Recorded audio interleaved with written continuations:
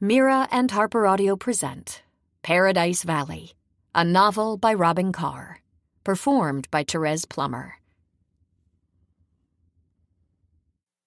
Chapter 1. Walt Booth was feeling lonely. He'd been widowed over 5 years ago when his kids were 26 and 14. Now that he was 62, the kids were on their own. Vanessa was married to Paul, and they lived on the property on the other side of the stable. And Tom had nearly completed his first year at West Point. Walt's niece, Shelby, had been staying with him, but during the February freeze, she had left a vacation in Maui before pursuing her education in San Francisco. But that only scratched the surface. He'd recently begun a relationship with his neighbor. A beautiful, vivacious, mischievous movie star just a few years younger than he was. Muriel St. Clair.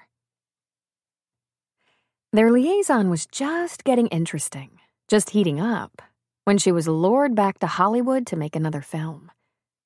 He was left with her 2 Labrador retrievers and her 2 horses. He'd had one phone call since she'd departed for L.A. via private jet. A call in which he had heard the background noise of a party. There was music, chatter, laughter, the clinking of glasses. And Muriel sounded on top of the world. The truth of the matter was, he'd gone and fallen in love with her. She had trapped him by being nothing like his perception of a movie star. She'd come to Virgin River almost a year ago, moved into an old farmhouse with her animals, and restored it almost entirely by herself. He'd never seen her in anything but slacks, usually jeans and boots, often painter's overalls. She was a crackerjack horsewoman, an expert shot, and was training her own bird dogs for hunting waterfowl. Earthy, basic.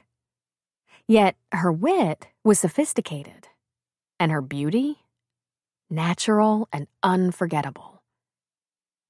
And right now, while he sat by the window in his great room, scratching her dog behind the ear, she was making a movie with Jack Nicholson. The truth? He wondered if she'd come back. His doorbell rang, and he hefted himself up to answer it.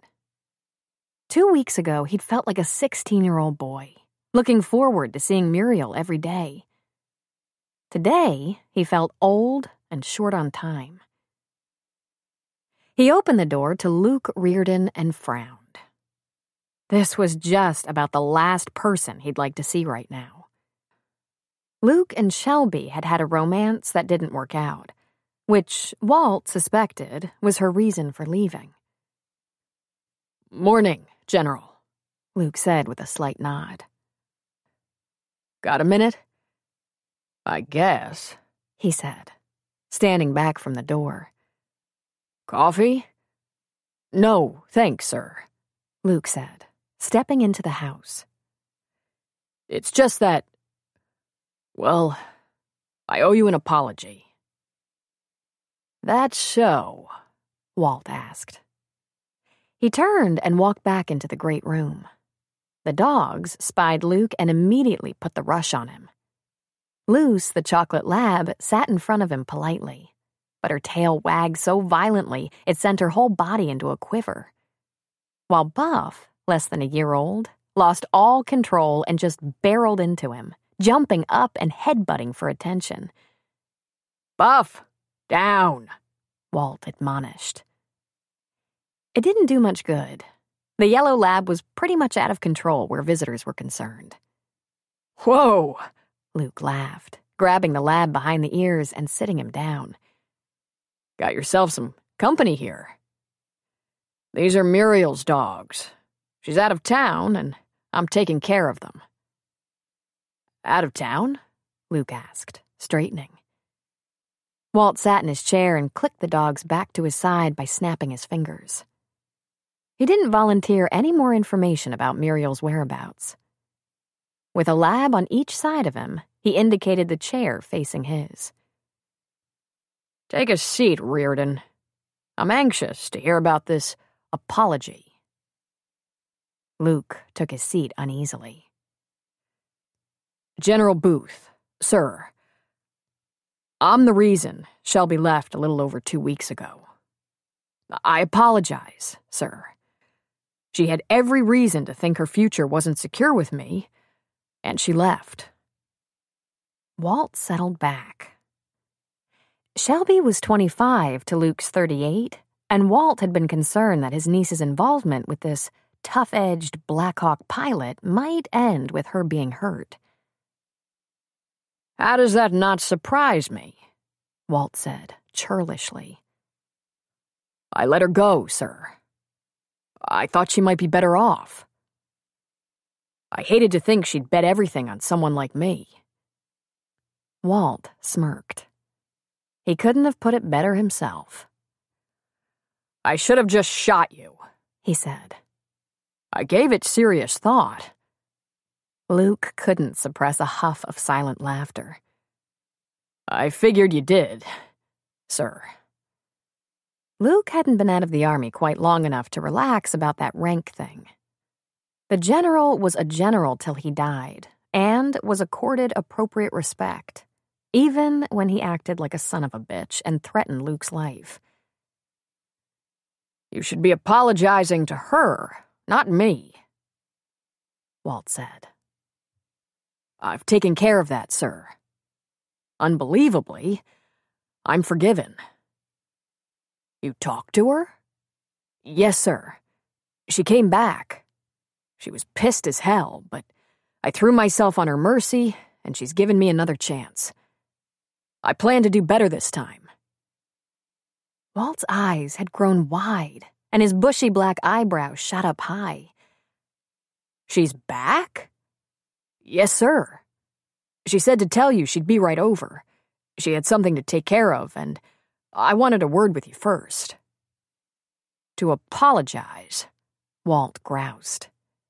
I'd like to see my niece, if you don't mind. She'll be here pretty soon. But there's another thing. I'd like your permission to ask Shelby to be my wife. Walt ground his teeth. You're really pressing your luck. Oh, you don't know the half, Luke chuckled before he could stop himself. Almost 39 years old, and I'm buying into the whole program. It's not even one of her conditions. It's one of mine. General Booth, she's everything to me. I can't live without her. I thought I could, and I tried. But it's too late for me. I'm in love with Shelby. I'm going to be in love with her for the rest of my life. Walt was sitting straighter. He moved to the edge of his chair. What about her education? What about a family? I think my niece wants a family, and I heard you say that it wasn't... You probably heard me say a lot of things I thought I meant and didn't, sir. Shelby can have anything she wants, do anything she wants. I'll support her. I'm not going to waste her time, sir. If she'll marry me, I'll give her everything I have, go anywhere she needs me to go. She won't ever again leave my house thinking I don't care about her. That could have been the biggest mistake of my lifetime. Walt smiled in spite of himself. Learned your lesson, did you, boy?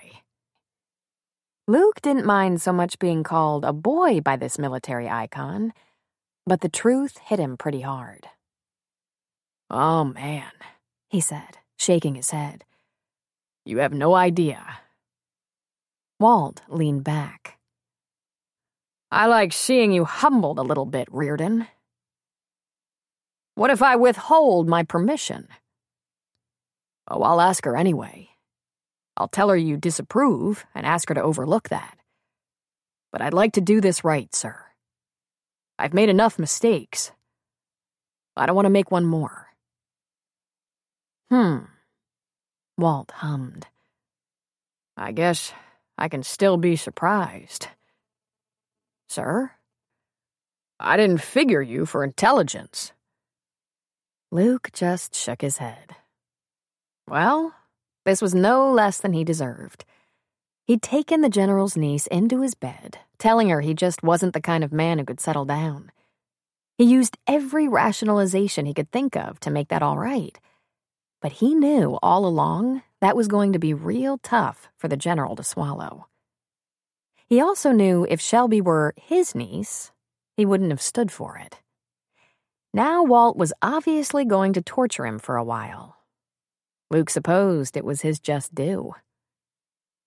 The front door opened and Shelby breezed in. Both men shot to their feet, but Luke got to her first, slipping an arm around her waist. Take care of everything? He asked quietly. Uh-huh, she said, smiling up at him. I got off easy. Shelby had left Virgin River without saying goodbye to Luke's helper, Art. That, in itself, wasn't such a crime, but Art was a 30-year-old man with Down syndrome, and things like disappearing without an explanation or goodbye could seem like abandonment to him. He wasn't angry with me, just worried. Then she went to her uncle. I'm sorry I didn't call and let you know I was coming back, Uncle Walt. I had business to take care of with Luke first. Walt looked at her beautiful, shining face. Her hazel eyes glowed. Her cheeks were flush with love. But looking at Shelby wasn't the startling part. One look at Luke told the rest of the story. Luke had always had that bad boy edge, an aura of danger, and a short fuse. No more. All the rough edges had been ground down, and his expression was docile as a puppy. Walt just laughed as he pulled Shelby into his arms. He hugged her fiercely. Shelby, he said. He held her away from him and, grinning, he said, Looks like you've tamed him. He doesn't have any fight left in him. Thank God, she said. I don't think I could take much more. He's been a real handful. But Luke still needs a little work, so I'm going to be staying with him now. I'll be over to help you with the horses every day, just like always. That would be nice, honey, he said. There are a lot of horses. Muriel's out of town, and I've got the dogs and horses. Shelby reached down and gave each lab a little scratch. Where is she?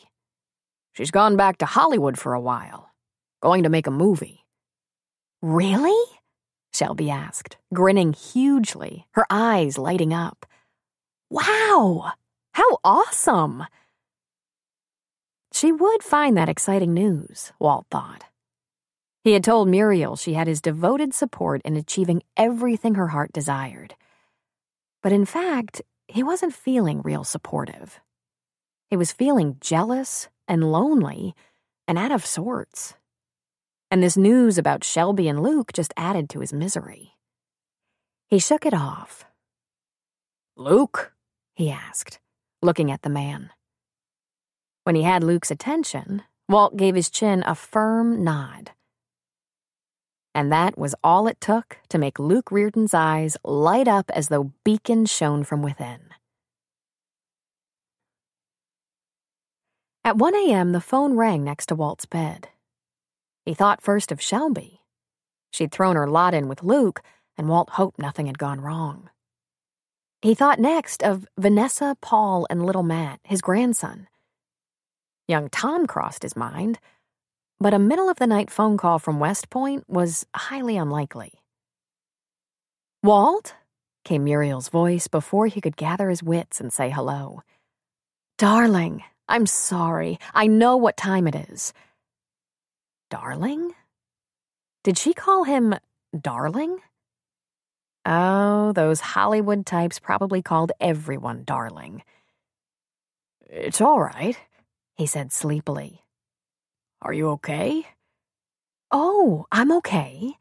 This is honestly the first chance I've had to call in days. But it's not going to stay this crazy, I hope." "What's going on?" "Well, everything. The production company has been staging small parties in key places all over town, trying to create some pre-production buzz about the movie by having cast members show up.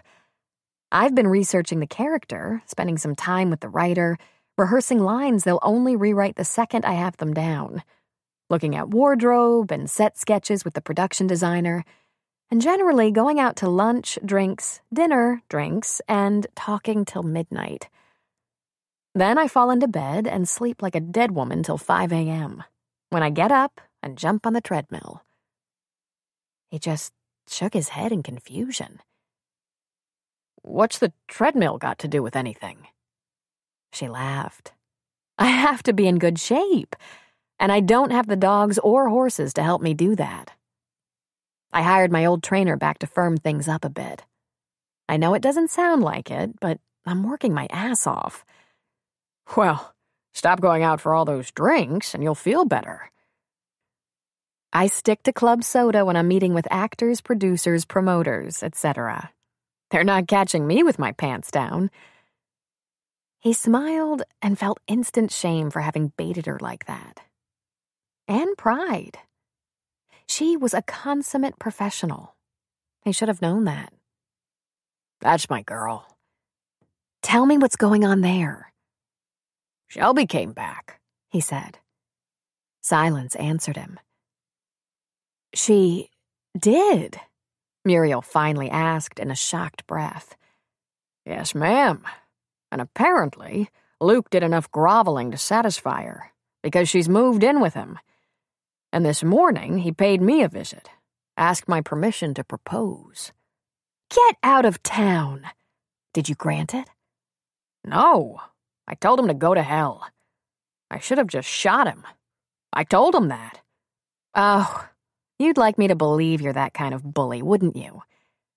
The silly girl seems to love him. And you should see him. Whipped into shape that fast. I bet if we pulled up his shirt, there would be lash marks all over his back. He's limp as a noodle. I bet he's not, she said with a laugh. Well, good for Shelby. That maneuver never worked for me. When I stomped off into the night, they just said, okay, bye-bye.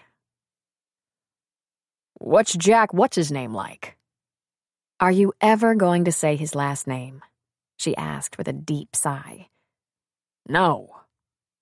He's a nice man. Professional, punctual, talented, and very much enjoys the way people fall at his feet. And they should. He's got the gift. I like him. I think working with him again will be a good experience. Muriel, he said softly. When are you coming home?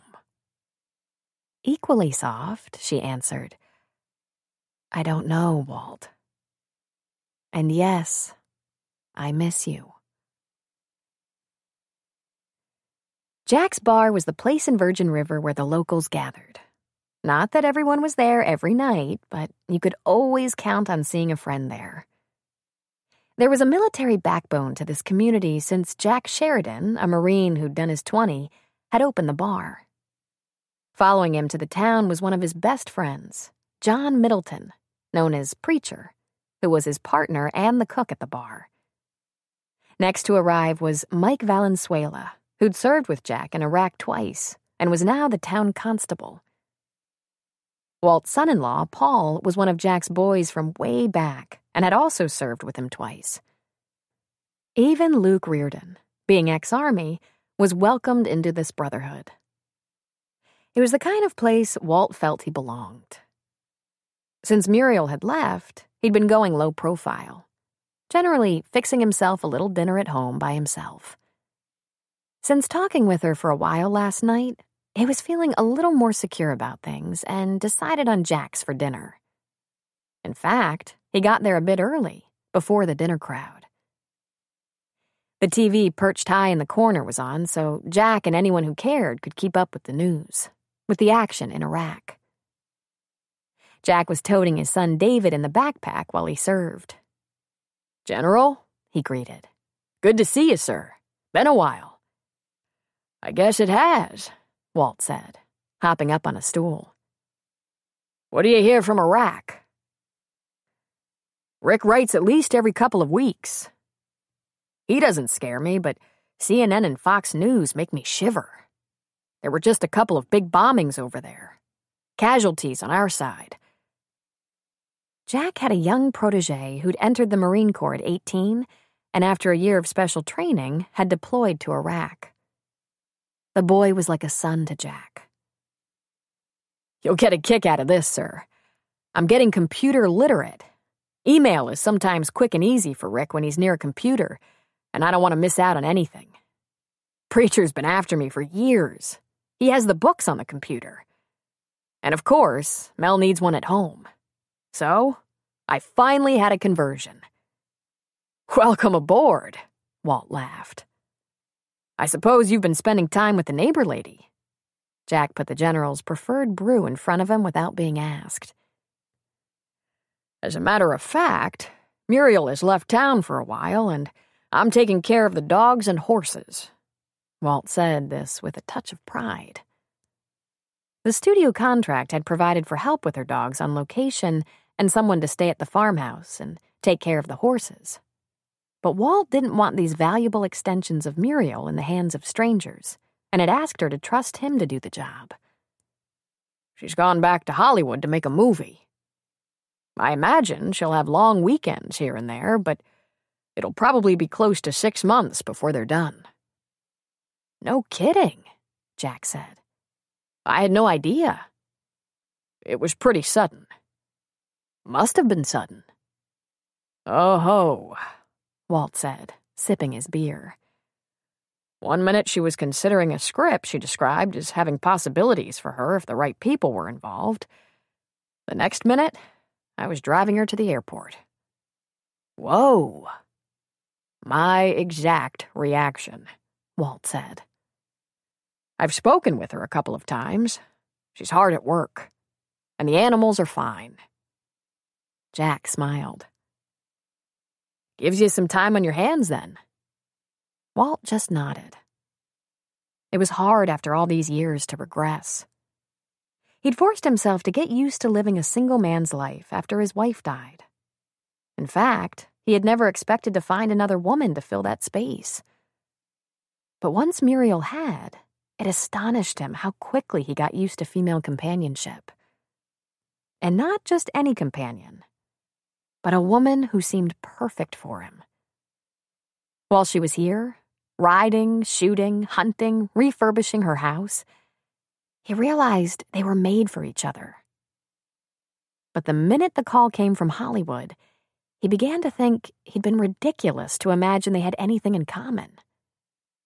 It was so easy for her to pack up her cosmetics and dainties, board a fancy Lear, and take off for another kind of life. "I saw Shelby and Luke the other night. They came by for a beer and a takeout dinner. Looks like things are back on track there," Jack said. "I guess so," Walt said. "Do they look content?" Jack leaned toward him.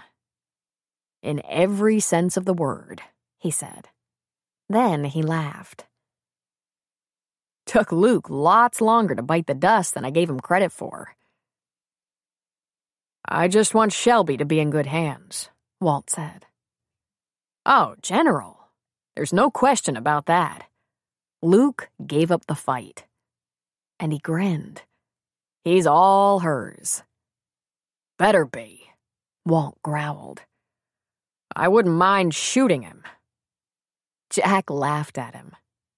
Walt put the fear of God in a lot of men, but there was no evidence he'd actually done any physical harm. However, he had enough hot air in him to float a balloon. Only a moment later, Mike V came in the back door and sat up next to Walt. Then came Paul, whose approach was always signaled by the banging of his muddy boots on the porch before coming inside. Walt remembered why this place soothed him. A few men enjoying a beer at the end of the day. Jack with his coffee cup. Male camaraderie. And then Mel came in, the baby tucked under her coat. After she said hello to everyone, she asked Mike, "Bree coming out to dinner?" "Not tonight. She's gonna get the baby settled early, if possible. Little Ness likes to burn the midnight oil." Mel looked at Paul. "Vanny?" He shook his head. "Vanny's cooking tonight." "And Abby?" Mel asked, speaking of their house guest. Paul shook his head. "Cameron's taken her over to Grace Valley for an ultrasound, and he offered to take her to Fortuna for something to eat afterward, just to get her out of the house." "Ah," Mel said. "I knew he had an errand, and I'm on call till he gets back. That's nice of him to do for Abby." Paul nodded. Then, with a semi-tortured look he tried to conceal, he turned to Walt. "Vanny mentioned Muriel's out of town, sir. Would you like some dinner?" Walt looked him up and down shrewdly. Paul had his wife all to himself for a change and was going to begrudgingly invite her father to join them?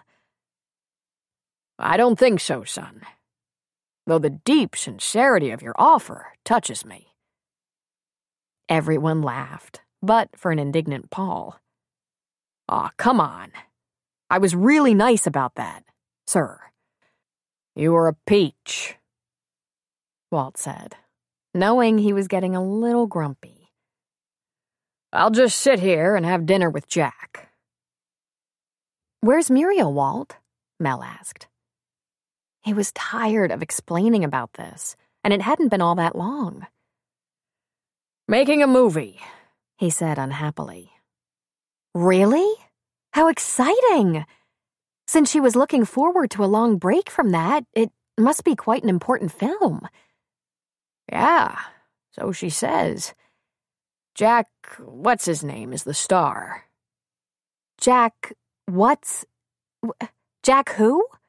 You know, big star. Cuckoo's Nest guy. Nicholson? Holy shit, Mel said.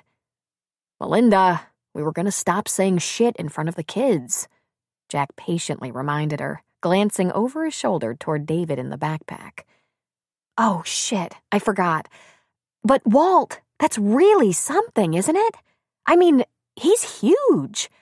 This must be a thrill for her." Walt got a fairly dangerous gleam in his eye. "I suppose she's thrilled to the heart of her bottom." "Well, no wonder you're so pissy," Mel said with a laugh. "Jack, since everyone's clearing out, I'm going to get some dinner from Preacher to take home. I'll get the kids fed and settled. Can you sneak away quickly if I get a call? Since Cameron's headed for Grace Valley, I need to be on call for medical emergencies." "Don't worry about it, Mel," Mike said. "I'm going home. I'll back you up. If you get a call before Jack locks up, just holler. I'll walk over and sit with the kids." "Thanks, Mike. Jack? Wanna help me get loaded up?" "Sure, babe. Let me get this little guy into his jacket and I'll give you a hand. Walt, I'll have your dinner in a minute." "Take your time," he said. "I have a beer to finish." And wounds to lick, he thought. Cameron Michaels found himself in a very unique position, trying to court a woman who was pregnant with his twins. They met a few months ago in Grants Pass when a series of strange circumstances brought them together. It was a night of unforgettable bliss. Neither of them thought they'd ever see the other again. He'd been at the Davenport Hotel Steakhouse because that's where he and the partners in his former pediatric practice liked to have dinner together every other month or so. And she was there for one of her best friend's wedding. Nikki Jorgensen had married Joe Benson, and the reception was at that hotel. Vanny was the matron of honor, and Abby an attendant. One thing led to another, and Abby fled to the hotel bar to escape all that true love and mush at the reception. Cameron had no idea some of his friends from Virgin River were in the banquet room when he met Abby in the bar. It was a fling. The kind of fling Cameron thought he'd outgrown and Abby had never before in her life considered. And, of course, it had led to pregnancy, something they were both carefully trying to prevent. When she came to Virgin River to sit out her pregnancy, Cameron was the last person she expected to run into. But Cameron had ties to Virgin River and loved the place. He had known old Doc Mullins, deceased a few months ago, Mel and Jack Sheridan, Vanny and Paul. He saw a chance for a change of lifestyle and decided to give Virgin River a year. No small part of that decision was the fact that he couldn't find the woman he'd had a wonderful night of love with. How strange that he ended up in the same town she'd chosen to hide out in. Cameron was certified in family practice and pediatrics, and his service to Virgin River was invaluable. Right now, the complications in his relationship with Abby were extreme. Abby was in hiding because she'd been legally married when she met Cameron, though she hadn't seen her husband in almost a year. The husband was a semi-famous rock star who'd had her sign a prenup promising fidelity or there would be no alimony.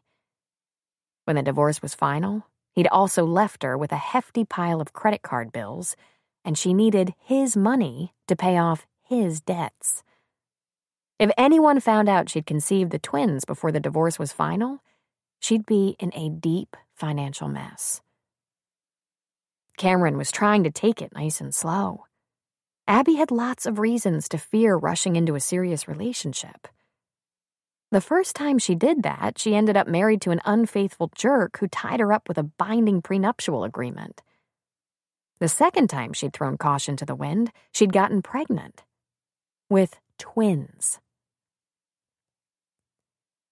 So Cameron had called her and said, "Mel would like you to have an ultrasound and meet Dr. Stone, the OB in Grace Valley.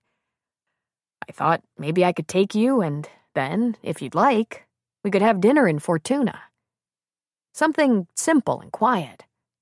Just a chance for you to get out, and for us to spend an hour or two together." And she had said, "That's a very nice offer, but why don't I just take myself to Grace Valley, meet the doctor, have the ultrasound, and come back home?" "Because, Abby, I'd like to see the ultrasound." When that statement was answered with silence, he said, "It's typical for Mel to take an OB consult to meet John Stone. He won't think there's anything unusual about me taking you.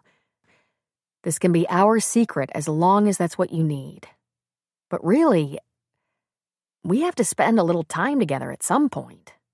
Talk, like we did before all this happened. Get to know each other. Again." He could hear the reluctance in her voice when she finally accepted. What the hell? He'd backed her into a corner. He knew the babies were his, and he wasn't going to give them up. He couldn't force her into a romantic relationship. He wouldn't force her to acknowledge the relationship that produced the babies. But he wasn't going away quietly. They were his children. It meant a lot to him. She meant a lot to him. But he couldn't make her fall in love with him. Cameron arranged for the ultrasound to be scheduled for the end of the day, when John was done with his appointments. It would be logical to go have dinner after that. He picked her up at 4 p.m., and conversation was a little lumpy and strained on the way over. He'd prepared a script. "Tell me about growing up. I'd like to hear about your flight attendant years. What are your plans for after the babies are born?" But none of that worked out because she took the conversation in another direction right off the bat. "I need to tell you something, Cameron. Vanessa has guessed about our secret. She remembered that I slipped away from the reception, and, of course, she knew you lived in Grants Pass. It must have been something in the way you looked at me or spoke to me, but she knew. She was very direct. She told me you were a good man and deserved a chance." He was speechless.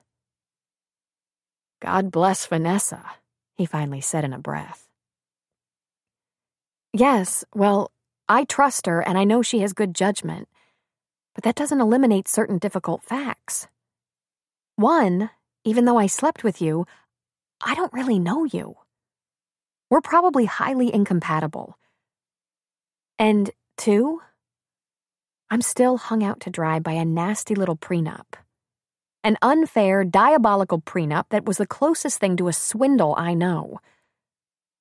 And 3, Vanessa is sworn to secrecy because I don't want anyone to know about us. I'm pretty embarrassed about what I did. I can't afford to risk word leaking back to my rotten ex. Well, he said, that certainly spells it out for me. I intend to protect these children to the best of my ability. He reached across the front seat and gave her hand a pat. I really appreciate that, Abby.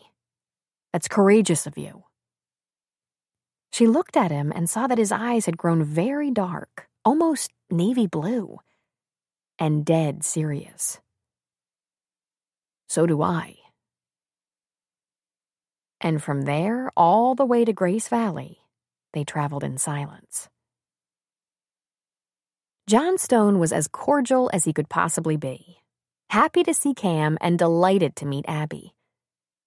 They talked for a while about how he'd like to follow the pregnancy closely, along with Mel, because he assumed the babies would come early. It was important to be sure the babies were in position for a vaginal birth, and ultrasounds would be required.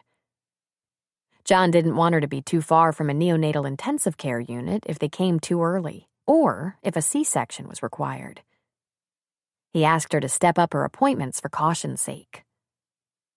And then he set her up for the ultrasound. Little early to determine the sex of the babies. Do you want to know if it's obvious? Yes, sure, she answered. He'd barely gotten started when he laughed. Whoa, he chortled. Right out in front. We got ourselves one boy. He's blocking the other one, but in a couple of months they'll be bigger, move around a little more, and we'll get a better view. And Cameron, who had seen and done so much medically, especially where children were concerned, began to lose the edge of control he'd always managed to maintain. His eyes clouded. His heart pounded. A son. Oh, God, a son. He tried to blink back the emotion, but couldn't seem to stop it. He grabbed Abby's hand and squeezed it. Look, Abby, he said in a whisper. That one in front, the bossy one taking over, it's a boy. Thank God she was emotional too. It might take the focus off him.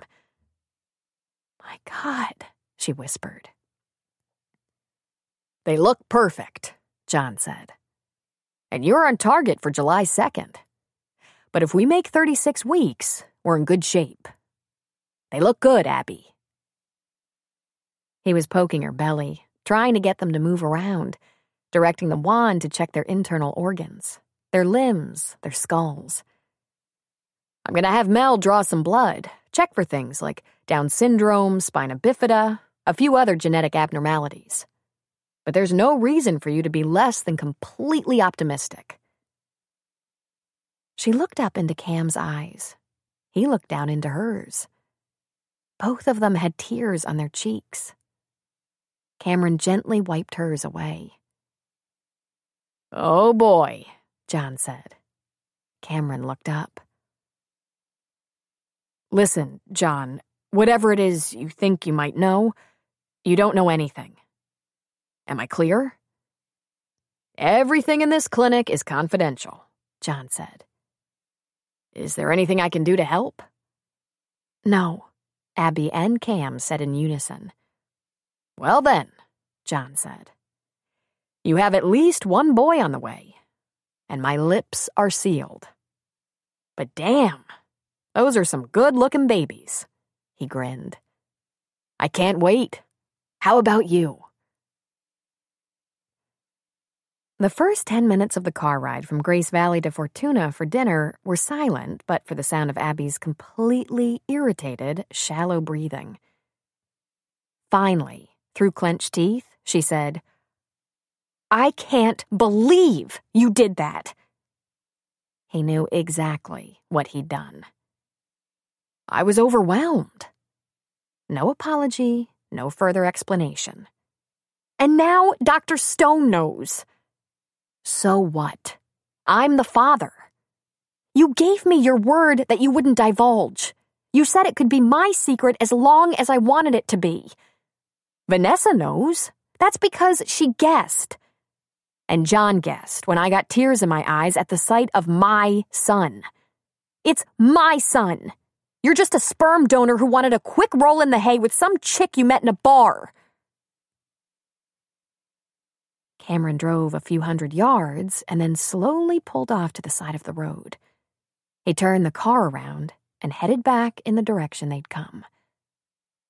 "What are you doing?" she asked. "I'm taking you home," he said. "Fine," she retorted.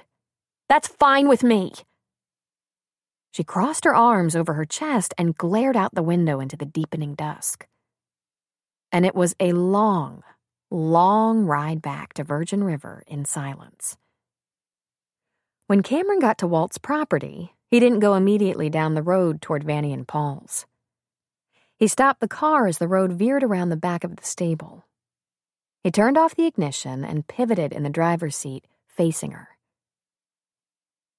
"Do you remember the night we met, Abby? And the conversation we had before going to the room? It was about that list you had, the one about what you were looking for in a man." She glowered at him and nodded grudgingly.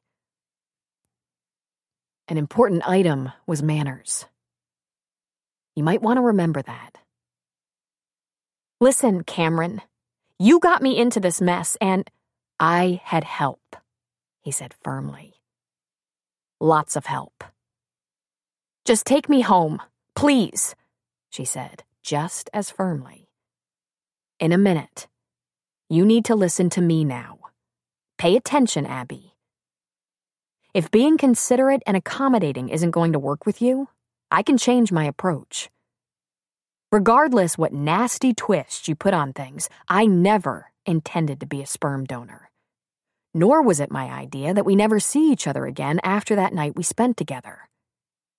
I looked for you. I wanted more time with you. I never saw it as a quick roll in the hay. That was your doing when you disappeared on me, refused to contact me, even though you promised you would. It's very important that you understand something," he went on. "I'll try to work with you as much as you allow me to. But if you try to separate me from my children, I'll fight. I'll come after you. I'll launch a search that will make Columbus look like a novice. So don't even think about pulling something sneaky. Whether you like it or not, we're in this together. Take me home, please." "Did you hear me?" "I heard," she said. "Now I'd really like to go home." He turned back toward the road and pulled around the stable to the front of Vanny and Paul's house, Abby's current residence. When she went to jump out of the car to flee, he grabbed her wrist and held her back. She turned and looked at him with a little panic in her eyes. "Abby, I can't make you like me, but I can make you allow me to be a father to my children. I know 100 ways. Please remember that." Without reply, she pulled her wrist from his grasp and exited the car. Cam watched her walk up the porch and into the house. He sat for a moment, took a deep breath, and turned on the dome light to look at his watch. Just after 6:30. Mel was on call tonight until he checked in, and there were seldom any calls.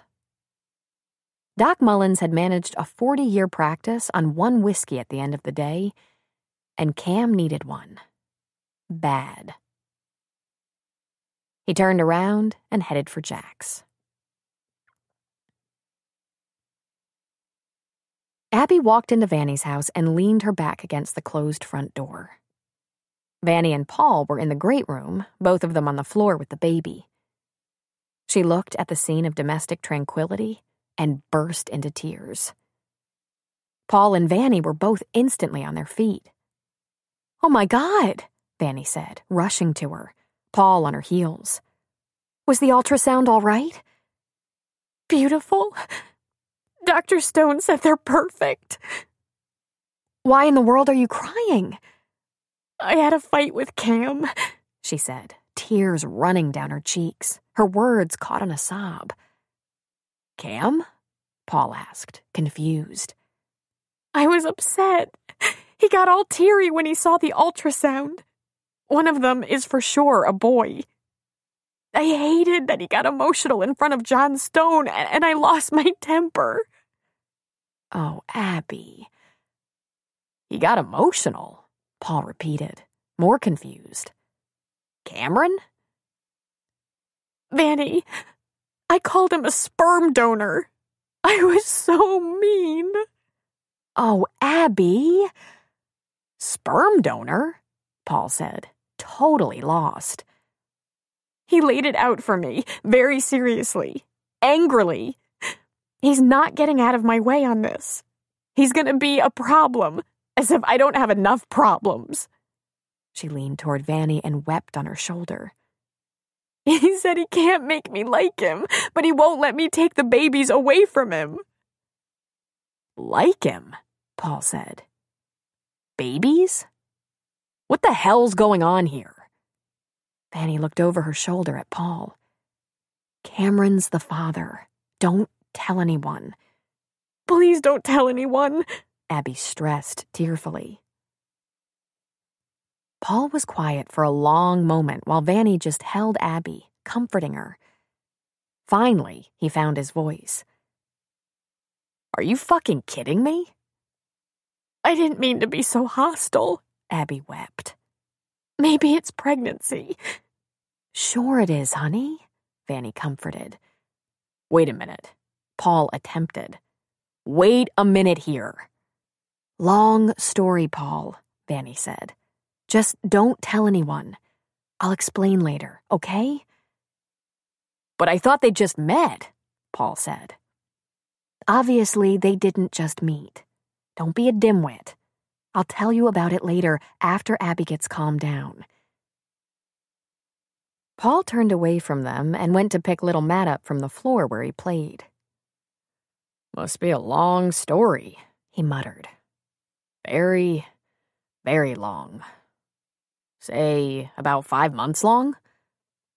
"Abby, you're going to have to apologize," Vanny was saying. "You can't be like that to him. I mean, you don't have to be in love with him or anything, but you have to be civil. He has his rights, and he's not a bad guy. In fact, he's a very good guy." I know. It just got under my skin that I'm in charge of carrying these babies and giving birth to them, and I still have no control. None. I just lost it. "Well, when you tell him that, everything will be—" "Ladies?" Paul said from behind them. "You're going to be at this a while, aren't you?" "Yes, Paul," Vanny said. "Sorry." Oh, God, Abby erupted. "You were going to have sex. You were alone for the first time in forever, and we're going to have sex, and I came home early and ruined everything." "It's all right, baby," Vanny said. "We can have sex anytime." Paul ran a hand around the back of his neck. "Well, actually, having sex at all around here was a lucky shot, with a baby, a house guest, and the general popping in. Something that would be happening more now with Muriel out of town. Anytime was pure fiction." Paul pushed little Matt at Vanny. "Know what? I'm going to step out for a while. Go have a cup of coffee with Jack or something. You two get yourselves settled down, hmm?" "Sure," Vanny said, taking charge of the baby. "Probably a good idea." As Paul was going out the door, Vanny was asking Abby, "Have you eaten, honey? Let me get you a little something to eat, and we can talk about this." Chapter 2. Cameron walked into Jack's and found at least a dozen people at different tables finishing up dinner. He sat up at the bar. "Hey, Doc," Jack greeted, slapping a napkin down. "How's it going?" "Great," Cameron said, unenthusiastically. "Can I have a scotch?" "Neat. Something good. Good and powerful." "Sure. Long day?" Jack asked as he turned to select a label that might do the trick. "It got long. Don't worry. I'll have some dinner and coffee and take your wife off the hook for on-call." "We have that all worked out, Doc." "But I thought you had dinner out with Abby tonight." "That didn't exactly work out." Jack laughed. "That should thrill Paul. He had the idea he was going to be alone with his wife." "Yeah, well, it was beyond my control," Cameron said. "Believe me." "Everything all right?" "Dandy," he said. He lifted his drink. "Swell." Cameron hadn't even sipped his drink when Paul walked in. He sat next to Cam and put his elbows on the bar. "What you got there?" he asked Cameron. "Scotch." "Give me a Crown. Same recipe," Paul said to Jack. Jack got down a glass and poured. "I could have sworn you had plans for the evening," he said to Paul. "I thought so," he said. He lifted his glass and took a drink. "But then Abby came home, having some kind of emotional crisis, and Vanny got all hooked up in that." Paul glared briefly at Cameron. "Lots of crying. Carrying on." Cameron turned toward him. "I didn't do anything to bring that on," he said, rather harshly. "I was completely courteous, thoughtful. I was wonderful." "I know that," Paul said. "I gather she brought it on herself. She said she lost her temper, said some rude things, mean things." He sipped. "You're gonna have to let it go, man. Cut her some slack. For being pregnant and out of her mind. You know?" Jack was leaning on the bar, listening closely to this conversation that was, thankfully, not overheard by other dinner customers. Only Paul and Cameron were at the bar. "I handled it the best way I could," Cameron said. "She says she feels like she has to do everything. Having the babies and everything. And feels like she has no control." "She has no control?" Cameron asked hotly. Then he laughed bitterly. "Yeah, well, she's feeling real bad about it now." "Is that so?" Cameron said. "Well, guess what? I feel real bad about what she said, too." Then he looked back into his drink and sulked. "Come on," Jack said. "What the hell could she have said?" Cameron looked up from his drink. "She called me an unkind name." Jack laughed at him. "Well, you're a big boy. What could a little pregnant girl call you that would get you so riled up?" "Never mind. It's over." "How about sperm donor?" Paul supplied. Cameron shot Paul an angry look. "Way to go, dipshit. Anybody ever tell you you have a big mouth?" "When Vanny said not to tell, I didn't think she meant you. I mean, you know, right?" Cameron glanced at Jack. "Don't worry about Jack," Paul said. "He doesn't talk. Well, he does, but when he has specific orders not to, he can manage to keep his mouth shut."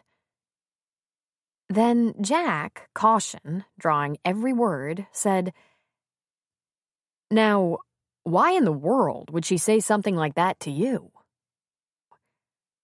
"I can't imagine," Cameron said, pouting.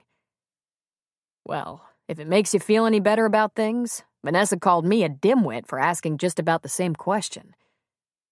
He took a drink. "Apparently, we have ourselves a situation." "Dad?" "Whoa," Jack said, straightening up. He reached for another glass and tipped the bottle over it. Jack usually waited until closing to partake, but it seemed appropriate to commiserate with these two. Was everything all right with the ultrasound? He asked warily. Fine, Cameron said, sipping. Babies look great. And at least one's a boy, Paul said, picking up his drink. After a swallow, he found Cameron glaring at him again. What? I wasn't told not to tell that. You are a dimwit, Cameron patiently pointed out. Yeah? Well, I'm a dimwit who was going to get lucky once the baby was tucked in, until you got Abby all upset and crying, and... He stopped suddenly. He shook his head dismally. Gentlemen, I propose a toast, Jack said, lifting his glass. Let's drink to silence. If this conversation ever leaves this bar, we're all going to die. Skinless. Silence, the other men agreed. All right, Jack said. Since there's a pact of silence, I just want to know when this could have happened. How this could have happened. Cameron put down his glass. The weekend of Joe Benson's wedding in Grants Pass. And in the usual way. You weren't at that wedding, Paul pointed out. I had dinner at the hotel restaurant that night. I met her in the bar. Now that's all I'm saying about it. And if you let on to Abby that I said that much, my situation is only going to get more impossible. You follow me here, Paul? Well, what are you going to do about it? Do about it? Well, he said, looking over each shoulder to make sure they weren't being overheard, then leaning close to whisper. Jack, of course, leaned down to not miss a word. She's pregnant. You're the father. Anything come to mind there, bud? Like, maybe marriage? Cameron put down his drink impatiently. Pay attention, Paul. I couldn't even get her to go to Fortuna to eat at a restaurant with me. She hates me. I was a perfect gentleman, back then and tonight. But she hates me. She called me a sperm donor. Whew, Paul said. Whew, said Jack. All three men lifted their glasses in misery. Vanessa put water for tea on the stove for Abby, and while it heated, she put little Matt down in his bed with his bottle.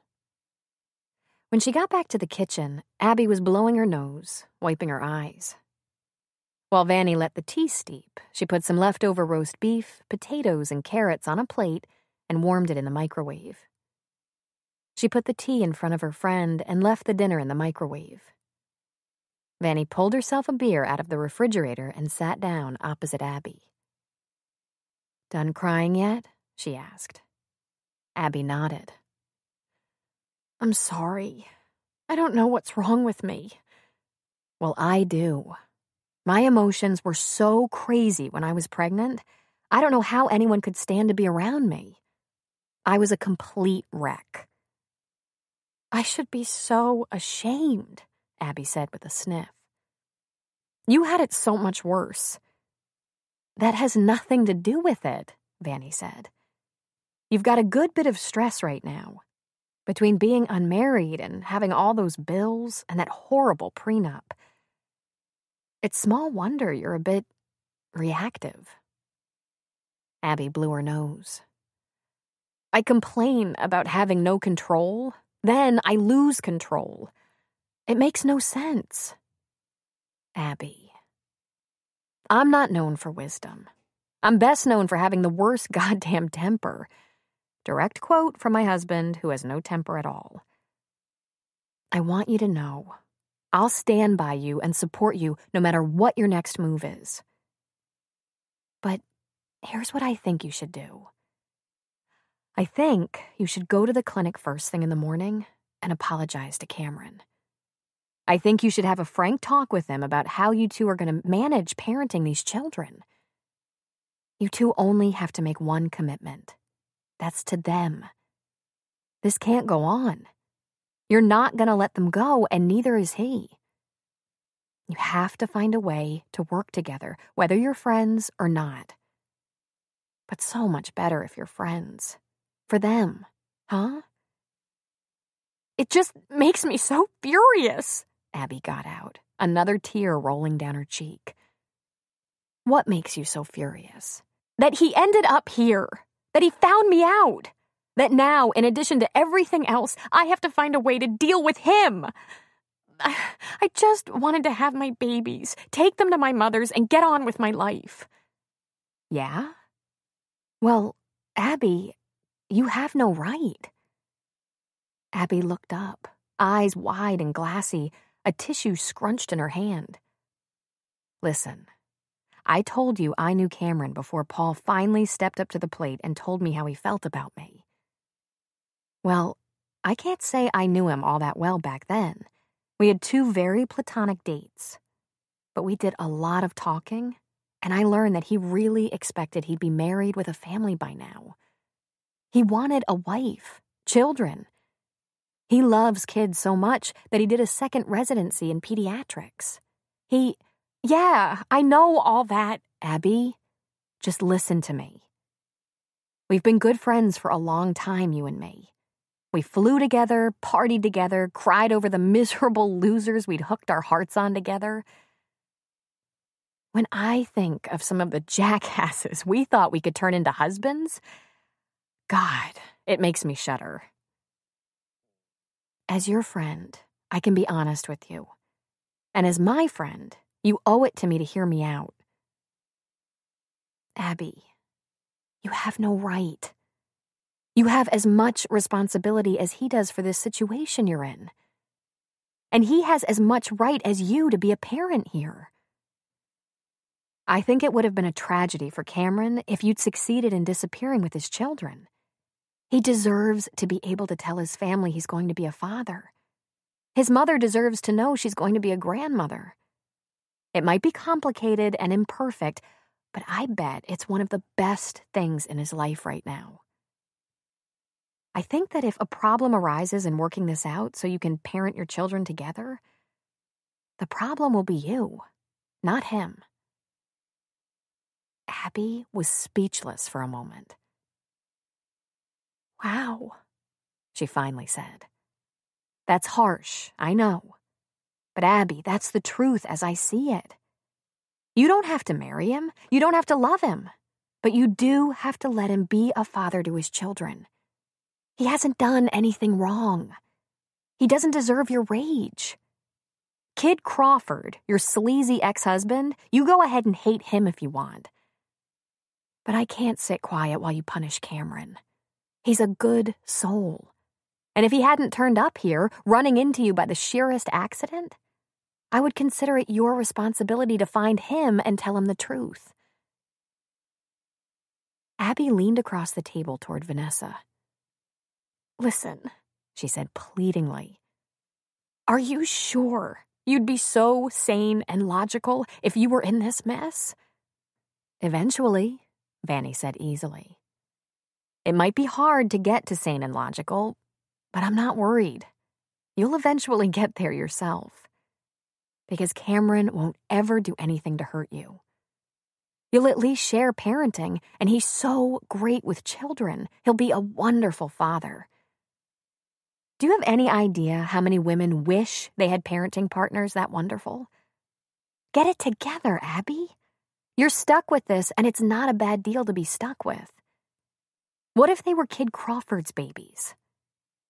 She stood up and went to the microwave, giving it another 45 seconds to rewarm the dinner. Let's get some decent food in your stomach, a good night's sleep, and tomorrow you can start mending your fences. When Abby went to bed, she lay awake for a very long time, just thinking. She knew Vanessa was right about almost everything. Of course, Abby had to be more cooperative with Cameron, and she had no real concern about Cameron's ability to be a decent parent. If she hadn't guessed that much when she met him a few months ago, she certainly knew it now. He took her crap and still honored her needs. Protecting her privacy, trying to keep her from panic and fear. His attention was 100% aimed at the welfare of the children. And there was the rub. Despite what she said, Abby still had memories of their night together in Grants Pass that made her skin turn hot. Cameron was a dream lover. His every word and action made her feel adored. In his hands, satisfaction had been complete, shatteringly perfect. He was just the kind of man every woman hoped for. He was probably exactly that way with every woman he coaxed into bed. The charm, the sensitivity, the power, even the humor. After all, once he realized he was face to face with her and she carried his babies, he hadn't said he thought himself to be in love with her. He'd demanded his paternal rights, but hadn't suggested marriage. He had said he'd looked for her, wanted more time with her. She flopped over in bed. She had to let him off the hook for that love and marriage thing. She'd have laughed off any declarations of love anyway, and she'd never have agreed to marry him. A virtual stranger. That would be crazy. But he was right. And Vanny was right. He'd been considerate of her feelings, and she had been a shrew. Her children would be better off with a good father they could be proud of than they would be with no father at all. These ideas cost her quite a lot of sleep that night. She was up very early, but she didn't beat Paul to the kitchen. He was having a cup of coffee as dawn was just barely peeking over the horizon. He looked over the rim of the cup with round eyes. "I apologize," she said, before even saying good morning. "I was a little crazy last night, but I'm going to the clinic first thing this morning to apologize to Cameron and try to work with him on our project." He smiled slightly. "I guess that's a good idea, considering." "Got any better ideas?" she asked. "Abby, I don't know anything about having babies," Paul said. "I just know that when little Matt was coming, I worried so much about him. Vanny was so upset and sad, I worried that might hurt the baby in some way. I think Mel was worried too, but she told me that if being worried and scared caused serious problems, there wouldn't have been a single healthy birth in the history of the world.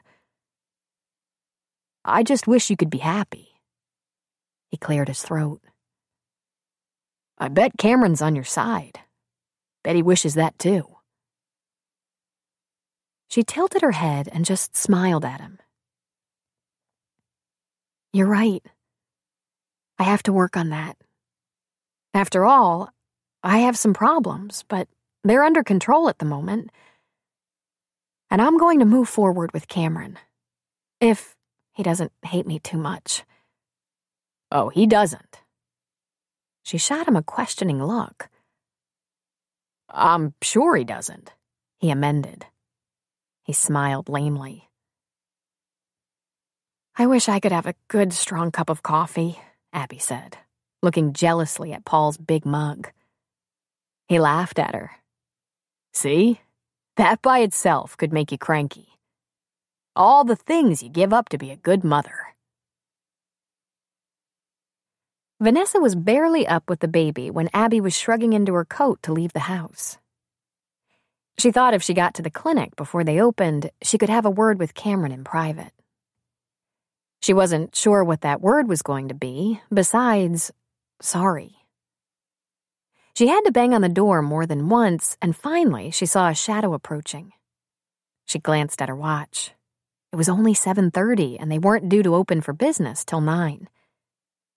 When he opened the door, her first word was right on. "Oh, sorry." He was wearing sweatpants, his chest and feet bare, a towel slung around his neck, and his hair wet from the shower. She flushed a little, remembering that wide, hard chest as it had been pressed against her breasts, and those muscular arms that had held him up over her to keep from crushing her with his weight. wanted to get here early, but I think I got here too early, she said. Don't worry about it, he said, opening the door for her. You all right? Well, I guess so. What's wrong, Abby? He asked, looking instantly concerned. Are you sick? In pain? Anything physically wrong? I was a bitch. I came to apologize. Oh, he said, letting out a slow breath. Forget it. You were upset. We were both upset. Having twins isn't stress-free. Let's let it go. I thought maybe we could talk a minute if you have time. He gave her a small smile. How about a cup of herbal tea? I'd rather have a strong cup of coffee with a little Irish mist and lots of cream. But I suppose that's out of the question. He laughed lightly. Bad idea. But there's tea in the kitchen. Mel has it on hand for the pregnant girls. That's me, she said. Mel's not a tea drinker? Oh, no. Mel's a hardcore caffeine junkie. She'd take it in the vein if she could. I relate. I might be in withdrawal. That could be half the problem. The tea is herbal, so it's also decaf. Beautiful, she said sarcastically. One blow after another. And this time his laugh was a little stronger. Come to the kitchen. Have you had breakfast? If it's all the same to you, I'll save that for after we've talked a bit. He filled the kettle and glanced over his shoulder. Something about this little mission of yours upsetting your stomach? Something about 2 babies is upsetting my stomach. Double morning sickness. It'll pass. She sat down. I've already thrown up this morning, so we're safe for a while. Cameron stared down at the kettle on the stove. She wouldn't understand this, but he wished he could have been there for that. He'd like to be around for even the worst parts of the pregnancy. He'd like to be the one she complained to, blamed, criticized, and harangued. Even though he was already getting plenty of that, he hated that she suffered her upset without his arms around her, comforting her as she calmed down. Crazy as it was, he wanted to watch her turn pea green, shoot for the bathroom, come out white as a sheet, and fall into his arms. He'd like to be the partner, not the silent partner. He'd like to feel her big belly pressed up against him at night, waking him with the romping inside. He turned around and looked at her. Would you like some soda crackers? No, thank you. You're still having morning sickness at 5 months? Afraid so. Mel said it happens. Some of us are lucky, and I'm double lucky. My hormones have obviously gone wild. He got a cup and tea bag ready, poured himself a cup of high-test coffee, strong the way Mel liked it, and sat at the table with her. I don't know where to start, she said. Cameron, I was mean and horrible last night, and I'm sorry. I think I felt out of control. I'm not really angry with you. I'm not afraid you'd be a terrible father. It's just this mess of mine.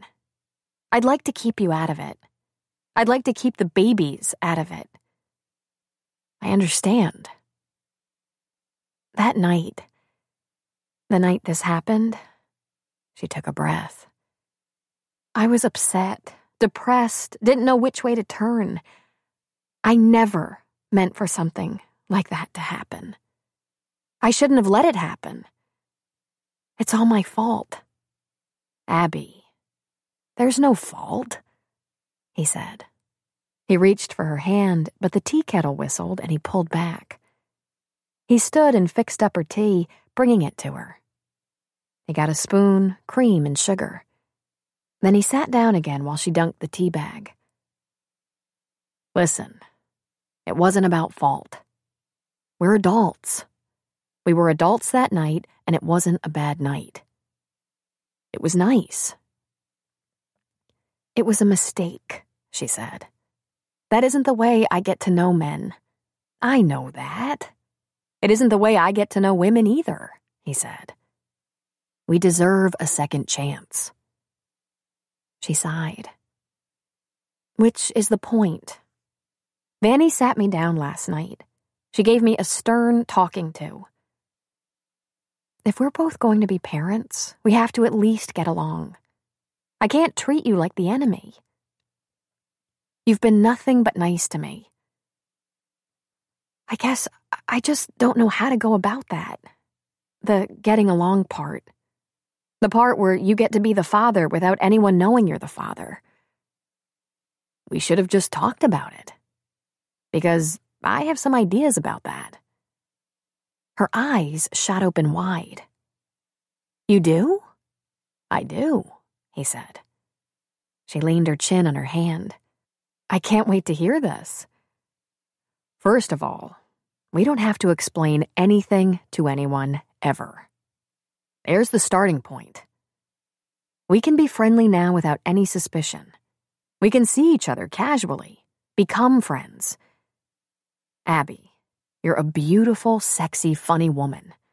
You're carrying twins, and I'm a pediatrician. I love babies and beautiful women. The fact that you're a single pregnant woman wouldn't scare me off. Why would it? For someone like me to be attracted to someone like you, even if we hadn't had our history, isn't so strange. People are likely to think it's a Lifetime movie. Nothing but happy endings. I don't know about that, she said. Well, I'm not embarrassed by what happened. If we wanted to, we could just say we met in Grants Pass while you were visiting your good friend. We got to know each other. We got along. We didn't date long, but there was an attraction and, well, these things happen. The details aren't important and none of anyone's business but ours. These things happen, she repeated, shaking her head. It's not mysterious. In fact, it's not a crime. The few people who know aren't going to tip off Kid Crawford, if that's what has you panicked. Few people? She asked. It's up to a few. There was Mel, Vanny, and Dr. Stone. Now there's Paul, and thanks to a little time we had at the bar together last night, Jack. Jack's the only wild card, I think, and he won't say anything because he doesn't want to have to deal with Mel on that issue. Paul doesn't want Vanny to kill him, so he's airtight. Shoo, she said. Thing is, it might get out eventually. It's kind of funny in a way. Funny? Think about it. Two strangers are sitting alone in a bar, feeling sorry for themselves, and not only do they get together and find a lot of comfort in each other, they start a family. And not just a baby, but twins. Then they end up in the same small town. No one would believe it. I know it wasn't planned, but I'm not sorry about the outcome. She looked angry, at least indignant. Well, I'm sorry. No, you're not. You hate the complications, but there are twins coming, and I'm going to be around to help you with that. One's a boy, and I hope the other one's a girl. These might be the only kids I get, and I hope I get one of each. He grinned stupidly and knew it. You know, if you had all these legal and financial things hanging on you, you wouldn't be so cavalier. I think we should see a lawyer, he said. I have a lawyer. I'm not sure you have a good one. You got screwed. Listen, Cameron, I can't afford another lawyer. The last one almost wiped me out. I pulled all my retirement funds, cashed in my stock, which wasn't much, sold my condo. I'll take care of it. She was struck dumb. Why would you do that? Because, Abby, it's in my best interest to help you get this monkey off your back. If we have a clean slate, maybe we can work as a team. He sat back. That's my hope. I don't want you to do that, she said sternly. I don't want to owe you that much. He just shrugged. You're stuck with me either way. They're mine as much as they're yours. What a god-awful, stinking mess, she said, pouting and lifting the cup to her lips. Cameron was silent, frowning. When she put the cup down, she looked at him and said, What now? He shook his head and said, You wouldn't want to hear about some of the sad things I've seen in my practice. Abby, you're worried about all the wrong things. About who's going to pay for the lawyer, about being embarrassed that we didn't have a long relationship before this happened. Give thanks. The babies are healthy and strong and, so far as we can tell, perfect. Her hand went to her tummy. Are you the calm and reasonable one because you're not the pregnant one? She asked. No, sweetheart. Because I'm the desperate one. You're holding the prize.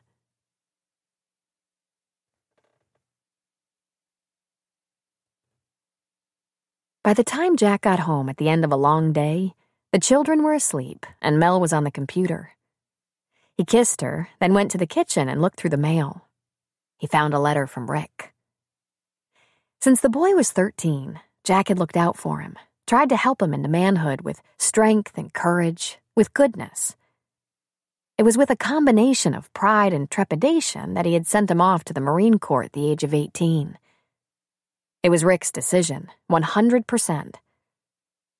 Jack never fought him on it, though he had wanted to send Rick to college and had put aside money for that. Now Rick was in Iraq, where Jack had served 2 tours in his own Marine career. Rick sent a letter home to Jack sometimes, as often as every 2 weeks, at least once a month, and he usually sent it to the bar so that everyone could hear the latest news.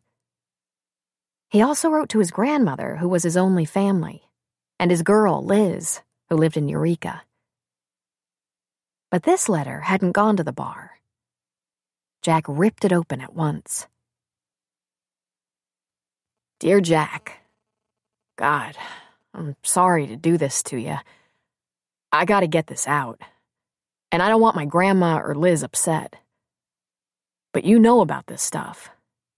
You know how it is, and I have to lay it on someone who won't freak out. You would have gotten some of this on the news, but you wouldn't have known it had anything to do with me. We moved on Haditha Dam, doing house-to-house searches, trying to root out Al-Qaeda insurgents. And one of the squads right in front of us was obliterated by a bomb, a truck bomb. There was only one survivor in that squad, and they were a tight squad, tighter than ours. One survivor, Jack. Holy Jesus. I think I'd rather be dead than watch 11 of my best friends blow up. I knew some of them. Sonny was waiting for a baby. Gravis was engaged, and Don was this little Italian kid who was just scared shitless all the time. He wanted to go home so bad, he cried. Cried. But his whole squad was holding him up, taking care of him, trying to bolster him and prop him up all the time. They never cut anyone out of their fold, no matter what kind of problem they had. The guy that made it, the one guy, he has a girlfriend back home and he'll get back to her. But he's going to be messed up. But he doesn't even get to leave yet. They're moving him to another squad. Holy God. I hope they move him out of the worst of this shit. It's horrible. They were right in front of us, Jack. Another 2 minutes, it would have been us. I can't hardly sleep since that happened. A couple of my boys puked, and one fainted, I think. He got back on his feet real fast and denied it, but I think he really passed out. There was so much screaming, I couldn't tell if it was me or the rest of them. It was all black and cloudy, and then it was all blood. I wanted to die on the spot. I hit the ground because there was so much shooting. I didn't know for sure I wouldn't take one from my own platoon. Right after the bomb and all the shooting, an army cobra came in and bombed the shit out of one of those buildings. Debris everywhere. Really heavy stuff. Big hunks of cement and wood flying like missiles through the air. This place is like hell sometimes. I'm sorry to write you this stuff. Don't tell anyone. Don't get anyone scared or upset. My grandma and Liz can't know this shit. We just have to keep them thinking positive. And then, if all that crap isn't bad enough, I think I killed a guy. We couldn't recover a body, but I saw a sniper and I nailed him. If he managed to crawl away, he didn't get far because he left behind too much blood to make it out alive. I didn't believe this could happen because I was so far away, but I saw the look on his face. And for just 1 second, I thought, why'd I get him before he got me? War can't be luck. Not with the amount of training we put ourselves through. My squad's all shook up. Hell, the battalion's all torn up. Since I've been over here, I haven't seen an American die, and then 11 of them went up in one giant explosion. Jack, it was the worst thing I've ever seen. And then I killed a guy. I'm sorry, I had to tell you. Don't get anyone upset with this. Burn this. Jack, I'm not scared. Sometimes I get nervous. My adrenaline gets pumping real hard. It works on my brain a lot, but I'm okay. I don't want you to worry that I'm scared and will do something stupid. I use the fear to keep me sharp. Some of the boys are terrified, but it's real easy to see it isn't going to do them any good to give in to that. I'm still okay. But I had to write this to someone who could take it. Someone who'd understand. Because it's so freaking awful, and if I keep it in my gut, it's going to eat me alive. Rick.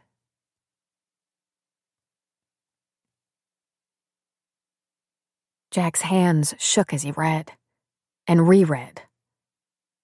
He had fallen into a kitchen chair. He felt his wife's small hand on his shoulder and turned his eyes up to her. "What is it?" she asked him. "It's from Rick. It's not good. It can't be shared with anyone," he says. She held out her hand. "That doesn't include me," she said. "Mel, it's very ugly." "I need to know what makes your hand shake, Jack. We get through things together." "Yeah," he said wearily.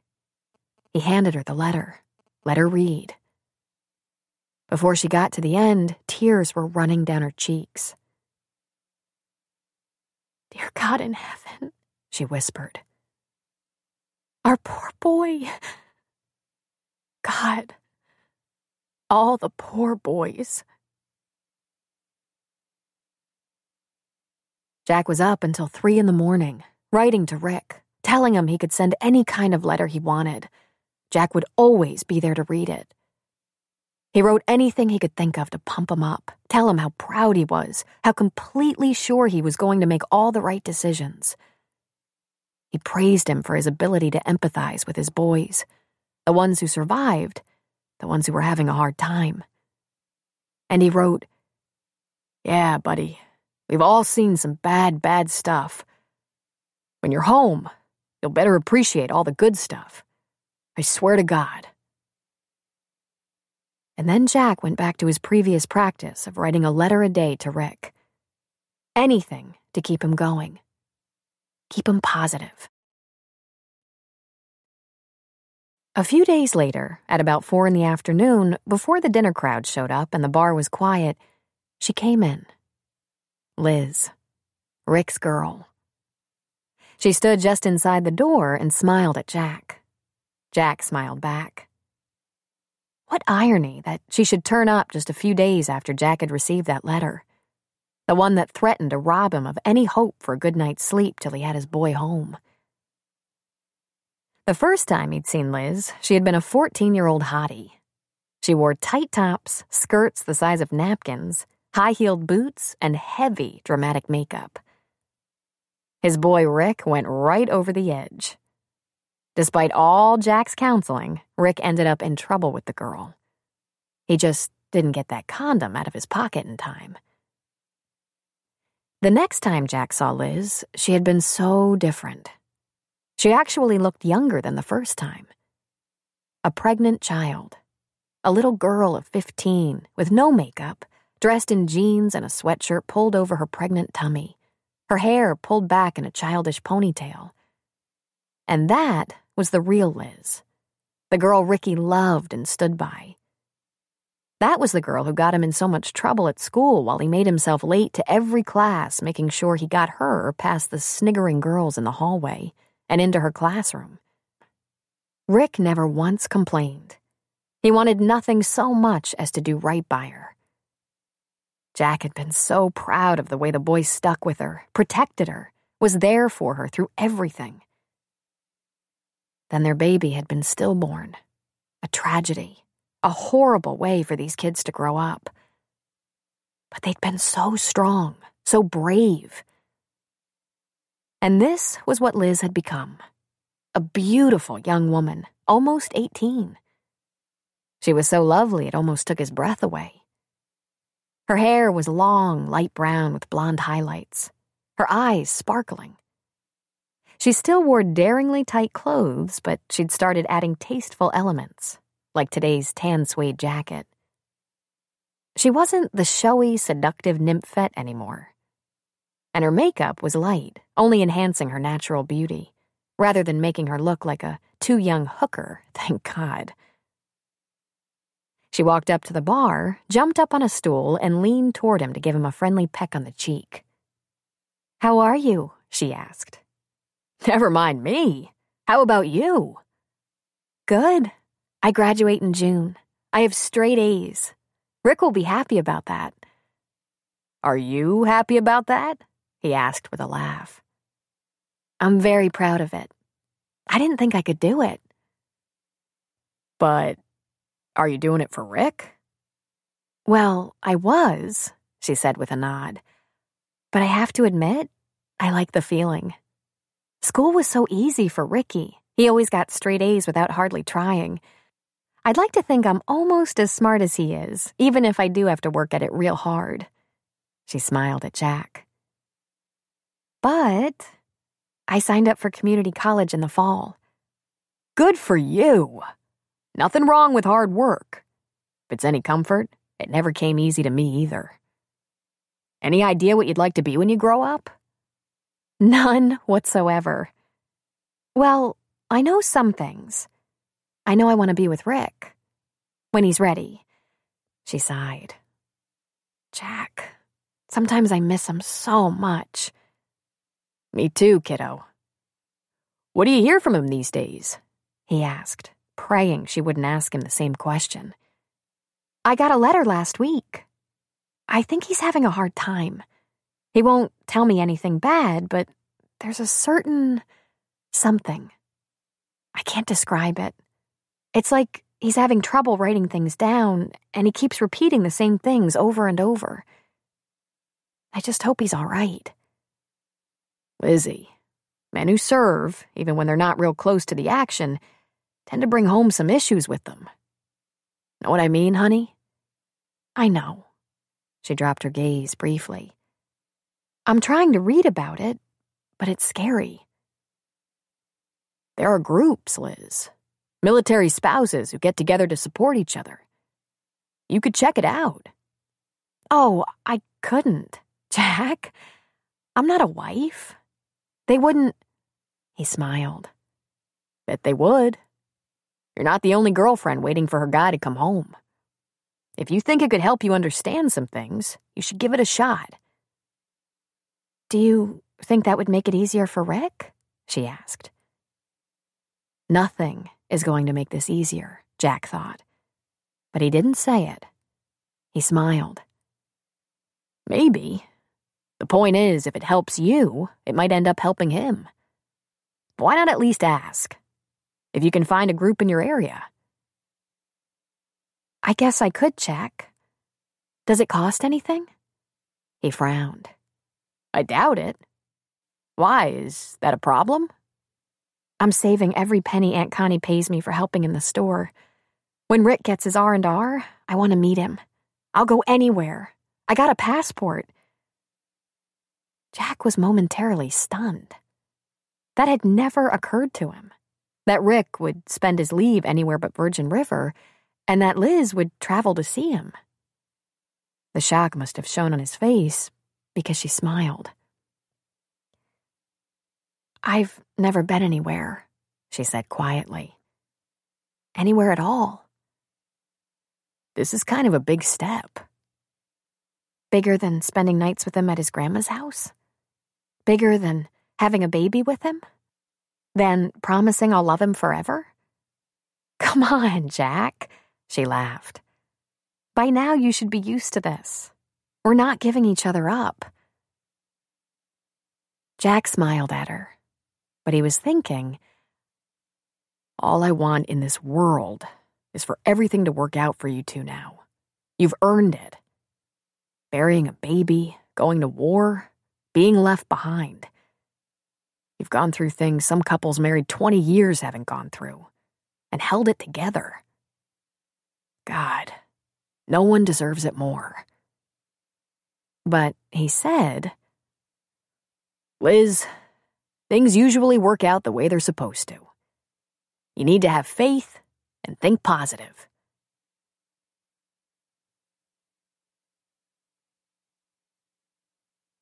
Chapter 3.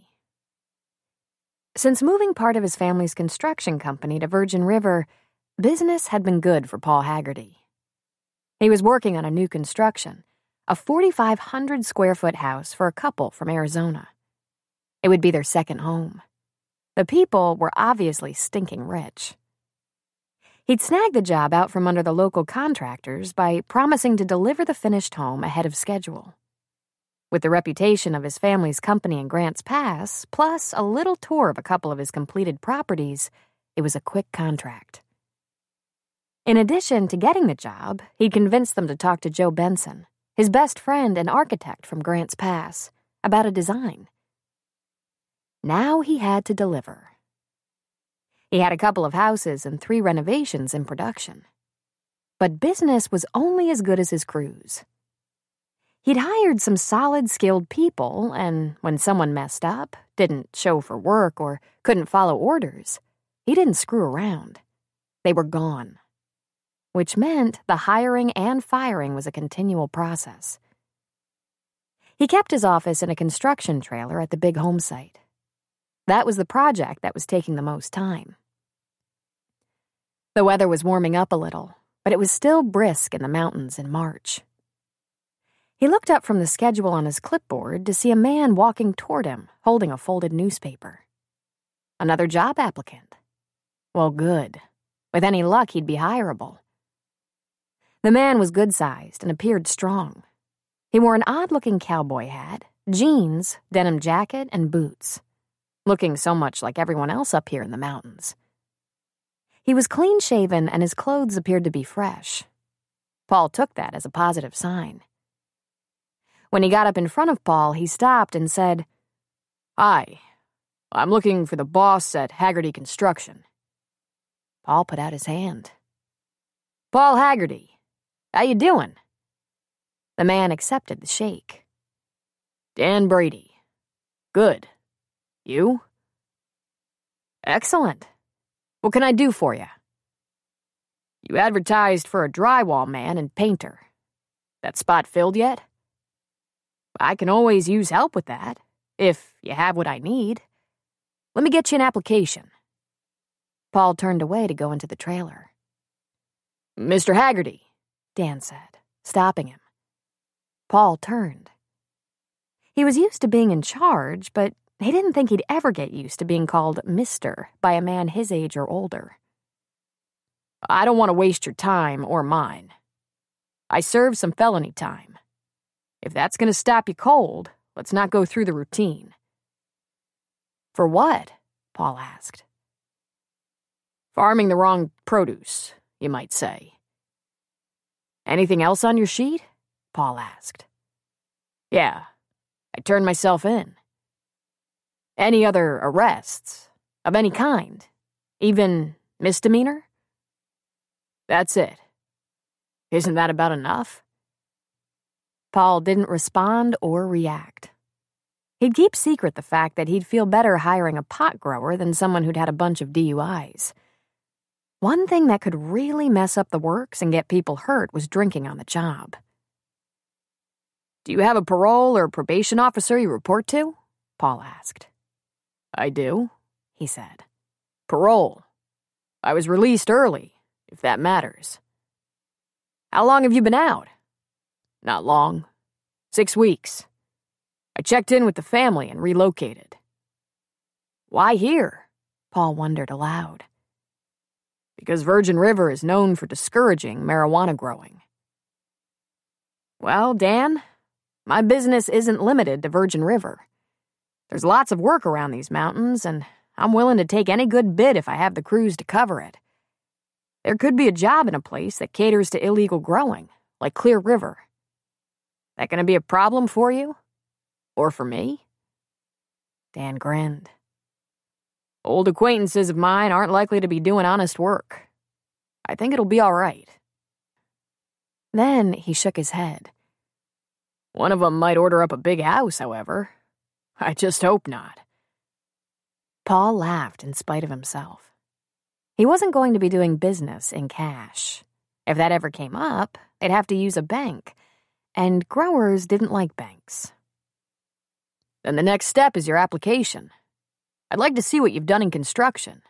Then we'll talk." "Thank you, Mr. Haggerty. Thank you very much." Paul got him an application, gave him a pen and clipboard. Dan sat on the steps to the trailer and filled it out. A half-hour later, he handed it to Paul, who scanned it. "You've had a lot of construction experience," he said, surprised. He looked up. "Marine Corps?" "Yes, sir. I started working construction at 18, Marine Corps at 25. The Corps came kind of late for you. A lot of us went in younger. I thought about it for a long time first. And the military benefits seemed worth the time. Not a lot of benefits in the construction trade." "I offer medical benefits for full-time crew," Paul said. "That's no longer a priority," he said. "You have an address in Sebastopol." "That's my folks' place, my permanent address. I haven't found anything around here yet, but I have the camper shell, so I'm good while I look." "You're a framer, too. I need framers."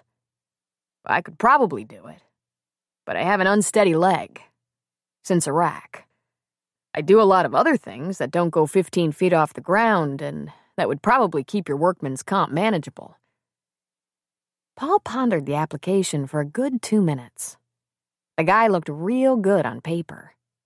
He'd been a felon, but then again, Paul had fought wildfire as a volunteer beside incarcerated felons recruited for that purpose. "What are the chances of getting a letter of recommendation?" "Slim. But the sheriff's department might be willing to confirm that I was a cooperative suspect. I guess my parole officer might step up. I could ask, but you know that won't guarantee I'd be a good employee." "How bad you want a job?" Paul asked without looking up. "Bad. Bad enough to take a urine test every now and then?" Dan Brady laughed. "Sure, but I can make that easy on you. I can sign a release to give you access to the parole officer's random urine test. Then you don't have to pay for a lab." "I don't do drugs. Never did." "Then why?" Paul asked, mystified. "Money," he said with a shrug. "It was for the money." "Do you regret it?" Paul asked. Dan Brady paused a long moment before he said, "I have a list of regrets about 100 miles long." That would fall in there somewhere. At the time, I needed the money. Times were hard.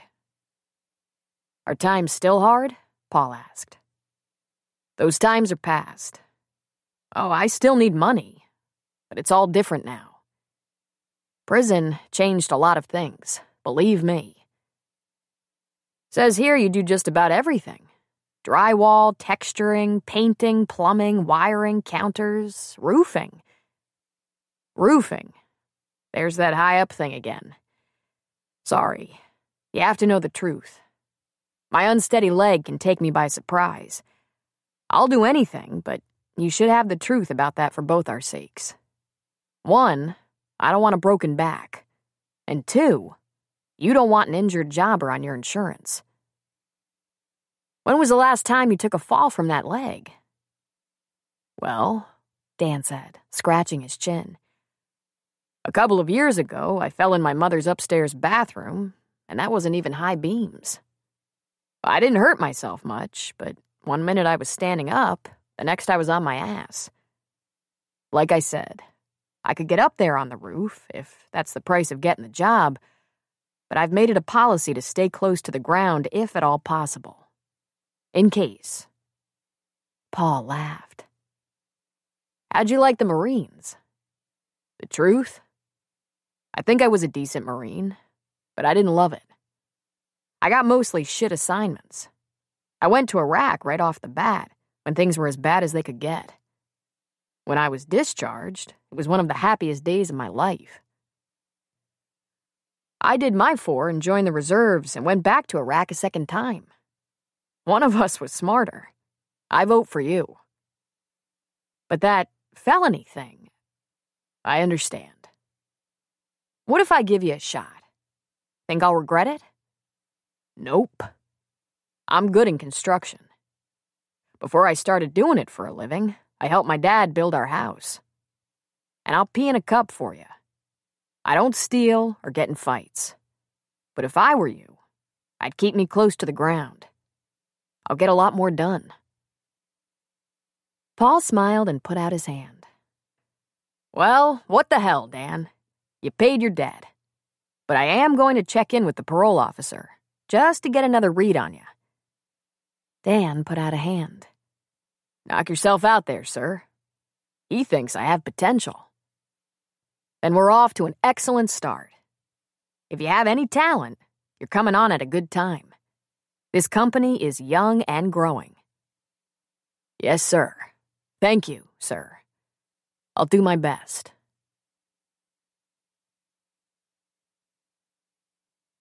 Dan Brady worked the rest of the week for Haggerty Construction. He was moved around so Paul could see his work. He did some drywall and texturing, hung a couple of big carved front doors with leaded glass windows, spackled, fitted countertop, even helped with some wiring. Do you do everything in construction? Paul finally asked. Just about, Dan answered with a shrug. I started when I was 15, trained by the toughest boss in construction. The man was a tyrant. Then he grinned proudly. Your dad, Paul said. You work for him too?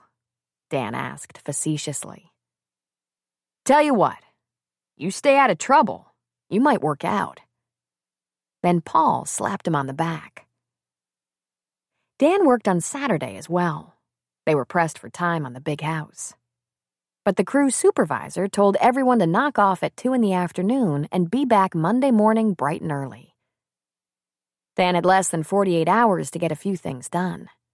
He had to do some laundry, buy some non-perishable food he could keep in his camper shell, and he should see what he could find out about renting a room, apartment, or small house. But first, he was due a beer.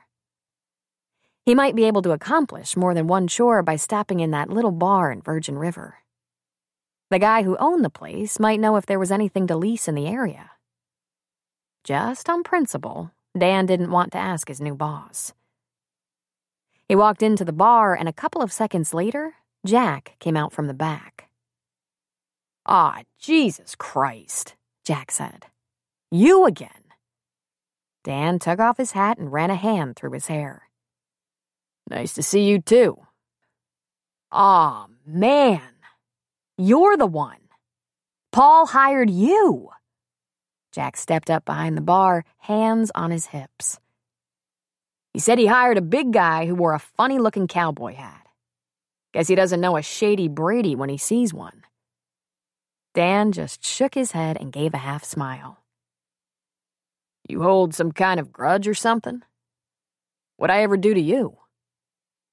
Just seems like when you're around, there's some kind of trouble. Yeah, and sometimes when I'm around, someone needs a lift. Didn't I pick you up off a dirt road in the middle of a wildfire? Jesus, some people have no gratitude. Can I get a beer, or are you gonna glare at me all day? You got clean money this time? I don't take money that smells like fresh-cut cannabis. Didn't you get the word? I'm rehabilitated. I work construction, and that's all. Jack lifted one eyebrow. You went to jail? For a while, yeah. Paul didn't tell you? Jack shook his head. How about that? Dan said.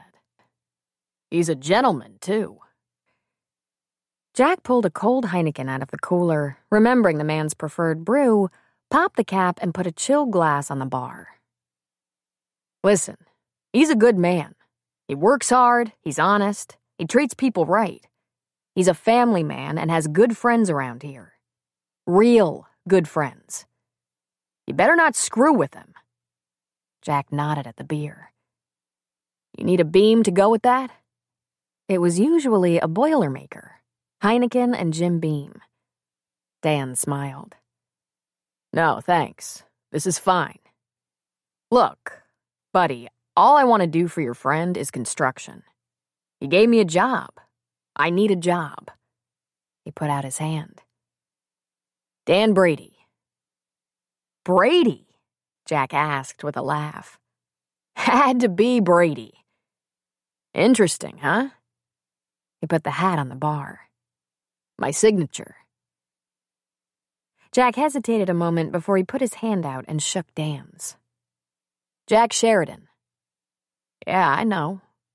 Now can we move on? No reason we have to go head-to-head every time we see each other.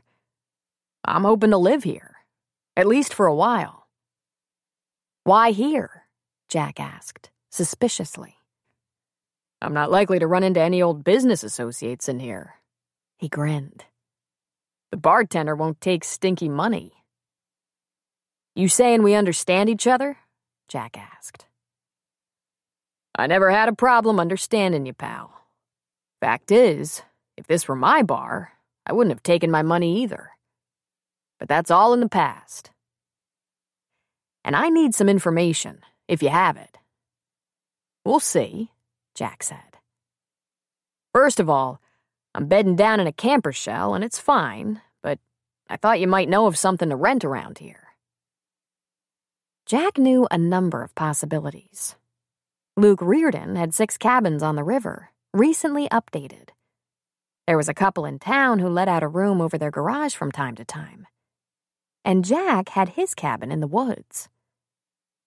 But there was a vast difference between giving the man a job and watching him work and inviting him to spend the night. Sorry, Jack said. That's the thing about these mountain towns. Rentals and property sales come up so seldom. Paul's company is doing well. People have to build from scratch or remodel.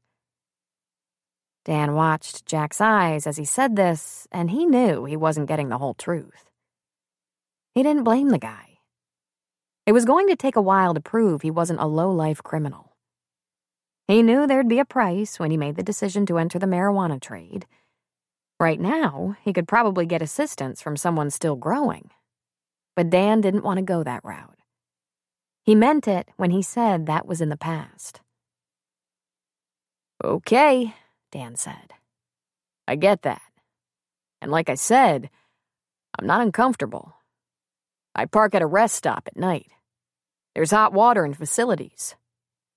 What are your hours of operation? I'm looking for an occasional hot meal and a packed lunch to take on the job. We can handle that for you. I'm usually here by 6:30, and Preacher lives on the property. He has the coffee on by 6. We stay open till about 9 at night, later if someone asks us to stay open. If you let Preacher know in advance, he can have a packed lunch ready for you in the early morning. If you need any—" The phone rang in the kitchen. "Give me a second. I'll be right back." "Take your time," Dan said. While Jack was gone, Dan wondered, just curiously, if the till was locked. Would Jack Sheridan leave him alone in the bar with a money drawer open? Did he trust him a little bit or not at all? He wouldn't blame Jack if it took him some time to warm up to Dan. After all, this was the first hour of the first day they had a legitimate relationship. But Dan and Jack had history. Lots of history. And it wasn't all so good. The first time they'd crossed paths, Dan had to get the local midwife to help him with a birth gone bad at an illegal grow site. That midwife was Jack's woman. And that whole episode went over like a turd in a punch bowl. The next time they came into contact, Dan had actually rear-ended that same midwife, and she was 9 months pregnant. Again, not an auspicious beginning for their friendship. But then he'd redeemed himself. Dan was in the area when some local men were searching for Preacher's wife, who'd been abducted by her homicidal ex-husband. It hadn't been Dan's plan to save the day, but the rest of these louts couldn't hack it, and someone had to act. So Dan whopped the ex-husband on the head with his flashlight, knocked him cold, and facilitated rescue. Then there was the forest fire last summer. By the sheerest coincidence, Jack was sitting by the side of the road, hurt and dehydrated, as Dan was making his escape from a couple of lunatic growers. He picked Jack up and got him to safety. Jack had apparently forgotten the good parts, or decided they weren't good enough.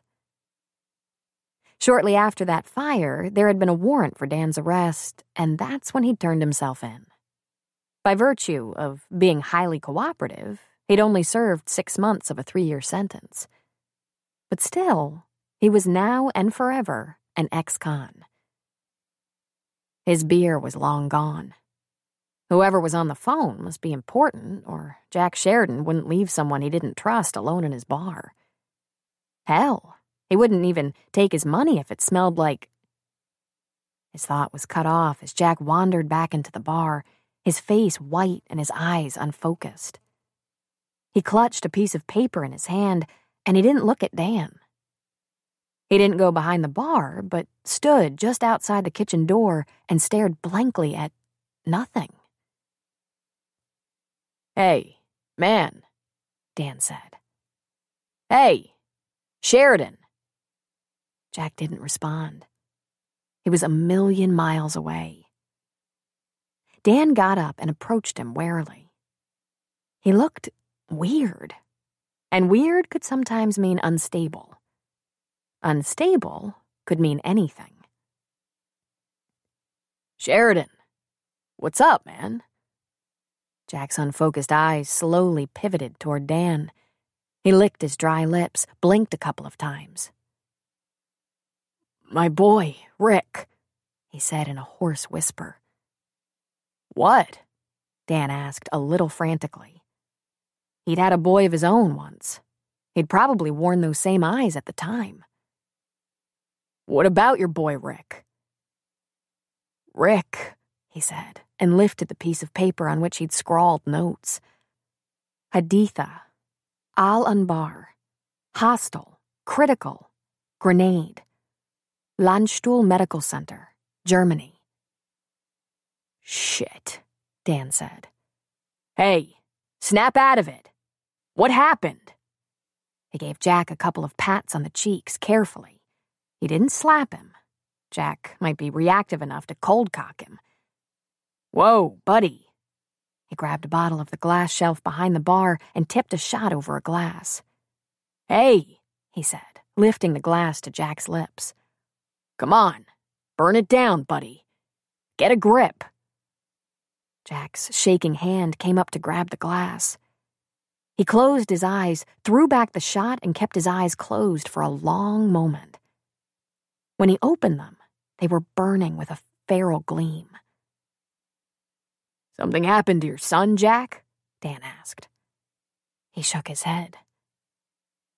"Rick is like a son. He's in the Corps in Iraq." "Yeah, I got that," Dan said, looking down at the paper. "Haditha, in Iraq. Landstuhl Medical. Been there. He's wounded. He might not make it." He shook his head. "I gotta think straight," he said to himself. "Jesus," Dan said. He shot into the kitchen. "Anybody back here?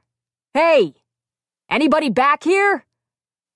In a second, a woman came through a door into the kitchen. He recognized her. She was the woman who'd been abducted, Paige. The last time he'd seen her, she was pregnant. "What is it?" she asked, confused. "Give me a hand out here, huh?" She followed him into the bar. Jack was leaning against the cupboard behind the bar, and a little sanity had crept back into his eyes. "Somebody named Rick is hurt in Iraq," Dan said.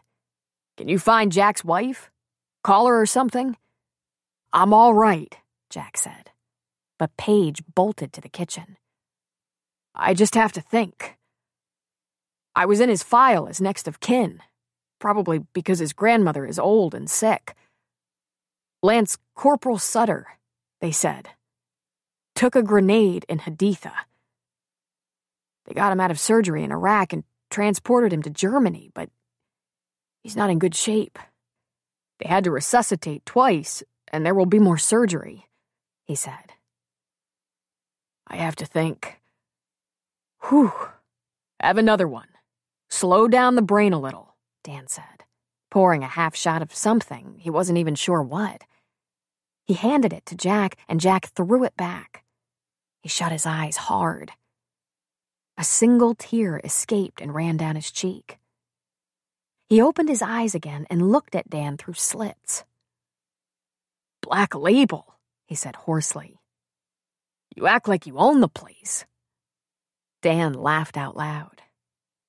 "There you are. You on my planet now? What happened? Give me some water.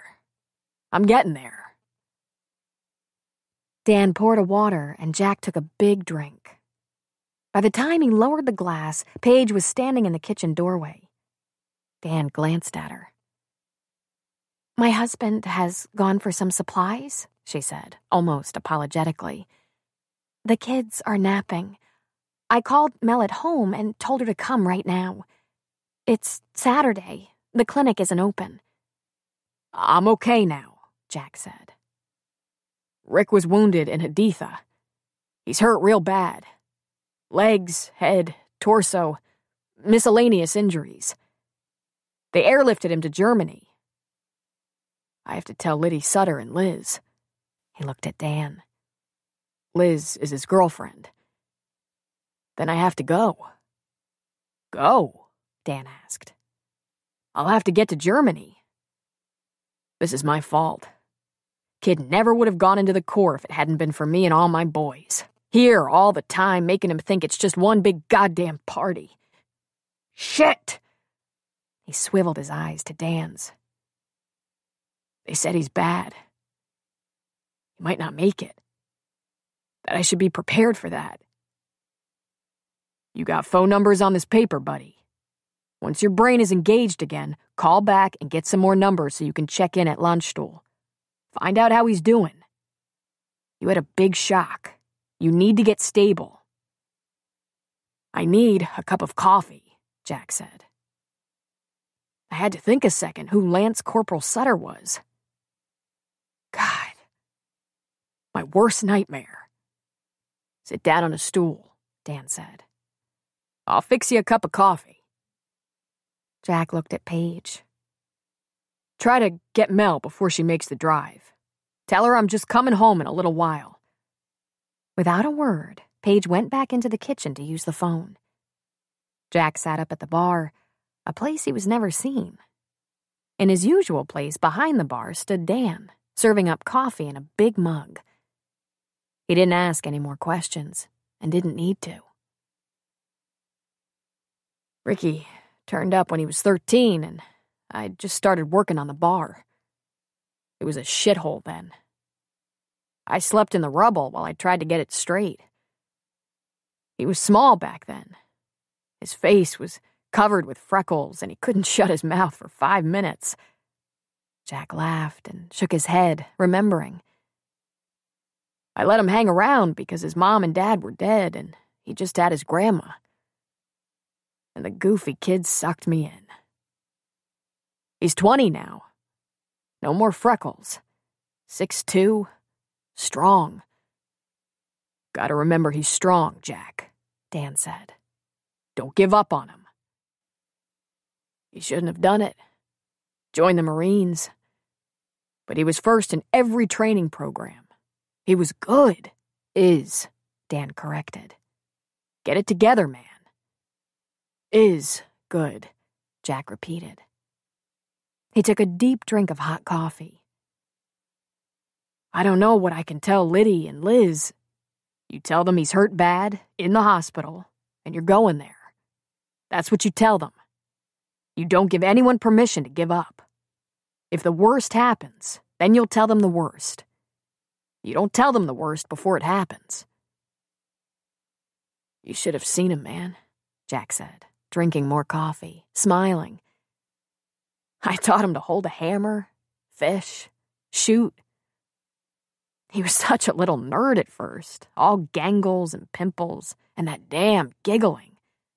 I thought he might stay that way forever. But he grew up fast. Turned out to be a little faster in the saddle than was good. I felt like a father to that kid. Feel, Dan corrected. Feel like a father. I do. That's a fact. Paige popped her head back into the bar. She's already on her way, Jack. We shouldn't have bothered her. She needs to be here, Dan said.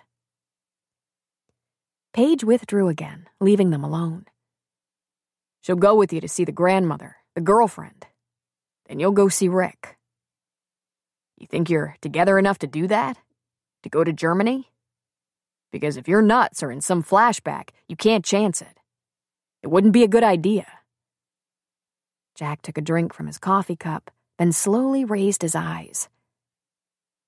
I won't let him down. I think I was in shock for a minute. Yeah, Dan said. Dan stood behind the bar while Jack sat as a customer.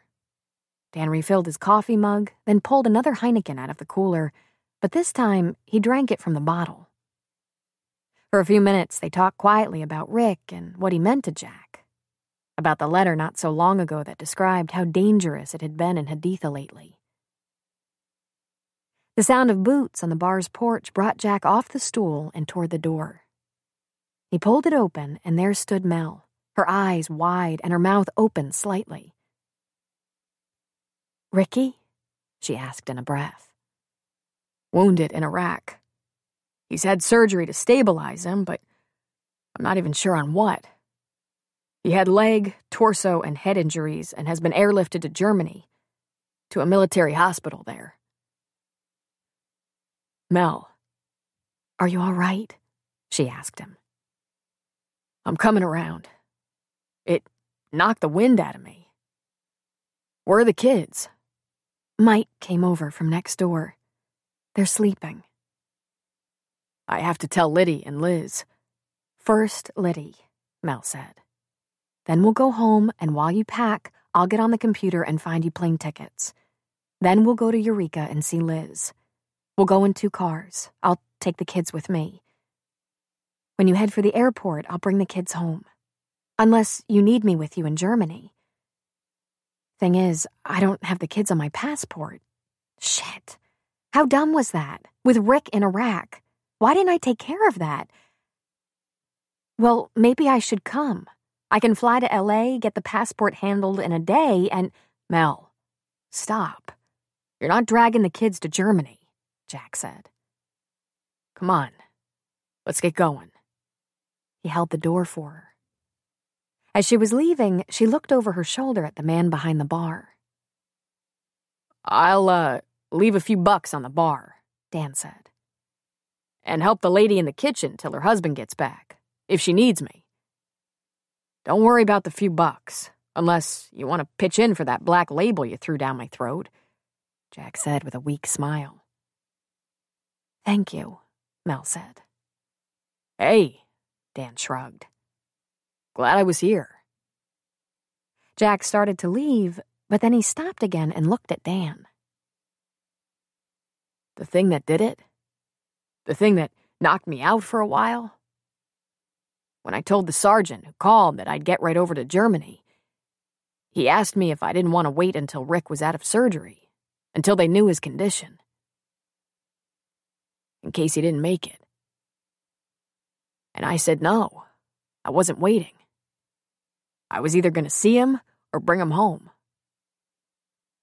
Just thinking that, it put me in shock. Well, stop thinking it now, Dan said. Get going. Remember, he's strong. Yeah, Jack said. Yeah. Jack, remember, you're strong too. Liddy reacted exactly as Mel expected. She gasped, got teary, and twisted her hands, asking questions for which Jack had no answers. But then she straightened her neck and stiffened her spine and began to pray. I'll be all right, she said bravely. When you get there, tell Ricky his grandma is fine and praying for him. He worries about me too much. I don't want him to worry when he should be working on getting better. I'll come by and check on you later today, Mel said. Don't get upset and forget to test your blood. Take your insulin and eat. Promise me. I promise. Now go. Don't waste your time here. He needs you. Liz was another story. After booking a flight and packing a duffel, Mel and Jack drove to Eureka in separate vehicles. Liz met them at the door before they were halfway down the walk. Is he alive? She asked, before they even told her why they were there. Her eyes were as big as hubcaps and frightened. Is he alive? They couldn't even get in the door. He was wounded, Liz, Jack said. He's seriously hurt, but he's in the hospital. They airlifted him out of Iraq, and he should be in Germany soon. I'm going to see him, and when I get there, I'll call you immediately and tell you his condition. Take me, she said, whirling around and fleeing back into the house. Over her shoulder, she said, I knew all day. I knew. I couldn't get him off my mind, and I was worried all day. I worry a lot, but not like lately. I have a passport and— Liz, no, Mel said. Now stop, honey. Let Jack— No! If Jack won't let me go with him, I'll go by myself. I've never been on a plane, but I'll figure it out. I have to go. I have to be there for him. I have to— Maybe she should, Jack said quietly. Mel tugged on his sleeve to bring his ear to her lips. Jack, what if you get there and it's the worst case? You shouldn't have to deal with all this. It's not going to be worst case, Jack said. And if it helps Rick, maybe it'll help Rick. He looked at Liz. You have a computer? Of course. You pack. Mel will get you a ticket. You have to hurry. We have to drive to Reading. I knew all day long, she whispered. I have almost $1,000 saved. Where's the computer? In here, in my bedroom. Will it cost more than $1,000? Because I could borrow some from my Aunt Connie. Jack took the baby out of Mel's arms, hanging on to both children, freeing her. Put it on the card, Mel. Get her a ticket on my flight if you can. Mel just looked up at him with a large question in her eyes. It's his girl. He loves her. and she knew all day. There's a bond. He'd probably rather have her there than me. Besides, we have to get it straight. How you act around someone who's been critically wounded. Liz is up to it. Liz, will your mom be okay with this? You'll miss a bunch of school. I'll call her. She's got her cell phone. It doesn't matter. I'll make up school. This is Rick. I have to be there with him. Liz, Mel said. What if it's terrible? What if he's not okay? She threw a soft suitcase on the bed and looked at Mel with clear, determined eyes. Then I have to be there even more. Mel sighed and sat down at the computer. By the time Mel left Jack and Liz to begin their long journey to Frankfurt, her kids were just about psychotic from waking too early from naps, being hungry, having been transported all over the place. It would make sense to just go home and try to settle them, but she couldn't. She had to speak to Connie, Liz's aunt. She should tell Preacher and Paul, Marines who felt close to Rick. She should tell Cameron to look out for Liddy, since he was living at the clinic and Liddy was just down the street. And after that, she would go home to a lonely house and 2 fussy kids. It wasn't typical for Mel to feel totally frazzled, but she did. She loved Rick as much as Jack did. She went first to Connie, but didn't stay long. Then to the bar where Preacher already had the news from his wife. He wondered if he should close the bar. The word is going to travel, Mel said, and we're not going to hear anything for 24 hours or so. Stay busy. Everyone loves Ricky. If it's not your fanciest dinner tonight, no one will complain. My dinners tend to get fancier when there's trouble. Next, Mel checked on Liddy, who was doing remarkably well under the circumstances. But by the time she got to the clinic to talk to Cameron, her kids were screaming and tears were running down her cheeks. Hey, he said, coming down the stairs in his jeans and t-shirt. What's going on here? He asked. He immediately took David off her hands so they could each comfort one child. God, she said, trying to sniff back emotion. You've heard us talk about Rick, right? Sure. Is he all right? He is not all right. He was critically wounded in Iraq. Jack and Rick's girlfriend Liz have rushed off to Germany where he's been airlifted for surgery. My kids have been slung around all afternoon so we could get the 2 of them on their way, and I just realized I haven't let myself feel it yet. He's like Jack's boy. He's like my boy. And these 2 are absolutely insane. I need to rock and feed and tell more people who are close to Ricky, and She started to cry. I'm so worried and scared I could just die. Cameron put an arm around her shoulders. Come on, Mel. Let's rock and feed and cry if you need to. I'll make you tea or hot milk or... Tea or hot milk? She asked through her tears. Great. I have a beer in the refrigerator, he offered, wiping her cheeks with his thumb. Better, she sniffed. I came for a reason, not just to cry. I didn't plan that part. Liddy Sutter, down the street, that's Rick's grandma. His only living family, and she's... I know all about Liddy.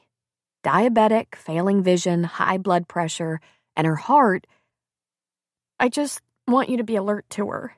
It's not as though pounding on her door at 2 a.m. to see if she's all right is going to help. But I checked on her and told her to call one of us if she had any problems related to this scary news. I told her to call a pager. I can't go home yet. I still have to call on Vanny and Paul. He led her into the clinic's kitchen and deftly pulled a couple of the prepared bottles she kept there out of the refrigerator. Emma was almost a year old, David too, and both of them were happy with the cold milk. Then he handed Mel a beer with a smile. How about dinner for these 2? Right now, they're just tired to the bone and need some calm. But I can't sit around here too long. Cam had David in his arms while Mel held Emma.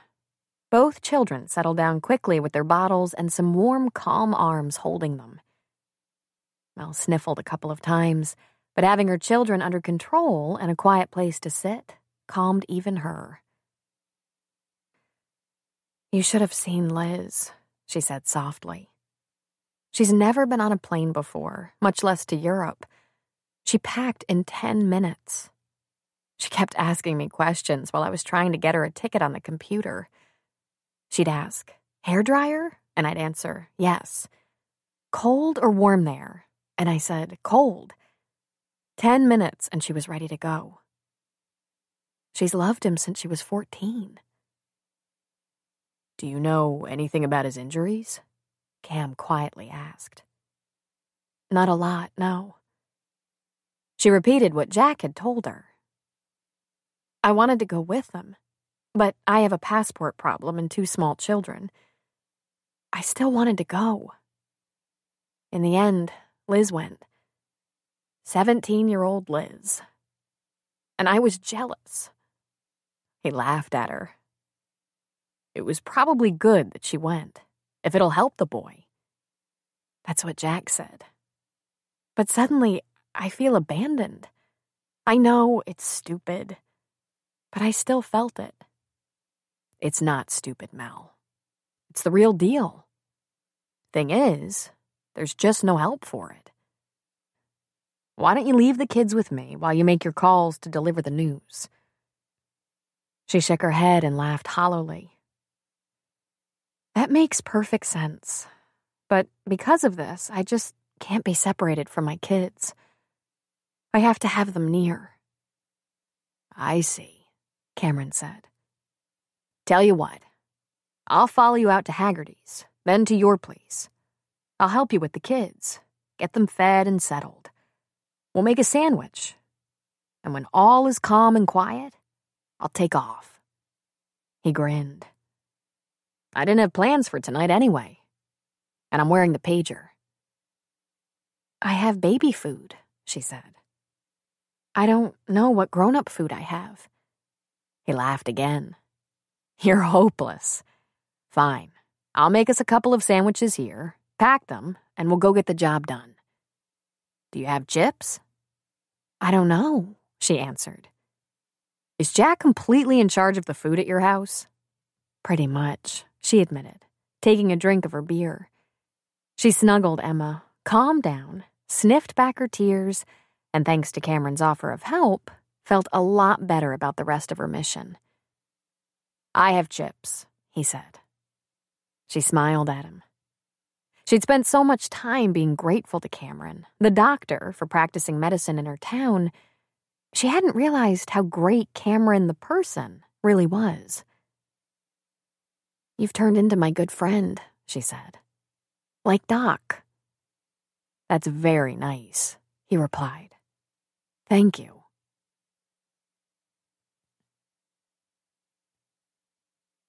It was a very long night and day before the phone rang at the Sheridan house, and Mel lunged for it. She said hello and heard Jack's gravelly voice. "Baby." "Jack! What do you know?" "He's gonna be all right. He cracked his head, lost a spleen, is scraped up all to hell, but the injuries are apparently not life-threatening at this point." "Was he burned?" Mel asked, thinking about a grenade and the heat. "No. Pitched through the air, though, but not burned." "Oh, thank God." "Mel, he lost his leg." "Was the damage too severe? Was it inoperable?" she asked. "He lost it in the explosion. There wasn't a chance. Losing the leg was what almost killed him. He lost a lot of blood." "Oh, poor Rick. Where'd they amputate, above or below the knee?" "Above. But they saved a lot of thigh and femur. He's still in recovery. We haven't seen him yet, but he's gonna be all right, Mel." "Mel," he said, then paused. This is rough. We're not family. Liz isn't a spouse, and I'm not his father. We're not getting a lot of help, if you know what I mean. I'm not sure I do. I don't know if they're going to let us bring him home. He might be transferred to some military medical facility for rehab. If I was his father, I could probably bring him home and take him to the nearest hospital for rehab. If I just worked with Liddy to adopt him legally before all this... She heard the regret in his voice. Jack felt as if he'd let Rick down. Jack, just see Rick. Let him know you're there. Find out how he's doing medically, with pain and trauma. Decisions about where he's going next will come when they come. I know. And Jack, you might want to sleep. I hear the exhaustion in your voice. You have to be strong for Rick. Very strong. You can't cave in to things like pity, worry. I'll be strong. How's Liz holding up? Better than me. She was so relieved to hear he's going to be all right, she started to cry and laugh at the same time. She doesn't quite get it, that she's not getting him back right away. And when she does, he won't be the same. You both just need to see him. He's not going to be himself for a while. She paused. I wish I was there with you, Jack. I could help. And I miss you so much. Are the kids okay? He asked. They're fine, Jack. We're all fine. Just missing you, that's all. But you're where you have to be. Really, if I could just get him home with our family, I'd feel so much better. That will come. She took a deep breath. He needs to finish this journey. He needs the rehab, a prosthetic leg, some counseling. Yeah, Jack said.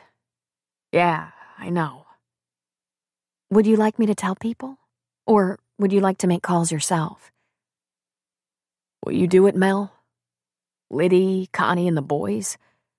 If you can call Preach, Mike, and Paul, they can call the squad.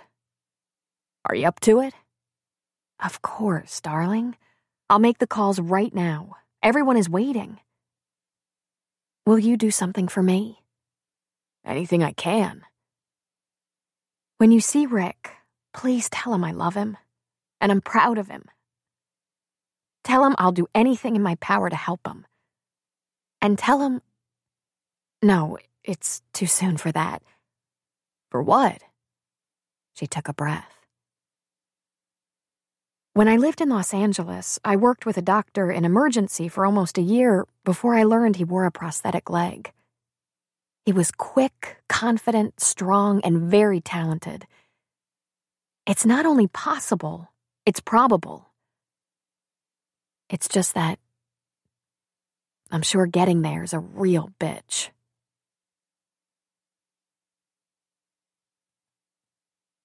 Blessedly, Mel had a very slow Monday morning in the clinic. Cameron had a couple of walk-ins, but Mel busied herself with paperwork and the children. It was lunchtime when a familiar guy walked in. He pulled off his Shady Brady inside the door. Hi, he said. She rose from the desk behind the reception counter. Hi. How are you? Fine. Good. I was just wondering if you'd heard anything from your husband. About the kid. Rick. Yes, she said, walking toward him. He's going to be all right. He has multiple injuries, all treatable. He's got head injuries that aren't a threat. He lost a spleen, is scraped up real bad, but not burned. And he lost a leg in the explosion. The man's eyes grew wide and shocked at that last. Then, when he collected himself, he asked, Above or below? She knew exactly what he meant and wondered about his association with amputees. Above the knee. Sounds like you know something about that. In fact, I was sent to launch stool after an injury and got cozy with a lot of guys who lost limbs. Below the knee was easy compared to, well, you know. He's got a lot of rehab ahead, but the outlook is potentially positive. He's safe for now. He said, dropping his gaze, shaking his head. Good. You made it through. Poor kid. What did your husband say? That he's 20 years old? Just barely. And the sweetest kid you'll ever meet. Nice of you to inquire. I've been thinking about that whole scene. Shook old Jack up pretty good. I haven't seen him very often over the past few years, but I've never seen him shook up like that. Rick's pretty special. Listen, speaking of the past few years, I think about that woman and baby a lot. Listen, he said. I'm sorry I had to lie to you, but that baby had nothing to do with me. I knew about the woman. I knew her man left her out there, ready to pop. I checked on her a couple of times and knew she had a sketchy past, like a lot of us, and she refused to go to a clinic. She said it would be all right, but I found her in a mess. Why didn't you tell me the truth? Why'd you let me think it was yours? He shrugged. I didn't know if you'd help otherwise. And I did get her on a bus. If she didn't run out on that sister, they were willing to take her in, help her. Sorry, that was about all I could do. You could have done nothing, Mel said. She smiled.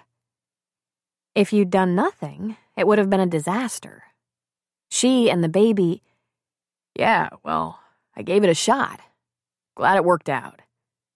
Hope things work out for Rick, too. So how come you're around here twice in the same week? She asked him. It brought a grin out of him, and she remembered, way back to that scary night when he'd said, "Tough little broad, aren't you?" He had grinned, just like that. I got a job with the construction company, Haggerty's. A real job? She asked, eyes wide. Where they take taxes out of your check and everything? And everything, he said, smiling.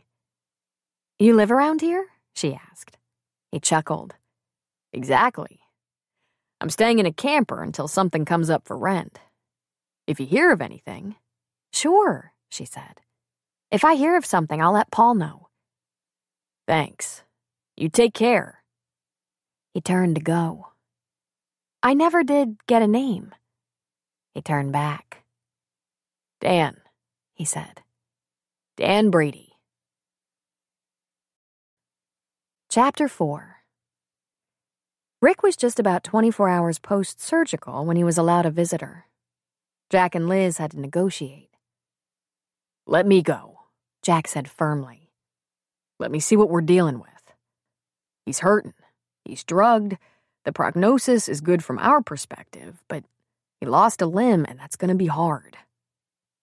I just want to see him, touch him, that's all, she said. I don't care about anything but that he's alive. Please, Jack said. I know how you're feeling right now, but I've been down this road before, and wounded Marines are unpredictable. Sometimes they're just grateful to be alive. Sometimes they can be real loose cannons. If he's unstable and angry, let him unload that on me first. Will you tell him I love him? Sure, honey. I've only got 10 minutes with him. Let me get the lay of the land. If he's mentally stable, you'll go in next. She bit her lip and nodded reluctantly. He could just imagine how crappy that made her feel. But Jack couldn't be sure how Rick was going to take to either one of them being here. Logically, he should want his closest people near him. But getting blown up and waking up in a hospital ward could skew someone's sense of logic something fierce. It was a small ward, only 6 beds, but 6 where there should only be 4. Hospitals catering to the war wounded were crowded, even with the number of wounded decreased. He spotted Rick right off. A white bandage wrapped around his head, his face cut and scraped. A bandaged stump where there had been a right leg. He wore green scrub pants, the right leg cut off, no shirt, and his sheet was kicked away. There was a surgical bandage on his side. The splenectomy, Jack assumed. An IV dangled above him. Jack hoped there was plenty of morphine in it. He looked around. Green walls, white linoleum floors, that hospital smell of disinfectant and medicine. There was a guy in a circular bed with pins in his skull. A guy with a thigh-high cast on one leg, another sitting up in bed who looked for all the world to be uninjured, though there was a wheelchair beside his bed. A young man with his arm in an elevated cast level with his shoulder, and a man flat on his back in traction. And Rick. It was clearly an orthopedics ward. Jack nodded at the other patients as he entered, and they returned the nod, grim-faced. Right away he knew. They weren't angry. It was that Rick was the newest patient, and they were waiting to see what happened next. He stared down at the boy and saw the tears on his cheeks, and his mouth parted in a dark slit as he took breaths slowly and deeply. "Rick," he said softly. Rick's eyes opened. "Jack," he said in a whisper. "You have a lot of pain, son?" He winced and nodded, squeezing out another tear. "Did they tell you about your condition?" Jack asked him. He nodded. "When did it happen?" he asked in a hoarse whisper. "About a day ago. They got you right up here. You're out of Iraq. You're in Germany. You know where you are, son?" Rick gritted his teeth and nodded. "Remember anything?" Jack asked. I remember someone screaming at me. He kept saying, 'Don't you give up. Don't you quit.' Fucker. If I ever see him again, I'm gonna kill him." Jack felt himself almost laugh. At least he had fight in him. "I brought Liz." Rick's eyes came open instantly. "No," he said in a breath. "No. If I hadn't brought her, she was going to try to make it on her own. She needs to see you're okay, Rick. I don't want her here. Just get her out of here." "Listen," Jack said, leaning over the bed. "I could no more leave her behind than—" As Jack put a hand down on the mattress beside Rick let go a howl of pain that nearly shook the walls. Jack jumped back in shock and fear, but Rick just kept screaming and flailing around. The nurse was beside the bed instantly. "I didn't touch anything," Jack said apologetically. The nurse ignored him and just talked to Rick. "Deep breaths. I'm upping the drip a little. Deep breaths. Hang on. It'll kick in right away. Come on now, just breathe." Still, it took a moment for Rick to calm down. The howling ended with some soft whimpering that finally gave way to a couple of moans. The nurse turned toward Jack. "Did you sit on the bed?" she asked. "No," he said. "I leaned a hand on the bed, but I wasn't anywhere near him." "Phantom pain," she said. "You probably leaned your hand where the leg used to be. It's spooky, but it's the real deal." He felt it, and it hurt. "Jesus." "Better if you just don't touch anything. The first 48 hours are real rocky, but it's going to get better." "Is this your first experience with an amputee?" "Yeah," Jack said weakly. "I have some pamphlets. Why don't you take a couple of hours to look through the literature? I think he's going to rest for a while now. I just gave him a nice boost." Jack followed her to the nurse's station, glad to see someone was willing to be helpful to him there. When Liz saw them leave the ward together, she was immediately tailing them. Jack turned and asked her to give him just a minute with the nurse and continued on, leaving her behind. The nurse handed him some pamphlets, and he asked, "You take care of a lot of these guys?" "Full time," she said with a little nod of her head. "Help me out with something here," Jack said. "I just told him I brought his girl, and he freaked out. Told me to get her out of here. Right up to the injury, there was no problem between him and the girl." She frowned. Reactions like that usually come later, after the reality settles in. This soon after the injury, patients are just being stabilized. They're struggling with the pain and trying to get a fix on what their condition is. His response might be connected to pain and drugs. But later, not too unusual, I'm sorry to say. Some men and women adjust so well, it's astonishing. Sometimes the new amputee is very needy, desperate for confirmation that he's still worth loving.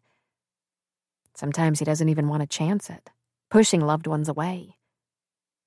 There are a lot of psychological and emotional adjustments to go along with the physical. Everything from the pain and fear to self-esteem issues. You're going to have to learn about all this and be patient. "How long does that go on?" Jack asked. "The adjustment?" "Purely individual. But you should see what you can learn about this for now. And maybe you can help get the young lady through it." "Oh, crap. What am I going to tell her?" I always recommend you start with the truth. This isn't an easy time for anyone. Try to watch those expectations. But you could tell her most of what the corporal is feeling is beyond his control. He'll need help getting through it. And yet, he might resist help. It's a contradictory process for some. "When are you going to get him up out of bed?" "We had him up briefly. He didn't like it. He's still in a lot of pain." "God, I need my wife here." In fact, he couldn't remember a time he needed her quite this bad. "Thank you," he said. "I'll look through this stuff right away." He turned to go back to Liz. The second he noticed she didn't seem to be where he'd left her, he heard the screaming. "Get out! Just get out of here! I don't want you here! Go away! Get out!"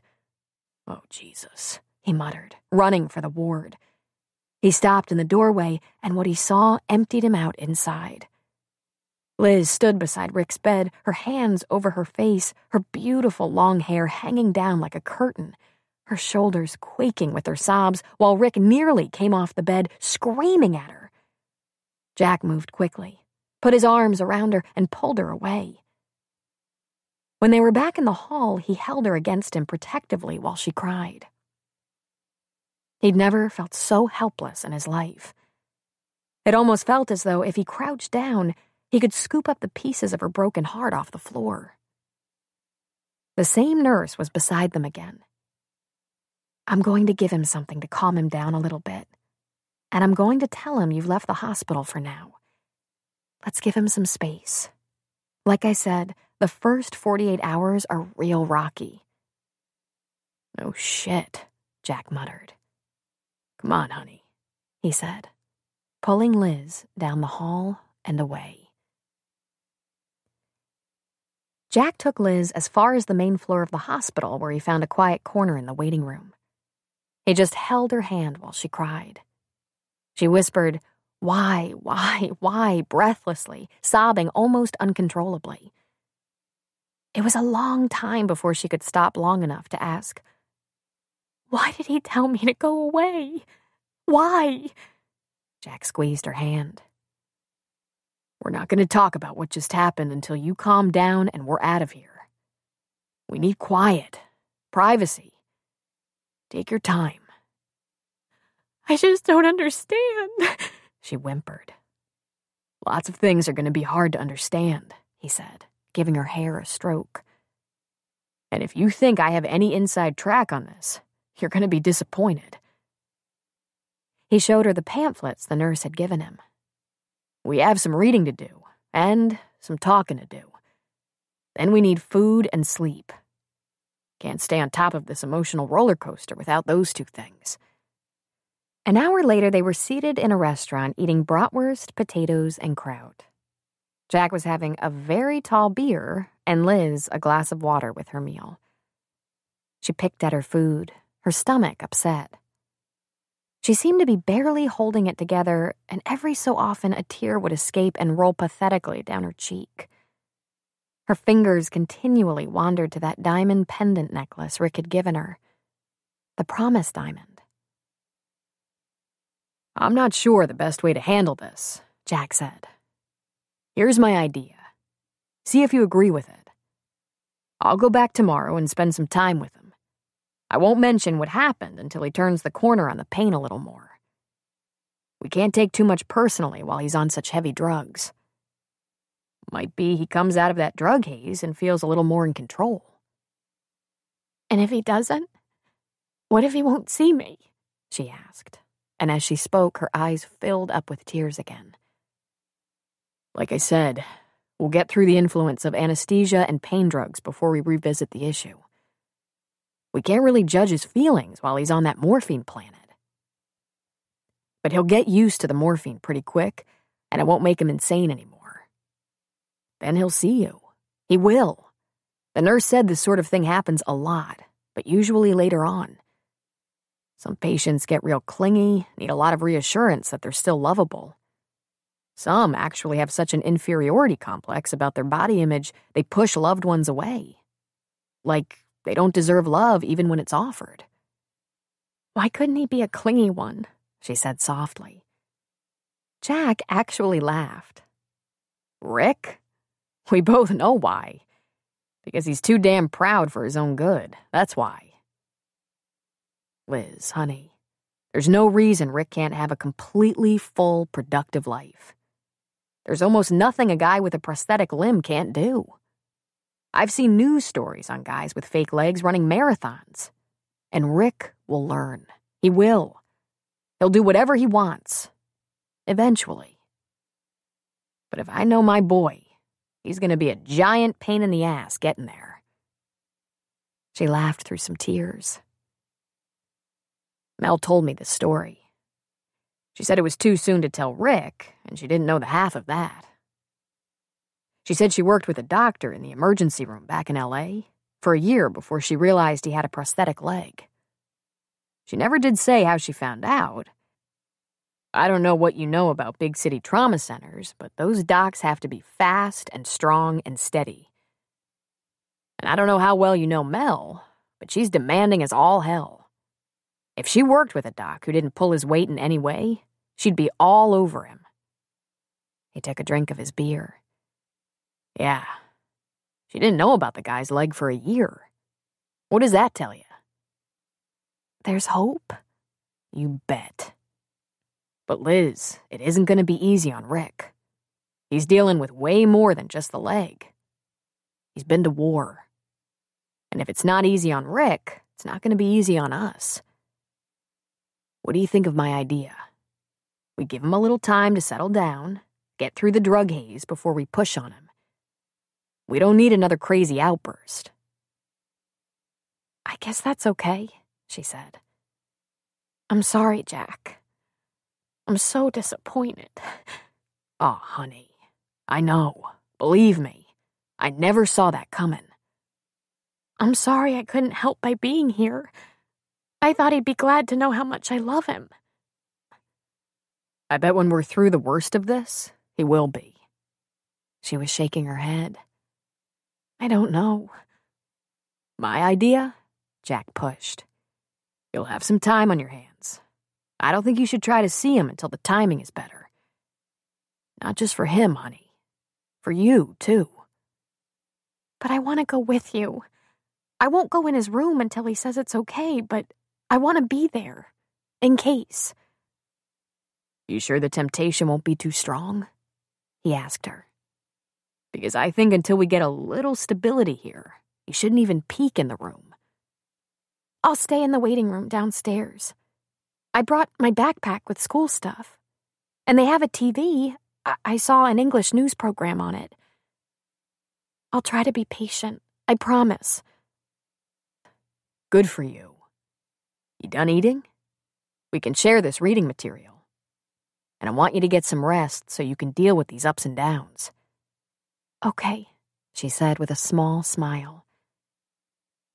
2 hours later, Jack stepped outside the hotel and used his cell phone to call Mel. It was 9 hours earlier in California, and she was at the clinic. When she answered, he just said, "Baby."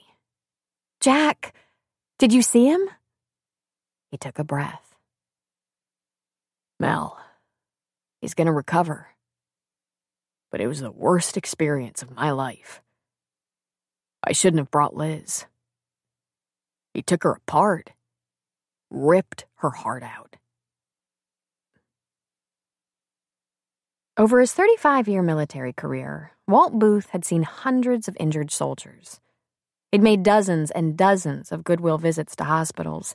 He'd attended many wheelchair basketball games and races. He had nothing but respect and admiration for the men and women who turned their physical disabilities into productive lives. But something about Rick Sutter's injuries got to him. He didn't even know Rick that well. It was probably all about the timing. Walt's son was Army now. Rick and Tom were only a year apart in age and had become friends. Sometimes when Walt thought about Rick coming home with one leg, he got confused in his mind and pictured Tom. He hated that. It cost him sleep. There was no logical reason for it.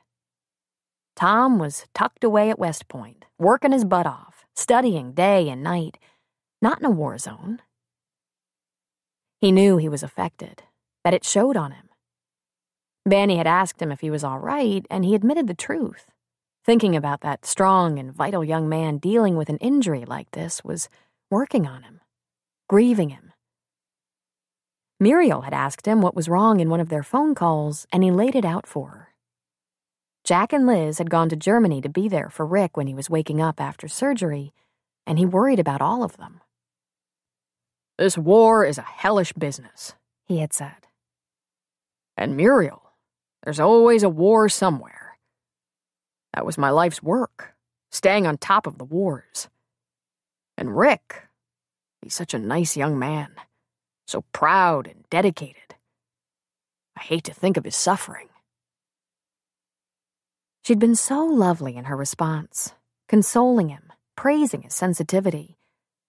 But what he really wanted was to wrap his arms around her and hold her close. He had no idea how long it would be until he could do that again. They didn't even talk every day. When he called her, he almost always got her voicemail. When she called him, it was usually very early or very late. Sometimes she called him while she was on the treadmill, killing 2 birds with 1 stone, and the huffing and puffing was too annoying for him to listen to. He soldiered on. It was what he was trained to do. The bar in Virgin River was a little sparse and quiet these days, but he dropped by to see if there was any news from Jack. Sometimes he had dinner with Vanny, Paul, and Abby at their house, and he tended Muriel's horses twice a day, letting them into the corral after feeding them, mucking their stalls, brushing them down, checking their hooves. On this particular night, he ate a sandwich and headed for Muriel's with the dogs in tow. They seemed to love going home. He drove up at dusk and noticed there was an old car parked in front of the porch and all the lights were on inside the big house. The dogs immediately started barking at the front door. He thought about calling Mike V to tell him Muriel's had been broken into, but instead he fetched a pitchfork from the barn and used his key to let himself in. He knew the dogs would let him know where the intruder was. They ran right up the stairs. He followed at a distance and then heard a squeal Hi, just a quick pause. Take a moment to relax and breathe. Here's a short musical interlude, and remember, this audiobook is completely free for you. Thanks for listening.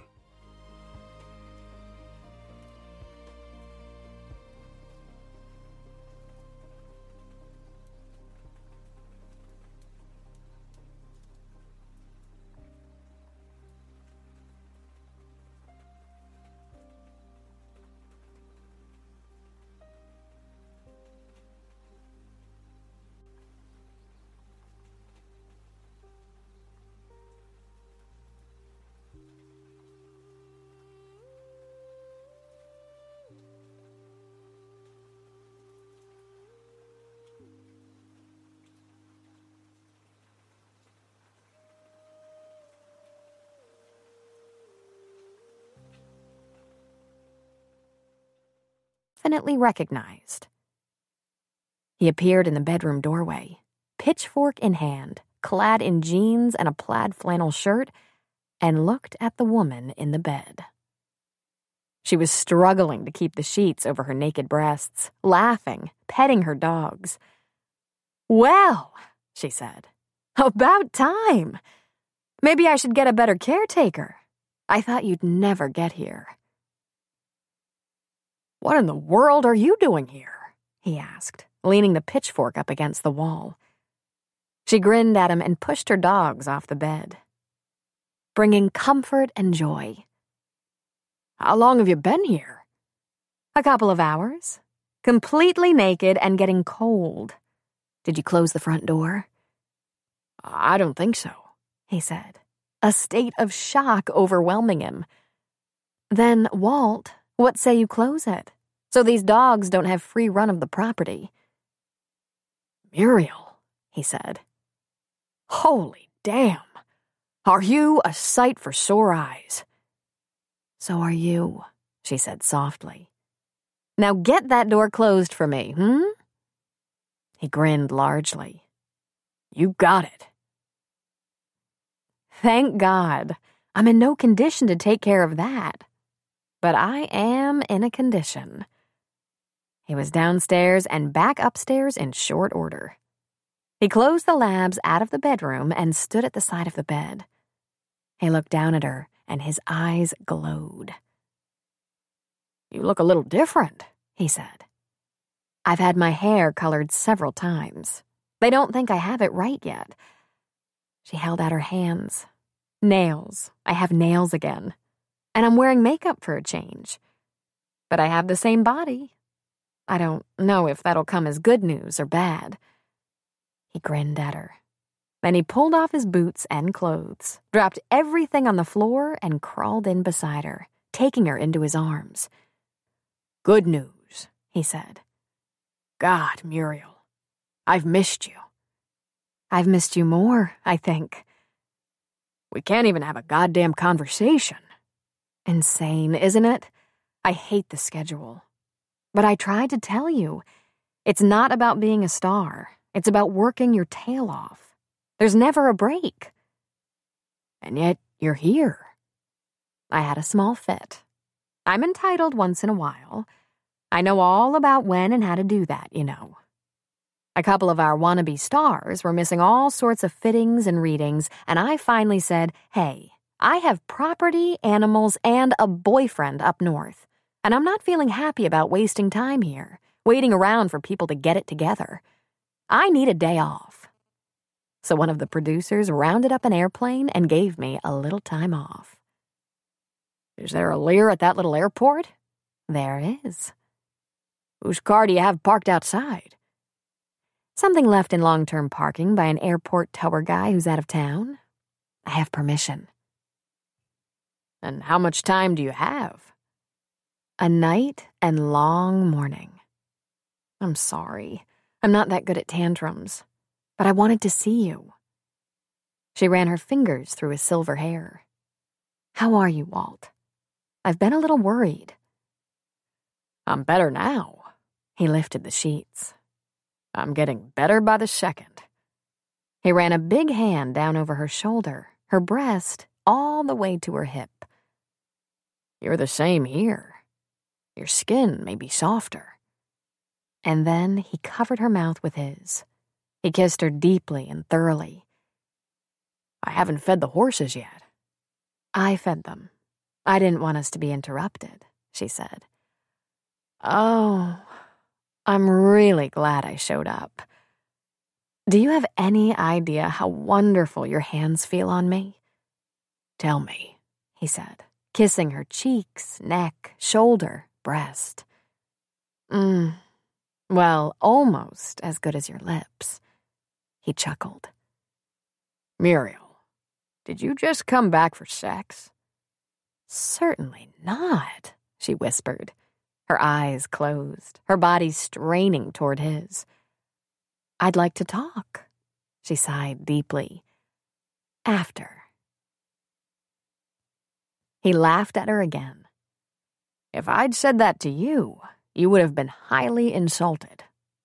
But a man is almost never offended to learn he's needed for sex." "Oh, good," she said, smiling. "You don't mind then?" "Mind? I'm flattered." He positioned himself over her. "I hope you're not in a big hurry. I'm planning to take my sweet old time." "Jesus," she whispered. "Thank you, Jesus." "Muriel," he laughed. "thank me." "Let's see what you've got first. Then we'll see if thanks are in order." He didn't laugh, though he thought she was funny. Instead, he worked her body. He stroked her, kissed her, licked her, entered her, and rode her, remembering those wonderful sounds she made when she was getting close. When she came apart on him, boiling over in a fantastic climax, he gave her a moment to thoroughly enjoy herself. And when she was no longer preoccupied with her own pleasure, he took his. He wanted her to feel it deep inside her, and she moaned deliciously, holding on to him, kissing and sucking his shoulder. With his hands on her soft bottom, her lips on his neck and shoulder, he struggled to catch his breath. She probably wouldn't understand how much he had needed a connection like this with her. He'd been lonely in general, but specifically for Muriel, the woman he'd begun to think of as his other half. Talking to her, touching her, got him past the edge of despair, but it was like this, deep inside her, loving her man to woman that fed the part of him that was so hungry. "Thank you, Walt," she whispered, and he laughed. "I think I can squeak in a couple more of those before the landing gear goes up on that Lear." "Oh, my heavens." He rolled onto his side and took her with him, holding her against his body. "Is this normal?" he asked her. "Are we supposed to be having wild, insanely satisfying sex at our age?" "Yes," she said. "Someone should have told me," he said. "I'd have taken better care of myself." "You're very well cared for. I have no brain left. You drove it out of me. I can just see the tabloid headlines. The famous Muriel St. Clair found with her brains screwed out in her old farmhouse. Only one suspect comes to mind." "I thought people, especially men, petered out as they got older." "Didn't you have regular checkups in the Army? Didn't your doctor ever ask you how things were working?" "Yeah," he said. "My heart, my ears, my eyes." "What about that god-awful prostate exam I've heard tales about?" she asked. "Yep, that was part of the drill. No pun intended. But the closest he ever got to my sex life was asking me if I could still pee over a Jeep." He heard her giggle. He ran his hand along the hair at her temple, brushing it back. "I needed to be with you like this, Muriel. For a while after you left, I was afraid I'd imagine the whole thing. Our relationship. Thank you for coming back to me. I was starved for your body, your laugh." She locked her fingers together behind his neck. "I know," she said. "I wanted to be there for you. But I have to be honest, darling. I needed you just as damn much." "What's it like? What you're doing now?" "The movie?" "The movie." "It's barely begun. We haven't started filming. But for me, it's well underway. It's like giving birth. It's a creation for me. I become another woman. I feel her, channel her, give her the space to grow.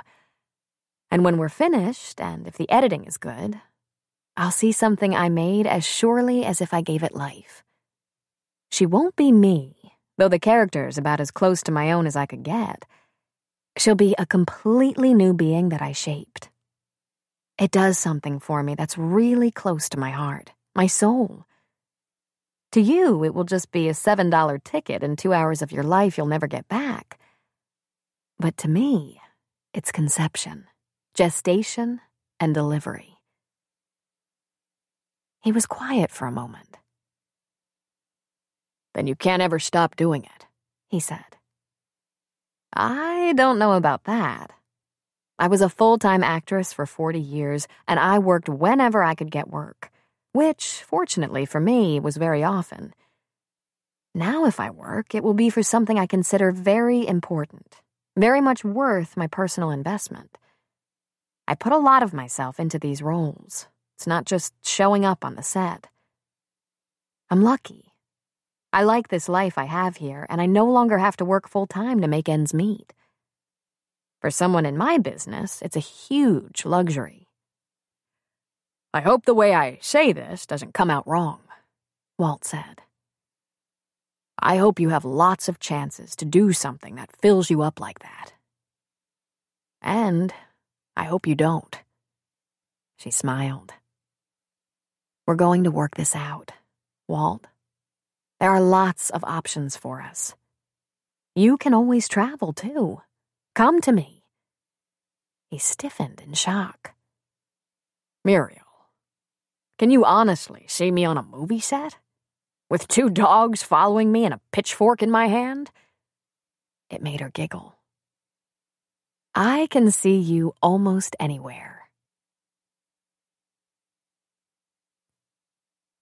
In only a couple of days, Rick's pain management was greatly improved.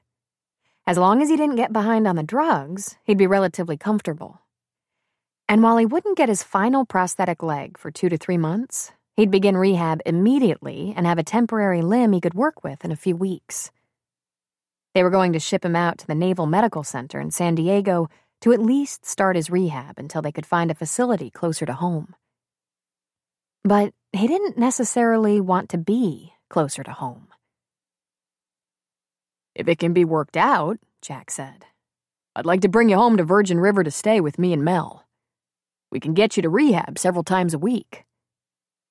Rick looked into his lap. Listen, he said quietly. I appreciate it, I do, but I already told the caseworker I didn't care where they sent me for rehab.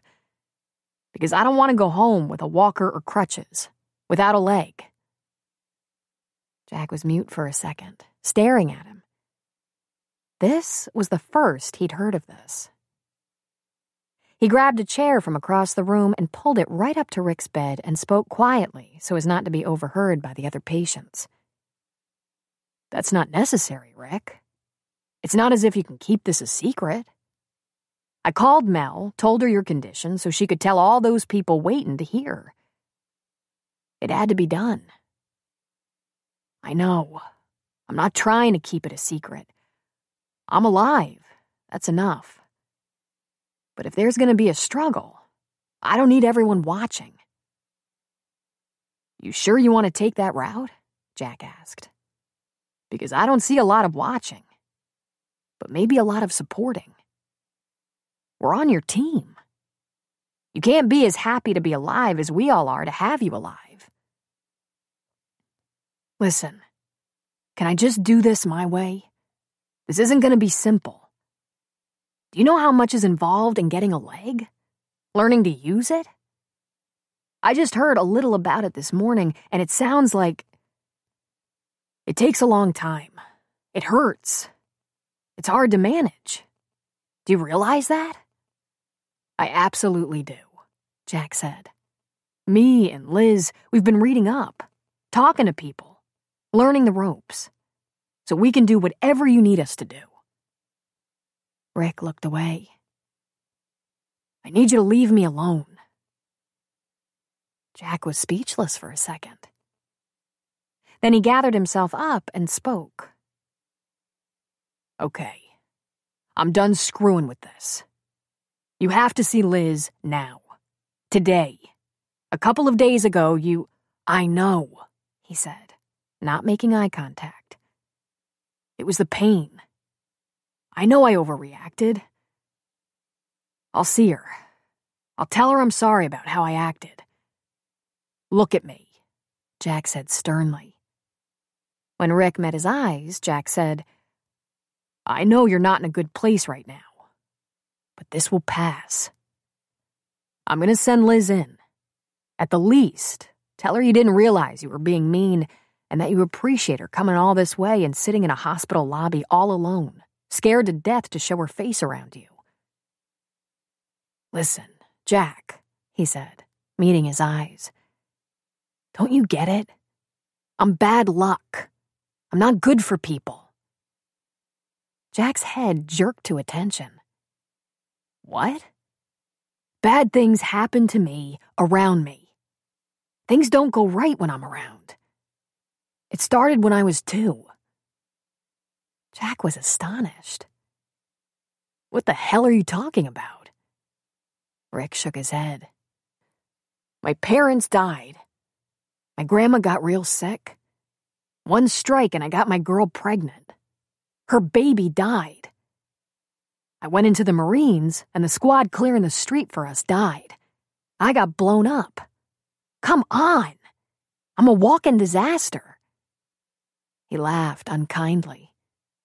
No, I'm a disaster who can't even walk. Jack leaned toward him. You'll get a new leg that will work almost as good as the one you lost, and you can get on with your life. It's the stuff of life. We have some shit to deal with, and we move ahead. You'll move ahead, too. Did your parents die when you were barely 2? Did your first baby die? Did you get blown up in the war? Jack had a tempting moment. He never focused on the things that had gone terribly wrong.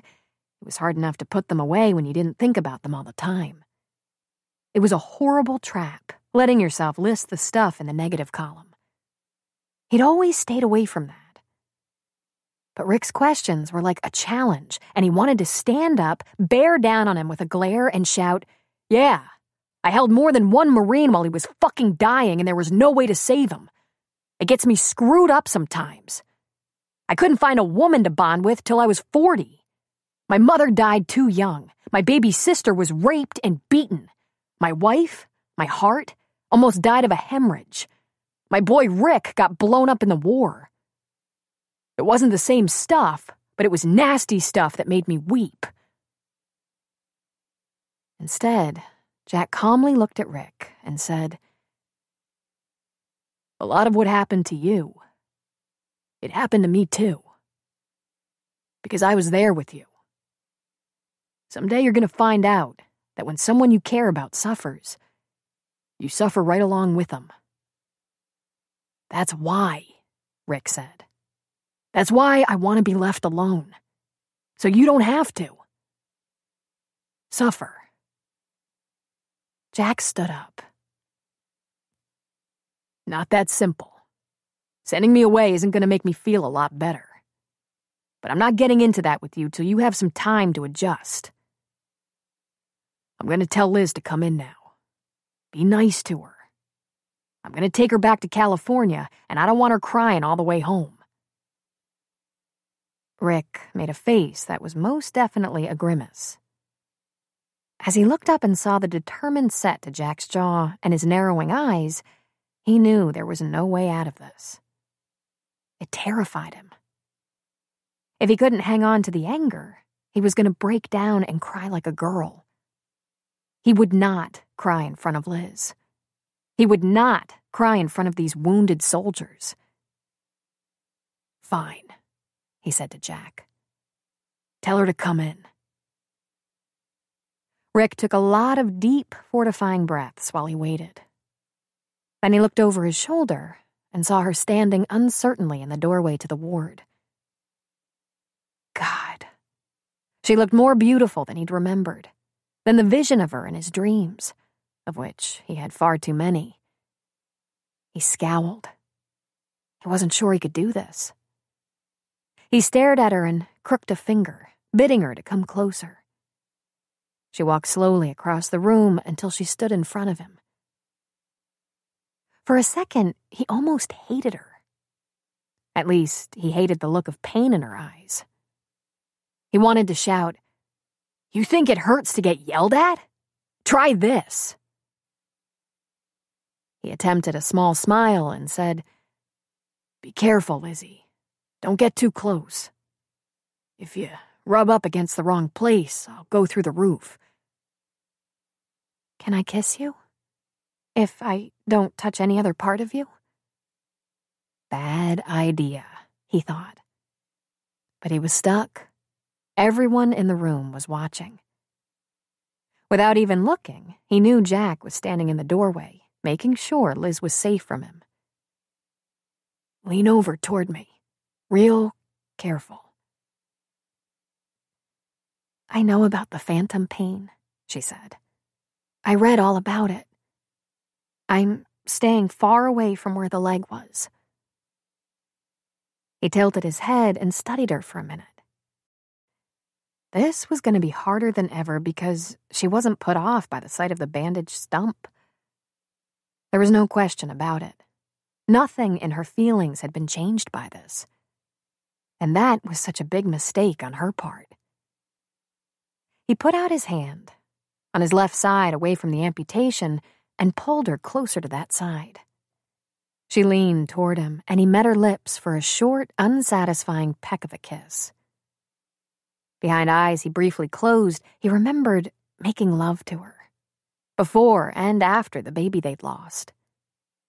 Wonderful, beautiful, fantastic love that could sustain him for a lifetime. It all came back to him in a colorful, sensual flash. He could smell her skin, taste her sweet body. And then, in an equally quick flash, he tried to picture making love to her without his leg. He opened his eyes and pulled back. I'm sorry I was mean to you, Liz. I was kind of out of it. It's all right. I'm sorry that my being here didn't help you as much as I thought it would. But when I heard you were hurt, I just had to. Did anyone tell you what's going to happen next? He asked her unemotionally. Sort of. You'll have rehab. I'll be transferred to Balboa, the Naval Medical Center. Some people go to other places once they're healed up a little, but some stay there, live in barracks. 2 to 3 months. Then I'll be medically discharged or medically retired. After I learn to walk on a fake leg. Prosthesis, she corrected, pushing her long hair over her ear. Yes, fine. While I'm doing that, you get ready to graduate, right? I'm ready now, except for a couple of papers and finals, she said. I've been getting all A's. He almost smiled but caught himself. Listen, I know you want to help me, but the best thing you can do for me right now is understand.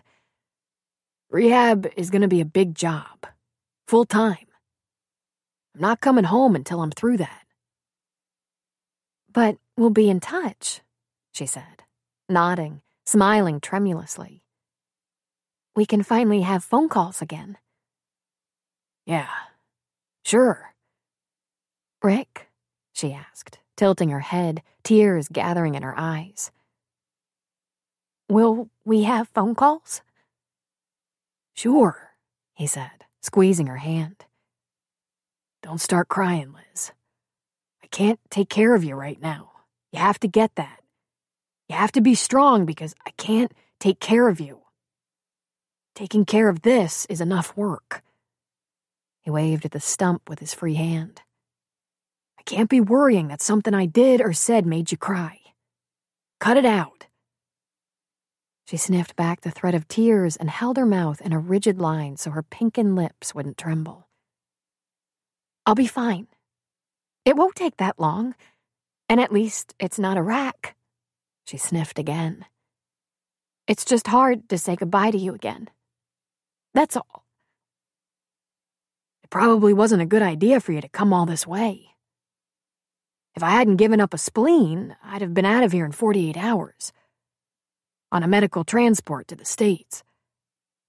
Kind of hard to catch up with. He saw the stricken look in her eyes and quickly said, But hey, it was real nice of you to come, and I appreciate it. I'm sorry I was so mean.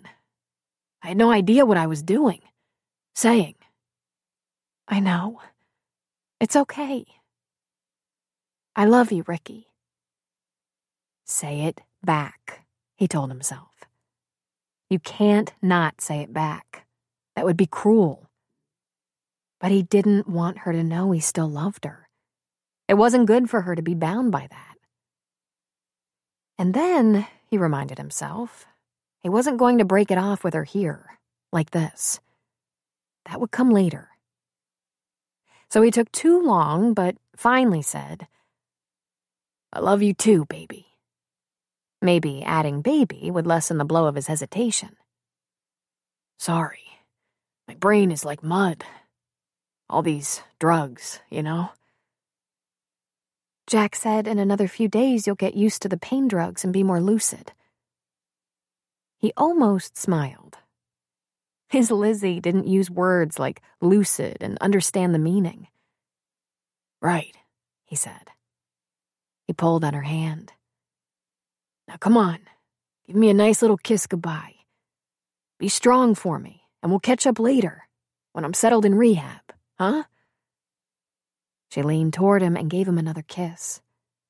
Another kiss like she might have given her brother if she had one. At least I know you're safe now, she whispered. I'll still miss you while you're in rehab. I miss you already, he whispered back, not wanting to, not meaning to. Now go on. Don't drag this out. It's too hard. He turned and watched her go, seeing Jack standing in the doorway, glowering. Oh, he'd pissed off the big man. Too fucking bad, he thought. Maybe everyone would have been better off if he hadn't made it. He brought bad karma. He turned back to the wall and struggled with self-pity. Just thinking about those phone calls he used to have with Liz, back when they were younger and talked every night, was enough to make him cry like a baby. He couldn't believe the level of self-loathing he felt, that he brought so much pain on people. And if that wasn't bad enough, he couldn't see the end of his own pain. The empty space where there was supposed to be a leg and foot hurt like hell. He couldn't imagine how that was possible. But the doctor explained something about neurons still delivering the message to his brain that his missing limb hurt. The stupid neurons didn't know his leg ended above the knee. He heard the sound of one of his roommates, a 35-year-old guy he knew only as Stu, using the trapeze over his bed to heft himself out and transfer to his wheelchair. Then he heard the squeaking of the wheels and hoped Stu was going for a ride down the hall. But no. Stu wheeled himself in front of Rick. Stu wasn't sent out of Landstuhl because he'd been stationed here when he had an accident that caused a spinal cord injury. Stu had his legs, but he wasn't going to be using them. Interesting, Stu said, looking up at him. Beautiful girl, adores you, and you shut her down. You have a brain tumor? Maybe, Rick said, looking away. That's one thing I haven't had yet. I know the leg hurts, but your lips don't. Why don't you mind your own business? This is a little town here, this ward. It's impossible to mind your own business. And you're foobar, man. Well, we knew that, Rick said, smiling meanly. No reason for me to fuck her up, too. From what I heard, just minding my own business in this little town of ours, you already fucked her up. And now you're cutting her loose. We need to get you a new MRI on your head. You definitely have a brain tumor. Leave it alone. Maybe you don't get this yet, but people care about you. They come running all the way from the States when you're hurt. And you're going to walk back into that home place of yours looking just like you looked before you left until you take your pants off. Everything's going to work just fine. But you're too lame to see that right now. You working on pissing everyone off till they hate you? You could just be happy you have this much going for you. How about that?" Rick glared at him. "No, Stu. I can't just be happy." Chapter 5. Jack thought about sending Liz home and staying around Frankfurt until he could see that Rick was on his way to San Diego, but in the end, he decided to go with Liz and let Rick have the space he was asking for. He didn't think Rick was being logical or smart, but stubborn went a long way. Rick verged on irrational, and yet, as Jack was beginning to understand, this behavior was not out of the ordinary for a young man in his situation. After all, he was hurting all over, physically. So he said to Rick, "You're leaving in the morning, and I'm going back tonight. I'll get in touch by phone, and once you've had a decent start on your PT, I'll come down and visit. Just a real quick visit. You don't have to put out the china or anything. I just want to check in." "You don't have to," Rick said. "I can just let you know how I'm getting along. This might be more for me than you," Jack said. "And if you need anything, even just someone to talk to, call. If you need me, I can come. Got that?" "Sure," he said. "Thanks." Jack put a hand around the kid's neck and pulled him briefly against his chest, holding him close for a second. Even like that, Rick was so far away. He didn't hug back. He put one hand on Jack's arm, and that was it. For a brief and terrible moment, Jack wished Rick would fall apart, take his comfort. When Rick and Liz's baby was born dead a couple of years ago, Rick had needed Jack's and Preacher's strength to keep him on his feet, to keep him from crumbling. He needed the men he'd grown to think of as fathers to bolster him so he could keep Liz from losing it. They'd spent hours talking, supporting, soothing, lending the strength of their experiences. Right now, Rick didn't want anything from anyone. And for Jack, this was horrible. It was like being rejected as a father figure. "Hey, Jack," Rick said. "It was nice of you to come all this way. Sorry I'm not good company." Jack smiled at him, a completely indulgent smile. "Rick, there wasn't anything else I could do. Like it or not, that's the way it is with best friends. If it was me in the bed, you'd be right here." A flicker of emotion crossed Rick's features, but it didn't last long. "Thanks. Have a good trip home." Normally, Rick would have told him to give Mel his love, but on this visit, he hadn't even asked about her or the kids. In fact, he asked if his grandmother was holding up, and that was all. He didn't want to talk to anyone, see anyone, think about anyone. The way he was isolating himself from feeling not only worried Jack, it was completely familiar to him. Jack had been in a few bad situations in the Marines, and he'd been too goddamn stoic for his own good. But, he reminded himself, he had somehow grown out of most of that. He had survived the traumas of combat. The one who surprised him more was Liz. Jack was afraid he'd be dragging a weeping, sniveling 17-year-old basket case back across the Atlantic. But Liz, although troubled and sad, seemed to be in control of her emotions. "I'm afraid, you know," she said to Jack while they sat together on the airplane. "I'm afraid he doesn't love me anymore.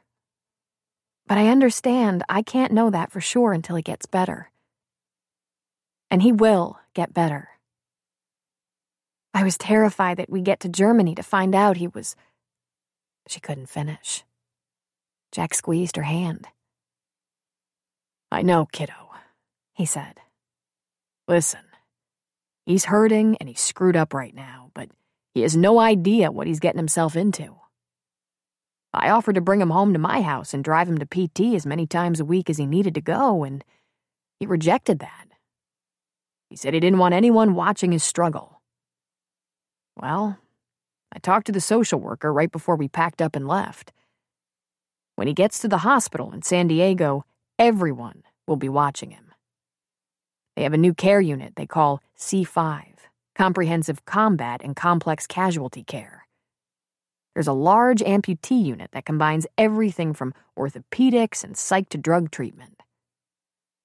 He might be kicking and screaming the whole time, but as long as he's there will be treatment for whatever is going on with him. And that missing leg isn't all that's going on with him. What is going on with him? She asked. Because I'm not sure I get it. Any guess? He shrugged. Could be what they used to call battle fatigue. But it's really just the shock of seeing terrible things, doing things you wish you hadn't had to do. Denial, rage, fear. And on top of that, he got hurt real bad and is minus a leg. He can get a good prosthesis, but he can't ever get that leg back. He's wounded, worried about the future, and, for that matter, worried about the past. His war past. He's going to the best possible place to get help with that. You and me? We can't help him as much as they can. Bad as it hurts that he doesn't want our help, it's probably the best thing that could happen. I hope he gets himself back, she said. Because no matter what, I'm probably going to love him forever. She leaned her head against Jack's shoulder in the narrow, confining airplane seats. Without looking at Jack, she said, "Remember back when I was pregnant?" And she laughed hollowly. 15 and pregnant, God. Talk about hurt, scared, and pissed off. Rick was only 17, Jack inserted. And he did everything he could for me. You can't believe the things he did. He protected me from the popular girls who made fun of me, pointed at me, tortured me. He got in a fight because some guy said something mean about me and Rick defended me. He didn't want to get married, but I wanted to so bad because I was scared of being alone, of my mom and aunt taking the baby away from me. She looked up at Jack and smiled. So he ran away with me, trying to give me anything I needed to feel safe. Jack smiled back, stroking her hair. You didn't get too far, he said, remembering. He'd gone after them, brought them back. Her fingers were on that small diamond again, running it back and forth along the chain around her neck. You know what I want to do? I want to hitchhike to San Diego and stand outside his hospital room and yell and cry and beg. Ew, Jack said. I want to, but I won't. I can see he doesn't want me right now, and that would only make things worse. I just can't think what I should do. Did you ever check out those support groups? She sighed heavily. Jack, if you're not married to the Marine, no one has any time for you. And that's that. I thought the people in the group would bend the rules? She asked. No. Jack, I think I'm on my own this time. He smiled and brushed her hair across her pretty brow. He couldn't relate to this. There was no special girl from years back that, if he saw her again, he'd regret letting get away. And he wasn't even sure Rick and Liz were meant to be, despite all they'd been through together. But they were, individually, such incredible kids. So strong. They shouldn't have to be that strong at their tender ages. Could fate throw any more at them? Nah, you're not on your own. Not while I'm around. Not while Mel's around. I'll mention to Mel that you're not getting any support. If anyone has ideas, it's Mel. He didn't feel it was his job to get them together.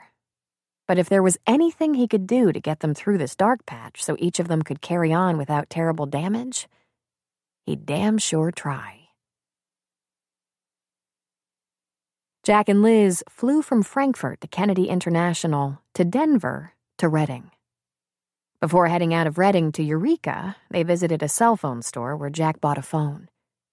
There was no reception in the mountains. They relied on pagers and landlines. But there was plenty of reception in San Diego. He FedExed the phone to Rick, to Lance Corporal Richard Sutter. He scrawled a note. Just so I can reach you, so you can reach me, and anyone else you want to talk to. Jack. Then he took Liz home to Eureka. He carried her suitcase up to the porch for her, and it was there that she wrapped her arms around him, laid her head on his chest, and cried. Thank you for everything you did for me, for Rick. I'll pay you back somehow. He lifted her chin. Liz, I did it because I thought it was an important thing to do. It wasn't a loan. Forget it. But I think he wasted your money. Hey, we needed to see him alive. Think about it. Alive and pissed off is so much better than what it could have been. Let's stick with that and move ahead the best we can. He paused. He needs time. Then he drove the rest of the way to Virgin River. Normally, when he had dealt with something confusing or emotional, the one person he wanted to talk to, be with, would be Mel. She had this uncanny knack for zeroing in on a problem, cutting through the flab and attacking the situation with reality, honesty, wisdom. This time he went to his bar and looked for Preacher. They'd been to Iraq together twice and had been through some ugly stuff. Preacher had been wounded pretty bad the first time, and Jack had carried him about a mile to get him to medical transport. But Preacher had come away with all his parts. The bar was quiet. A couple of guys were sharing a pitcher and playing cribbage. So Jack went back to the kitchen where Preach was slicing and dicing. Hey, he said. Jack, whoa, man. When did you get back? Seconds ago. I need to go over to the clinic, see Mel and the kids. How is he? Jack shook his head. He's a goddamn mess. Hurt, pissed, so angry. Isolating, doesn't want a friend, doesn't want help. Barely acknowledged that Liz and I flew across the fucking Atlantic to carry his body home. Unbelievably, Preacher smiled. Good. He's getting stage 1 covered.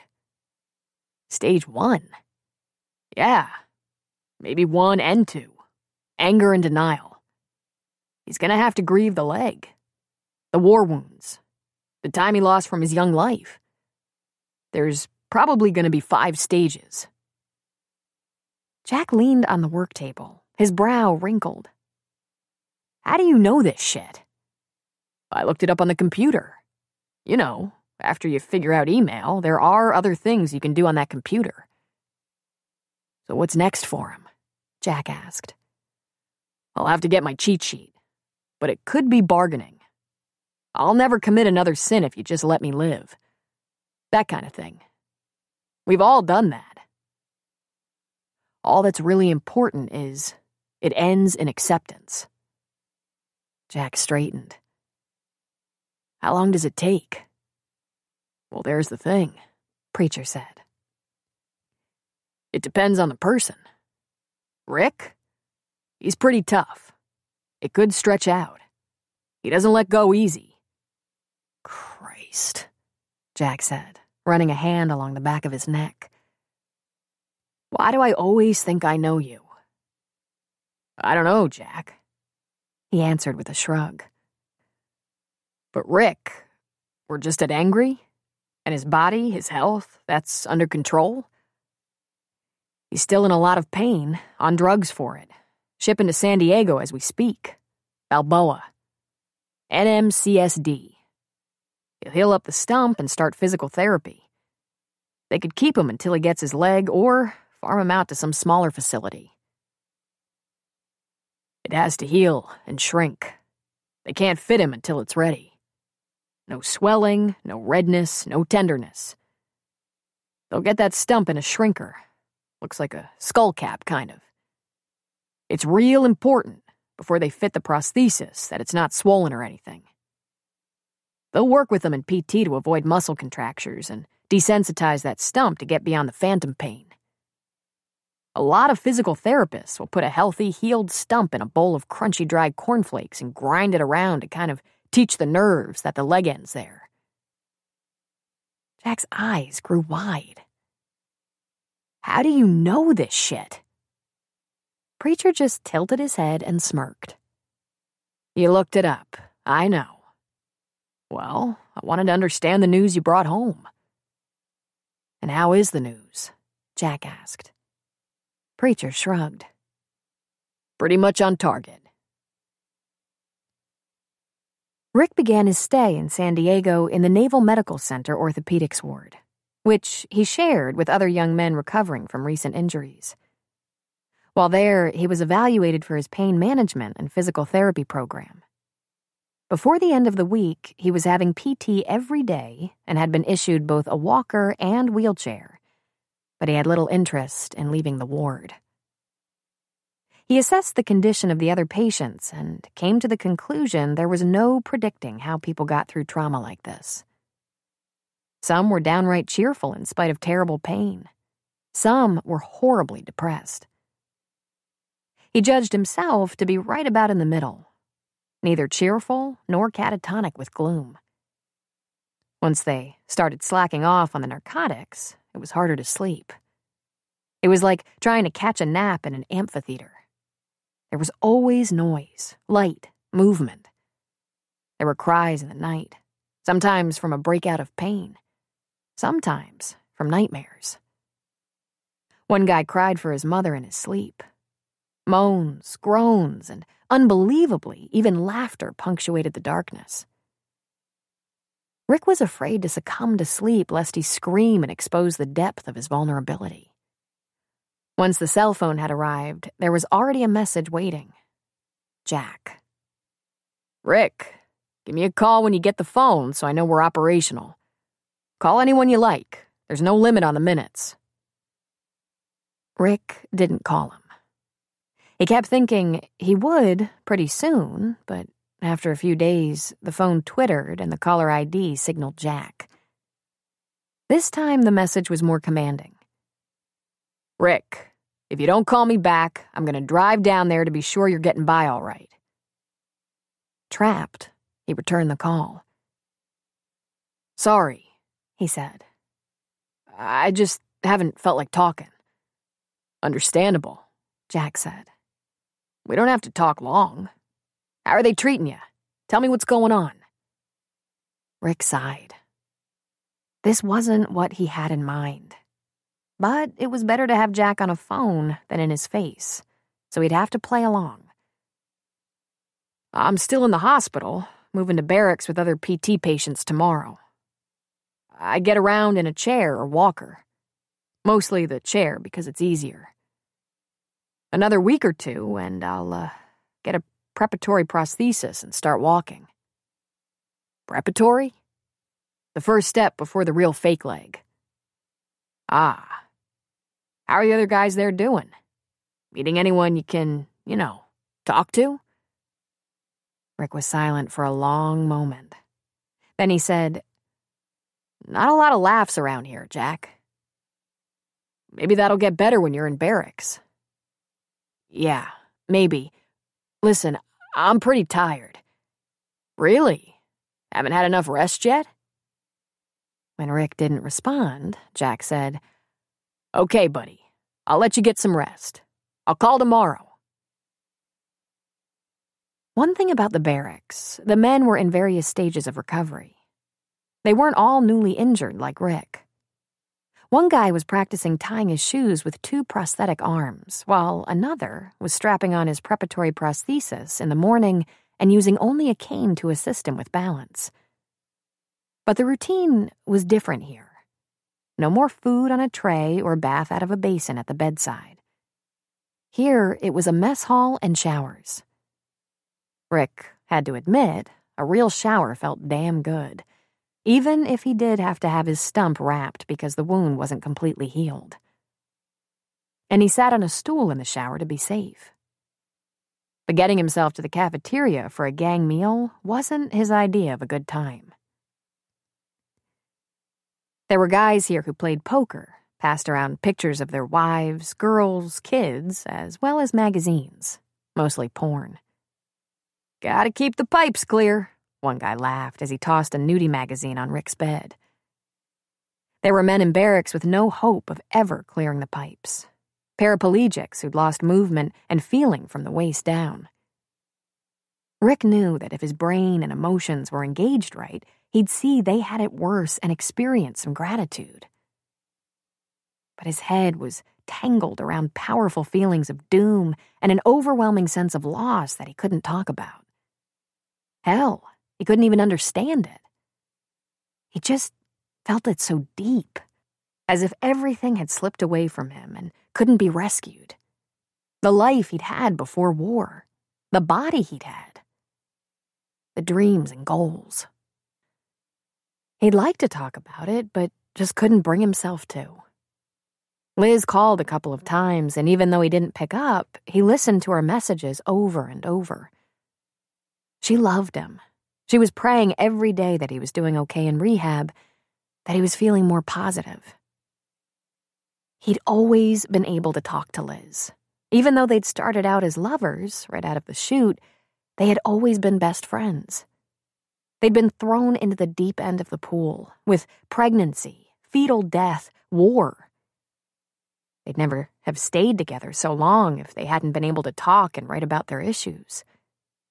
They held on to each other through so much confusion and fear, got each other through not just by talking, but by listening. Jack had taught him that. "Don't worry about saying the right thing, Rick. Let Liz tell you what scares her, and tell her you won't abandon her. That's all she really wants from you." Had Jack talked to Liz? Advised her?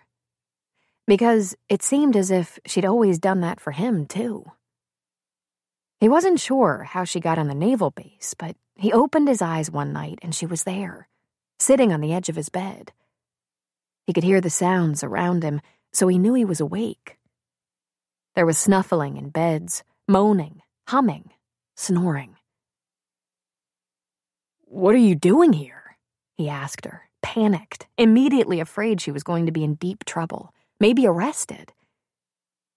She reached out a hand and ran her pretty fingers over his temple, down his cheek, softly over his lips.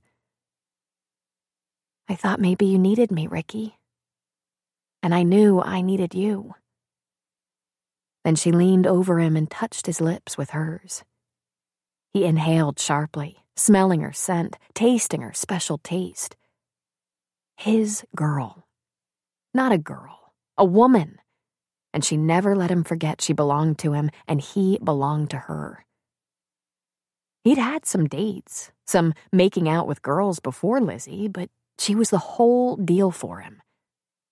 They might have started out a couple of clumsy, stupid kids, but by now, they knew each other's bodies and needs, and their sex was rich and powerful and satisfying. She fed him sweet kisses, and he swallowed her little moans. "Shh," he said to her. "We're gonna get in so much trouble."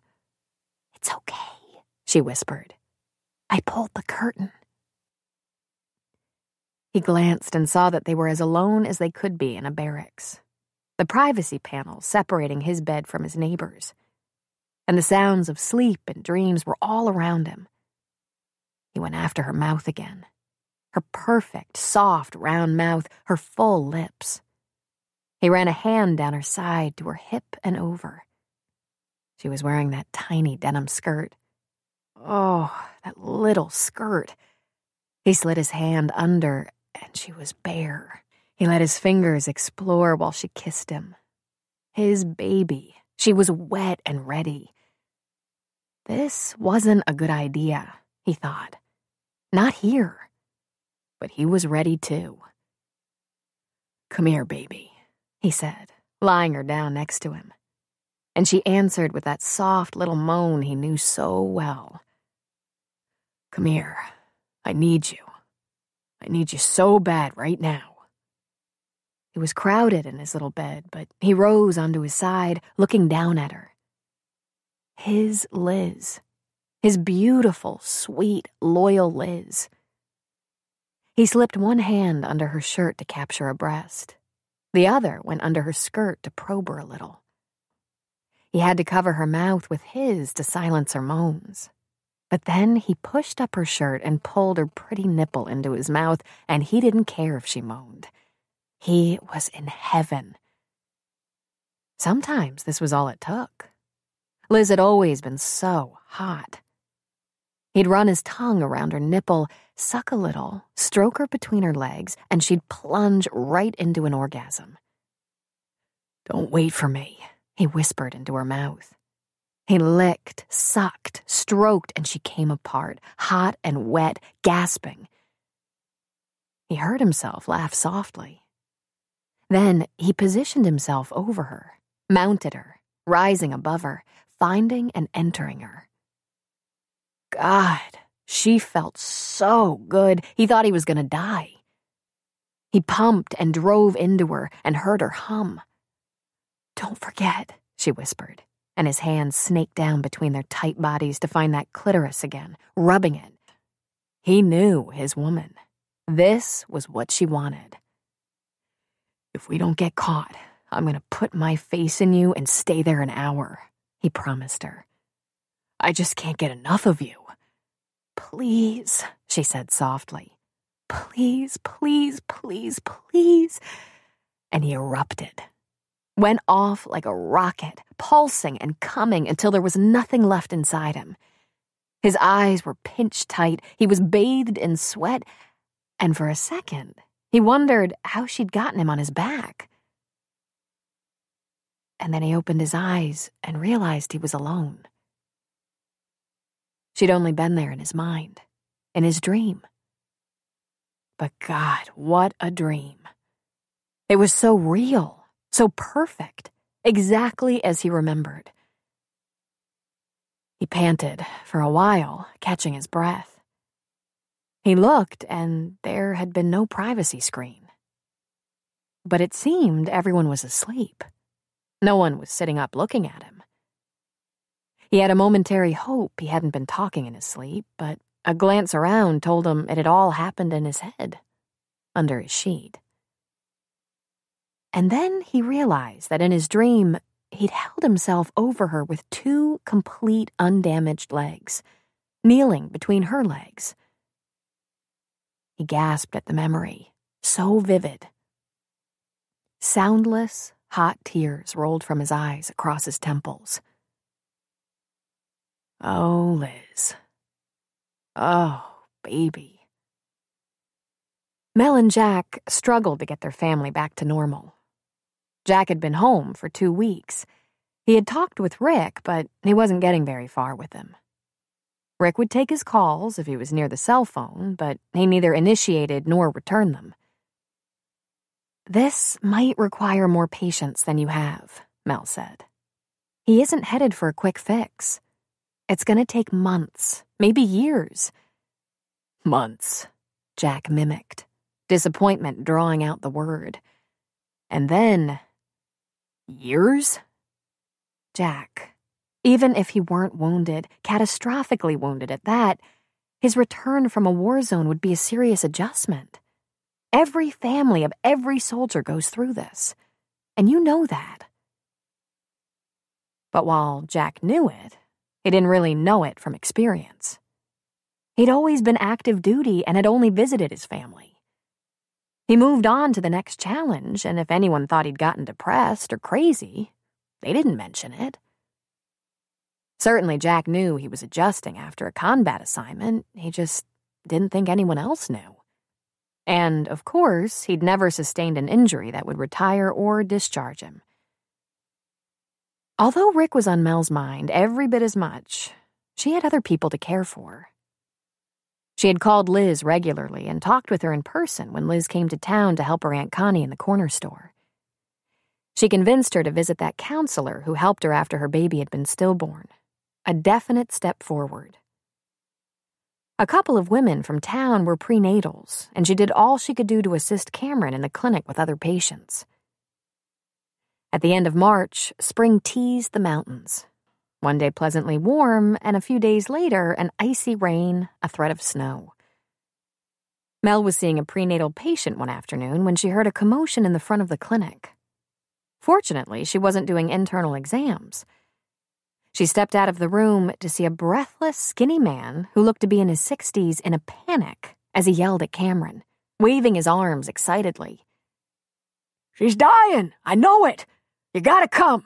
She's dying!" Cameron looked over his shoulder. "Mel?" She stepped forward. "Where are we going, sir?" she asked calmly. "A couple of blocks. Hurry!" "Let me excuse my patient, Cam. Fire up the Hummer, get the gentleman in it, and I'll be right there." So, while Cameron and the man got into the Hummer, she told her patient she had an emergency and would call her to complete the exam another time. They didn't bother locking up for something like this. The drug cabinet and patient records were already locked. Because Mel had appointments, the children were with their Aunt Bree for the afternoon. Otherwise, she wouldn't be able to hurry along with Cameron until Jack or someone could come for them. Cameron followed the man's directions 2 blocks to a house that Mel recognized at once. She'd been here before, months and months ago, when she fetched 32-year-old Cheryl Creighton from her alcoholic stupor and carted her off to a county-funded treatment facility. She had never seen Cheryl's father, who this must be. But she would never forget Cheryl's mother. She was a morbidly obese chain smoker who wheezed with every laboring step she took.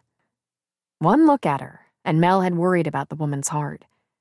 If it hadn't been for the fact that since she first laid eyes on Mrs. Creighton, they'd had a major forest fire and lost their town doctor, Mel would have had a pang of guilt for not checking on her, even though she was not a patient. "What's your wife's name, Mr. Creighton?" Mel asked as they pulled up to the house. "Dahlia," he answered. "Dahlia Marie. She can't breathe, and she's gripping at her chest." Cameron threw the Hummer into park and, grabbing his bag, ran up the steps, across the broken-down porch, and through the front door, Mel close on his heels with her own bag.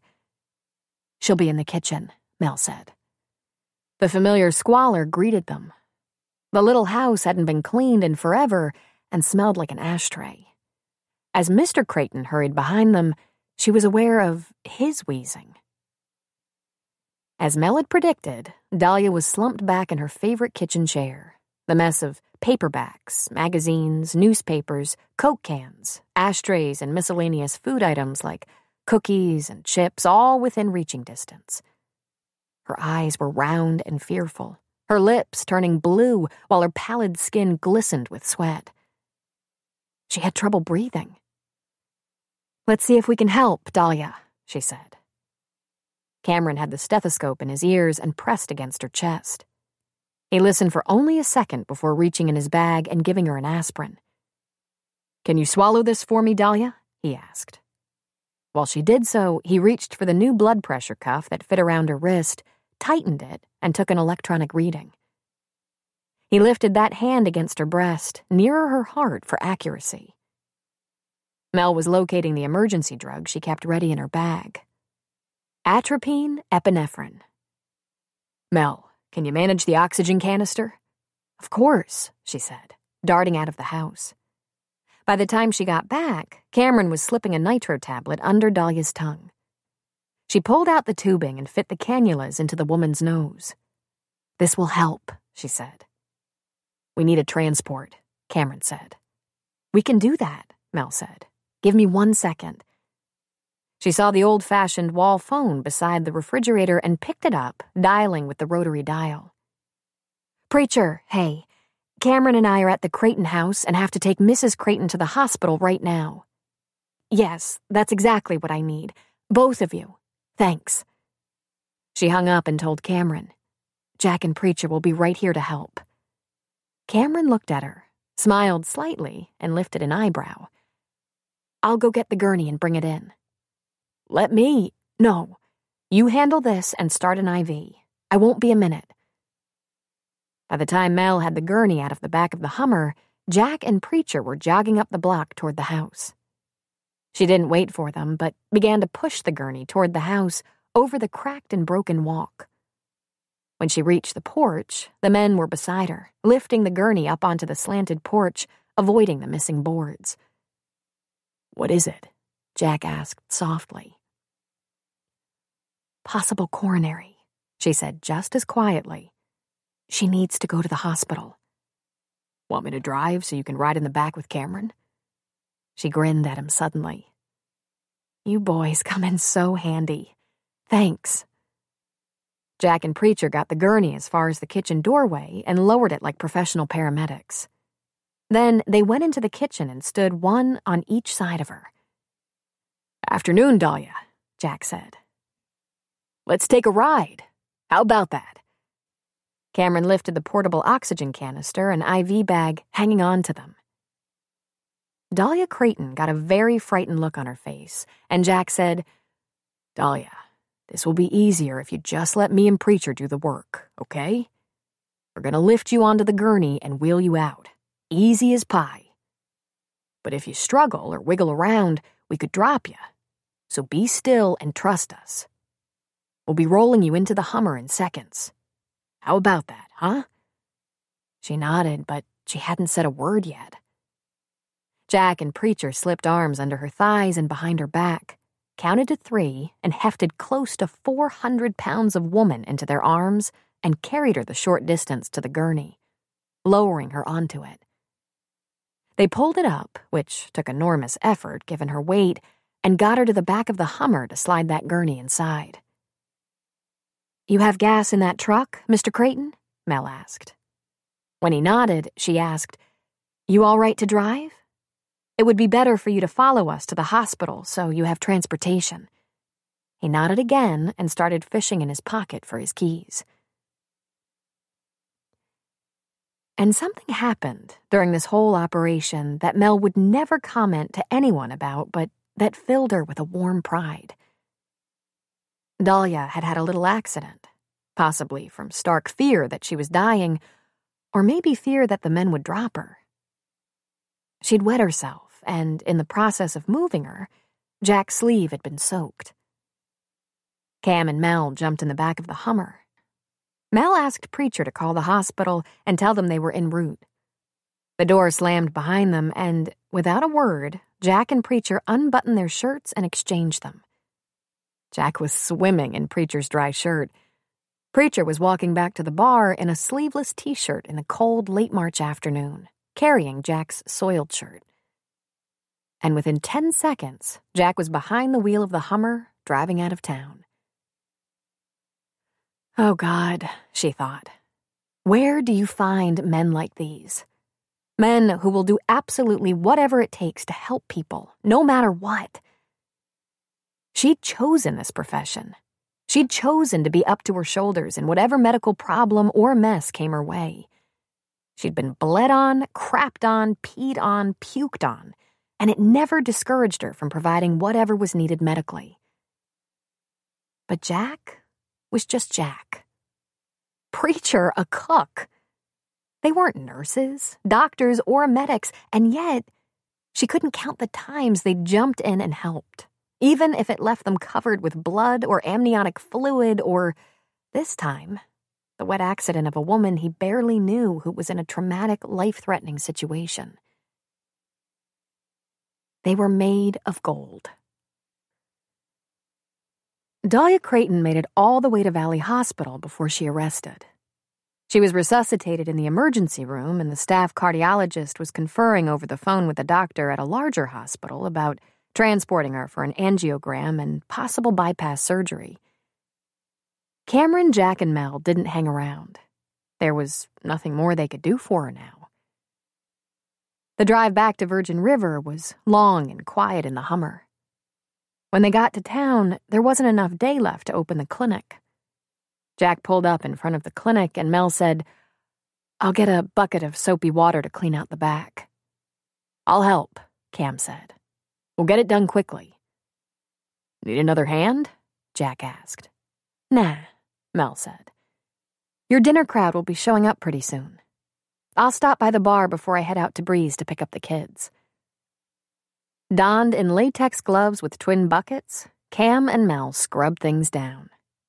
Mel took the gurney out and was working on it while Cam crawled inside the back of the Hummer, washing it down, standard procedure between uses. When everything was shining, supplies in the Humvee and medical bags refreshed, buckets of water tossed in the flower beds around the porch, Cam said, "I've been meaning to talk to you. I'm going to have to make a few adjustments in my schedule. I'm going to have to find another job in a few months." She smiled at him and dried off her hands. "I figured something would have to change. I invited Abby to come here for dinner tonight. I want to talk to her about things. I'm going to try to convince her we should be roommates."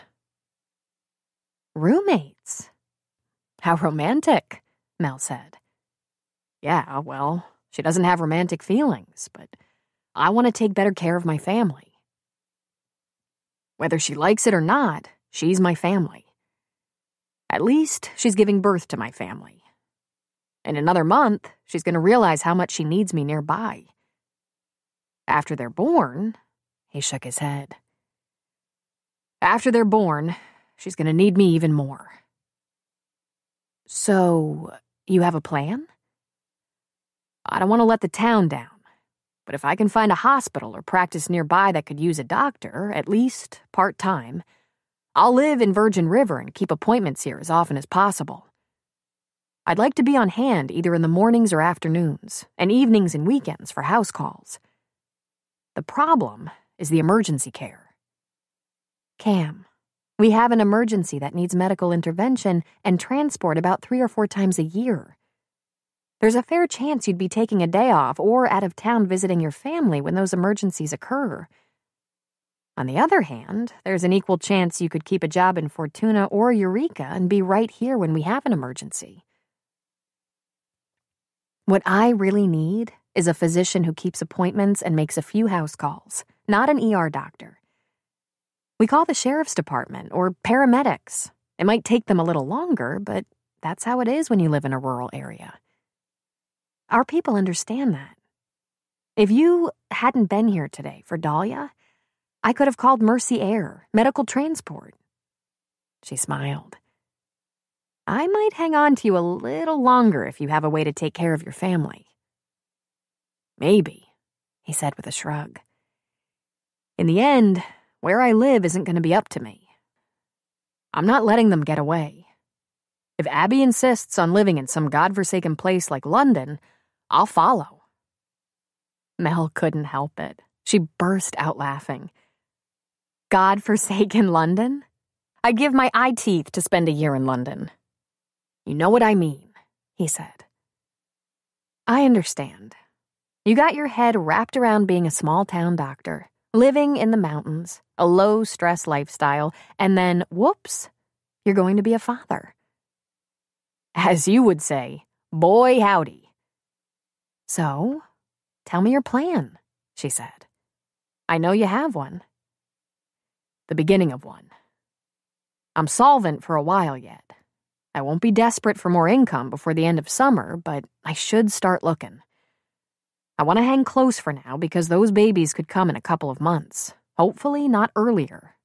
And then, after they're born, I want to help Abby get a couple months under her belt before I start working 2 or 3 jobs. There's room for her in the clinic while I look around for something to rent that will hold all of us. Something real close. I can give her my room and sleep in the patient room. If there's a God, I'll find a nice, comfortable 3-bedroom not far from here. I can help you out there. The cabin's empty. 2 bedrooms and a loft. 10 minutes from town, no farther away than I am." "Don't you need it for family and friends?" "Now that Luke Reardon has those cabins on the river all fixed up, we're in great shape. The Sheridans show up from time to time, but we have a guest room and guest house. We bought the cabin to have a handy alternative for emergencies. This qualifies." He hung his head and shook it. "You must think I'm a complete idiot." Her laughter brought his head up. "Me?" she asked. "Cameron, I never planned a pregnancy in my life, and I'm the expert. Just work it out if you can. I want the best for all of you." He smiled. "I'll work out some rent agreement with you and Jack." "Don't be absurd. You practically work for free. The longer I can keep you around, the better. Besides, that cabin has good fortune. I gave birth to David there."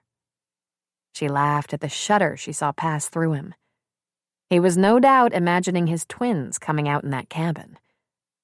She put a hand on his arm. "Work things out any way you can, Cameron. You can have the cabin for as long as you need it." "Should you check with Jack about that?" "Please," she scoffed. "Jack will do anything I ask." Then she grinned. "Besides, Jack would approve of this idea, if it works for you." Chapter 6. Abby was primping in front of the mirror.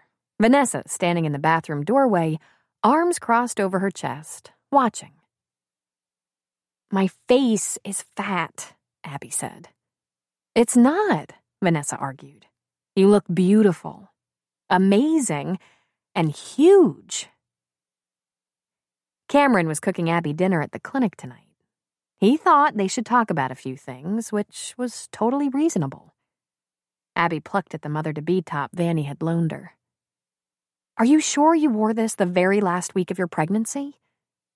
"I was only having one, remember?" "Abby, you look wonderful." "You do want to look wonderful, don't you?" "I'll be content if I don't spoil his appetite with the way I look," she said. But she leaned closer to the mirror to carefully line her lips. Then she ran the comb through her shiny hair one more time. Then she licked a finger and smoothed it over one finely arched eyebrow, shaping it. "Uh-huh," Vanny said doubtfully. "So, what's on the agenda tonight? What does he want to talk about?" "Not sure," Abby said. Then she ran her hands over her belly. "It's not like we don't have plenty on the roster. Vanny, I'm only 6 months pregnant, and I look like I'm going to drop them tomorrow. I don't know if I can stretch anymore." "Bet you can," Vanny laughed. "I won't wait up. I'll be home early," Abby promised. "Please, not on my account. Why don't you just throw caution to the wind and try to enjoy yourself?" She glanced at Abby's big belly.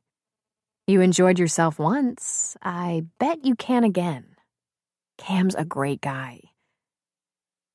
Abby knew this, and not just because Vanny wouldn't let her forget it. If she had to get knocked up by a virtual stranger, at least she picked a decent guy. And it was just too bad that their relationship was so rife with complications, with unknowns. The only things that were for sure, Abby was a nice person, Cameron was a great guy, and 2 babies were going to come barreling out of her in about 2 months, give or take. She could already tell she'd never make it to term. Abby got to town promptly at 6 and found the clinic door unlocked. "Hello," she called after stepping inside. Cam looked down the hall from the kitchen, a plain white apron wrapped around his hips and a spoon in his hand. He smiled at her. "Hi. Go ahead and lock that door, Abby. They have to knock after clinic hours." "Sure," she said, throwing the deadbolt. When she got to the kitchen, he had discarded the spoon and helped her out of her coat. He hung it on the peg by the back door and said, "You look pretty, Abby. Beautiful, in fact." "Thanks. I look full term and I'm not even close." "You look perfect. Healthy and strong and very pregnant." He grinned at her. "You feel okay?" "Sure," she said. "Fine." In fact, her back was aching, her ankles were swelling, and she was getting these mysterious pains in her lower abdomen that Mel and John Stone described as ligament stretching pains that felt at least like a pulled muscle, sometimes every bit as powerful as a knife thrust. Sleeping was getting difficult, and heartburn had settled in with a vengeance. "I get some heartburn," was all she admitted to. "It's a good excuse to eat ice cream at night." "What did you cook?" "Spaghetti with meatballs and sausage," he answered with a grimace. "I don't have ice cream, but I do have Tums. I never even thought of heartburn." "I might go light on the sausage, but I so love it," she said, sitting down. He'd set the table in mismatched stoneware. She ran a finger around the plate in front of her. "Doc's old stuff," he said. "If I'd known the kitchen wasn't very well stocked, I could have brought my own stuff. I don't mind cooking, and I'm kind of good. All my kitchenware is in storage at the moment." "So is mine," she said. "We're both like a couple of gypsies right now, aren't we?" She leaned back in her chair and rubbed the small of her back. "How about sparkling cider?" Cameron asked, glancing down at her feet. Her slacks rose up just enough for him to see her ankles. "That would be great, thanks. And water?" He got both for her and then sat in the chair beside hers.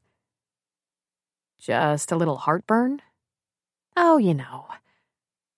Backache, edema, heartburn, what else?" She took a sip of her cider. "Something they call ligament pains that feel remarkably like a wide-awake cesarean section." He winced. "I pee on the half hour." He laughed. "You think it's funny? A few more years when your prostate is a bit larger, you won't think it's all that funny." "I hope it's more than just a few more years, Ab," he said. But he smiled. He touched her hand, gave it a little squeeze. Then he stood and went to the stove. He gave the pasta a swirl, the sauce a stir, then grabbed a leafy salad from the refrigerator and put it on the table with a small bowl of dressing. "How'd you like to toss that for me?" "Sure," she said, digging a pair of large spoons into the salad. "So, what did you want to talk to me about?" "Well, for starters, how about names? For the kids." "You want to be involved in names?" she asked, surprised. "Sure. If I were having the babies, wouldn't you want input in that? Or, if I were having them, would you drop out of sight? Pretend you didn't know?" Shock settled over her features. Jesus. Did that ever cut deep? Would she? Would she shake it off, run for her life, refuse to be involved, just let him deal with it? Oh, God, of course not. She swallowed. But isn't that just what she'd hoped he would do? Go away and leave her alone? Have you thought of any? My grandmothers are Alice and Eleanor. They're awesome, and those are cool names. Alice and Eleanor? She said, making a face. Allie and Ellie, that's what they go by. Wait till you meet them. You'll love them. But we don't know if we're getting a girl. We only know about... She stopped talking. He glanced at her over his shoulder as he lifted the steaming pot off the stove and tossed the cooked pasta into the colander in the sink. He glanced over his shoulder again and grinned at her. She realized what she'd done. She'd coupled them in parenthood. I hope we get a boy and a girl, but I'm good with 2 boys. I love all those little guy things. T-ball, soccer, catching bugs. I played T-ball, she said softly. And soccer. And I used to go to the lake with my family and catch a jar full of fireflies to put on the nightstand for when I went to bed. She swallowed. If I'd known I was killing them, I would never have done it. See?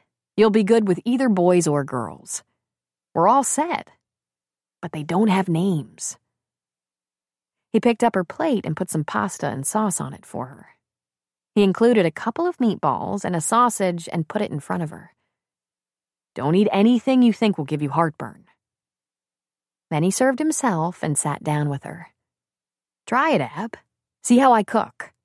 It's an old family recipe. She took a tentative taste, rolled the food around in her mouth, and tilted her head with lifted eyebrows. I wasn't smart enough to leave out the sausage, but I didn't make it as garlicky and spicy as usual. I toned it down for you. Normally I like spicy, but it's out to get me lately. So, she said, lifting some salad into his bowl, then hers. What else is on your mind? He chuckled.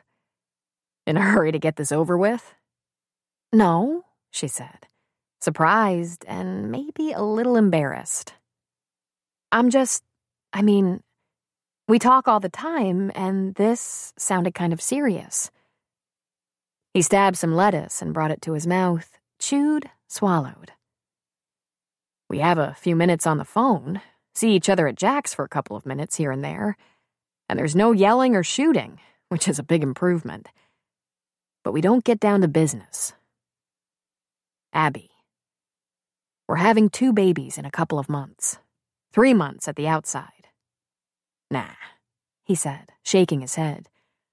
We'll never make it 3 months. Do you have any of the details worked out? Well, she said, sure, some. He leaned toward her and smiled pleasantly. Care to share? What would you like to know? Well, there's nothing to suggest we have a high-risk pregnancy, but it's pretty common for the mothers of twins to go on bed rest for a while to delay labor while they grow and get stronger. And when babies come, it's often early and fast. And taking care of them as newborns is pretty demanding. Also, you have a financial situation that's given you some stress. And, okay, she said. Sheesh. I'm not too worried about bed rest. I'm in good health, and I have Vanny and Mel. Johnstone is watching real close for early and fast. My mom will come as soon as they arrive, and so will mine, he said. And she actually grabbed her belly. What? Oh, yeah. We can hold her off for a week, maybe, but these are her grandchildren, and she's never missed a grandchild's debut. Have you told her? She asked, aghast. Not yet, he said, twirling a little spaghetti around his fork. But I have to do that. It's going to be hard enough to explain not telling her sooner and making sure she had a chance to meet you. They're not just our children, Ab. They have grandparents, great-grandparents, aunts, uncles, cousins, etc. On my side of this family as well as yours. Oh, God, she said, dropping her fork. I don't feel so good. He just laughed lightly. Relax. Nothing to worry about. They're fantastic people, and you'll be real happy to have them in your life. I guarantee it. But won't they think... we're not married, and... He shrugged, got up and fetched himself a beer from the old refrigerator, using the underside of his heavy glass ring to pop the top. I'm sure they've heard of things like this before. A man and woman, not married, having children. But telling my family is just one item on this list. Abby, the list is long. We have so many things to work through before you go into labor, and not all that much time to do it. She rested her forehead in her hand, her elbow on the table. Hit me with another one. What else do we have to work out? Do you have cribs, clothes, gear, car seats, diaper bags, etc.? I should make a run to the mall, she said absently. You're right. I have to get moving on this. But I talked to my mom about all this stuff, and we decided, since I didn't want anyone to know I'm pregnant, we're not saying anything to friends and family. Then, when they come, after they've gotten a couple of months old, we'll send announcements. I'm even thinking of fudging the birthday. I hate to do that, but... So no showers or early gifts or any of that. I'll take care of the newborn items. It's the only way... Where are you on that debt from your ex you're working through? Close, she said, sitting straighter and smiling, very proud of herself. Very close. I've put almost all the money he sent me toward the credit card bills, just using a tiny smidgen of that money for incidentals. I have just $6,000 left to pay. She beamed. She tasted a little more spaghetti, a little more salad. I wouldn't have used any of his money or any of the money my folks insisted on sending, but I'm tapped out and had to. I had to have maternity clothes. Lord, did I need maternity clothes. Did you see this? I'm growing out of Vanny's largest hand-me-downs. Cameron's expression darkened. He shook his head, took a swig of his beer, and muttered, "He has millions. What a nasty thing to do to an innocent woman. I hope that son of a bitch burns in hell." "Cameron, what a thing to say!" Then she smiled, and I couldn't have said it better. "Okay, let's start with that. Then we'll get to our mothers. I'd like you to stop endorsing his checks, and I'll clear that debt. Then—" She was shaking her head. "No, I've got it all worked out. It won't be much longer, just another month or two, and then—" "Abby, I talked to Brie Valenzuela. She said to tell you to drop in and see her any time. I'd be happy to go with you." Here's the way she sees it. He probably just stuck you with those bills on his lawyer's advice. In any case, the debt was a part of the dissolution of the marriage, which means it's court-ordered and you're stuck with it. But if he wants to chase down that prenup and try to prove you had sex with someone before the divorce was final, he'll have to take you to civil court to sue you. It's not a felony. It couldn't make criminal court. No one would prosecute you for it. It would cost him more to sue you than he'd get if he won. And if he does take you back to court, he's going to look like the devil himself.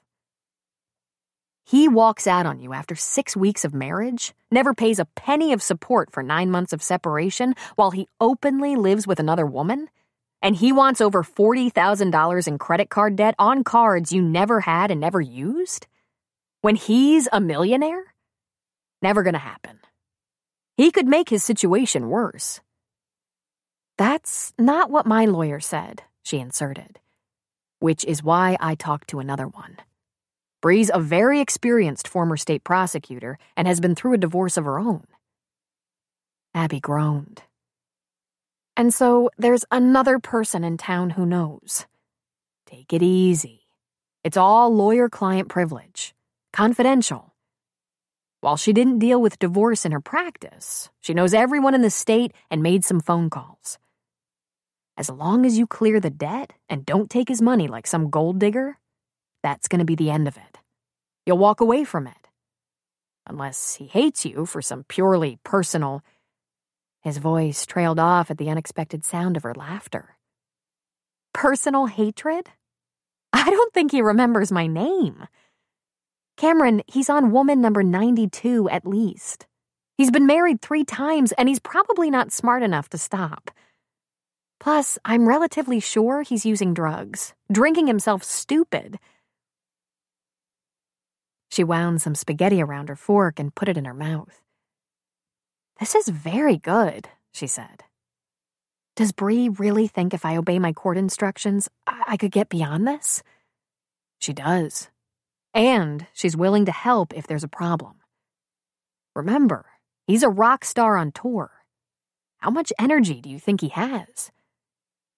"What about his lawyers?" "Well, that's an issue. They could recommend more motions if they want to make more money for themselves. Brie recommended a polite legal letter bringing this whole business to a close. Let him get screwed by his lawyers and not by you." That actually sounds very sensible. "What else is on your mind?" "Then," he said, leaning back a little, "after the debt is gone and you're finished with that business, or so we hope, I'll support you." "Oh, no. I don't want that." "Okay, I'll carry the babies and you support me," he suggested, winding his own spaghetti around his fork and grinning. "Deal," she said, rubbing her lower back. He continued to eat his spaghetti and salad, and while he did so, he talked to her, friend to friend. "Here's the deal. We have stuff to handle. We have mothers. Enough said. We have your prenup, which can be handled. But it's making you tense, and you don't exactly need tension.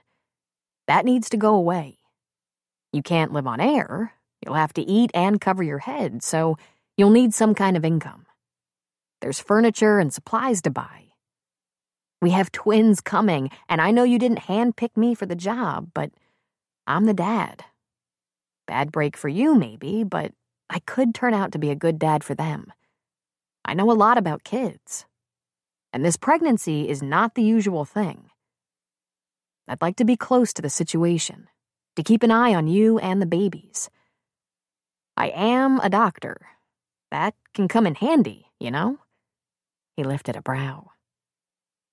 We should be in close contact, daily, on these issues and others, like names. They should get names before they come. Don't you think? She swallowed. Well, I guess that's a good idea. You have my number. Why don't we consider moving in together, while we head for this event? She gulped. What? She asked weakly. Let's clear the debt, get Kid Crawford out of the picture. I'll take on the upkeep rather than Vanny and Paul shouldering your food and board, and we'll evolve into... He cleared his throat. We don't have to explain anything. People will just say, Dr. Michaels likes that nice pregnant girl. We'll share a house.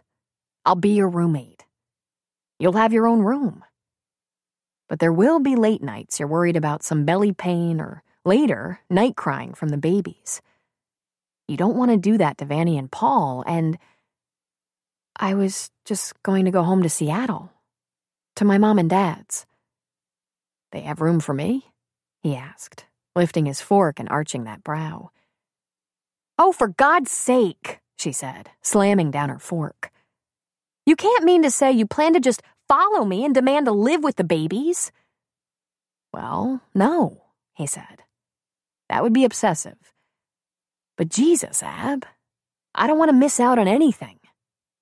Do you know how much babies change from 2 to 6 weeks? It just kills me to think you'd take them that far away from me. I mean, they are... I know, she said, frustrated. Yours. Yeah, sweetheart. And they're also yours. And I swear to God, I will never try to take them away from you. That would be cruel.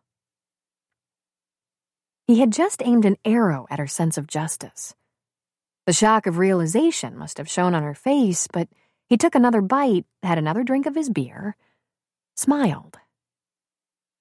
Live together? Here's how it'll go if you stay with Vanny and Paul. Toward the end, when you're sleepless, you'll be up at night. You'll be tired during the day, but there will be a toddler around making noise and crying. And you'll have all those late pregnancy complaints, worries. Then you'll have a small guest room stuffed to the ceiling with paraphernalia. Then babies and grandmothers as additional guests.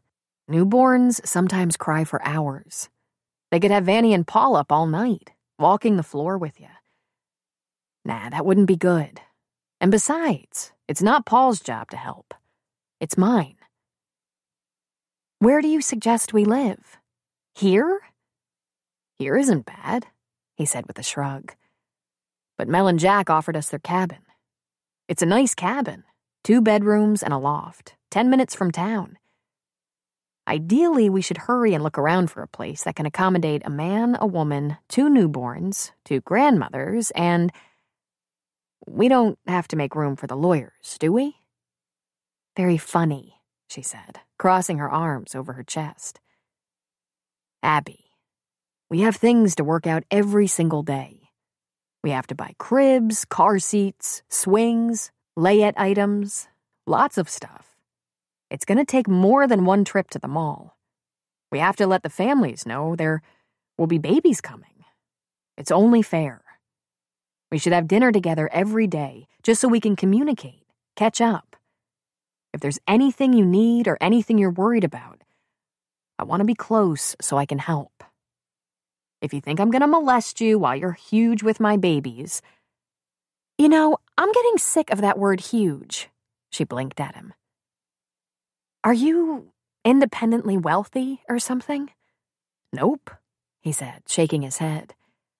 Just barely got all the bills paid from med school and residency. I have a little set aside, not too much. In fact, after the babies are a couple of months old, I'm going to try to find a second job in one of the bigger towns to supplement my income. Then I can live in or close to Virgin River so I don't let these people down. I promised Virgin River a year. I'd hate to renege on that. They need a doctor here. But if you need me more... You expect me to stay here while you give them that year? She asked. Abby, I just hope I can take care of you and the kids well enough. Help and make you happy enough. So you'll give me some time before you spring some major change on me. Because I care a lot about all of you. I do. I'm trying everything I can think of. And Abby, I wouldn't run out on you. He swallowed. But, he said with a shrug, if you can't stay here for whatever reason, I'll look for work wherever you and the babies go. Oh, God damn, she thought. She was getting teary. Why would she get teary? He was trying so hard. But he asked her to be his roommate. He'd also offered to help her with everything in her life, from her finances to her medical condition. And didn't he suggest he'd walk the floor at night with screaming babies? The idea, she said, is totally nuts. Not a first for us, he agreed, grinning handsomely. We're not exactly running with the pack, you and me. Think about this. It could work. We could take care of each other and our kids real easy. Eat more of that spaghetti. I have a little cheesecake in the refrigerator. When do you want an answer? She asked.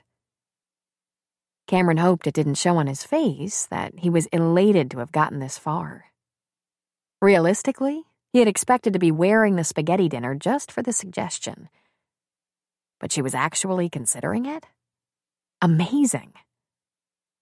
Take your time, Ab. There's no emergency. He glanced at her belly. For a good week or two.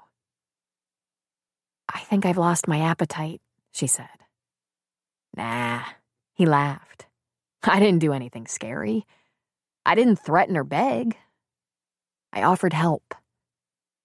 We've had a few rough spots, but we have a good rapport. Abby, I really want to be a part of this. You're awful special to me. Keep eating and tell me about those fireflies you caught as a kid. Tell me about going to the lake with your family. She did. It took a couple of minutes before she loosened up, started talking about her childhood with laughter. She never expected it, but this was so much like their first night together, their one night together. They began as strangers, and before an hour had passed, they were telling their stories, their secrets, laughing, touching hands, like old friends, like lovers. She asked him about his childhood, about his family. He told her anything she wanted to know, and she realized how much she had missed him since that fateful night. The only reason they'd spent the night together in the first place was because they clicked so well, had so many common feelings and experiences. Then they picked up the dishes and began scraping and rinsing them. She pulled out the trash can from under the sink, and before dumping her leftover sausage and meatball into the bin, she started to laugh so much she bent over her tummy. She stuck her fork into the opening of a discarded jar and lifted it out of the trash. She presented an empty jar of ragu spaghetti sauce. He grimaced. "Old family recipe?" she asked, laughing. "Well, they're an old family," he said. "Or so I heard." "Cameron?" she laughed. "You're such a liar." First thing in the morning, Abby drove into town and went to the clinic. She had primped and tried to look her best. Then she'd had a stern talk with herself about this situation. Cameron not only made sense, he was being both reasonable and honorable. Whether they'd handpicked each other or not, they were having a set of twins. Children who needed parents. Parents who would have to rely on each other and should not only get along, but be familiar with each other. There was no better way to accomplish that than by being roommates. She looked down at her stomach. There was certainly no chance of them being lovers. But there was more to it. As gracious as Vanny and Paul had been about her extended stay, they deserved a life of their own. After all, she hadn't intended to impose for the duration. She had planned to rent something and go it alone. It took about 5 minutes to realize going it alone was really not an option. She had to have a support system. She could live somewhere else and see Vanny every day if she wanted to. Not only did Vanny and Paul need their space, so did Abby. She wasn't used to living with people. She'd had a roommate years back, but they had been very independent of each other. And there was that brief time with her husband. Very brief. Other than that, she was used to solitude. At Vanny's house, there was always someone around. A baby crying or squealing happily. Walt popping in regularly. Shelby and Luke dropping by, often bringing Luke's helper, Art, along, sometimes for dinner. Most evenings, the house was full and noisy, or they were all going to Jack's and got a little funky and worried if she tried to beg off and stay home. In the end, she always went along. She had almost no time to herself. At least with Cam, he'd be at the clinic every day and wouldn't pester her to death in the evenings. And she would have her own room to flee to if Cameron made her feel the least bit crowded. Really, it made sense.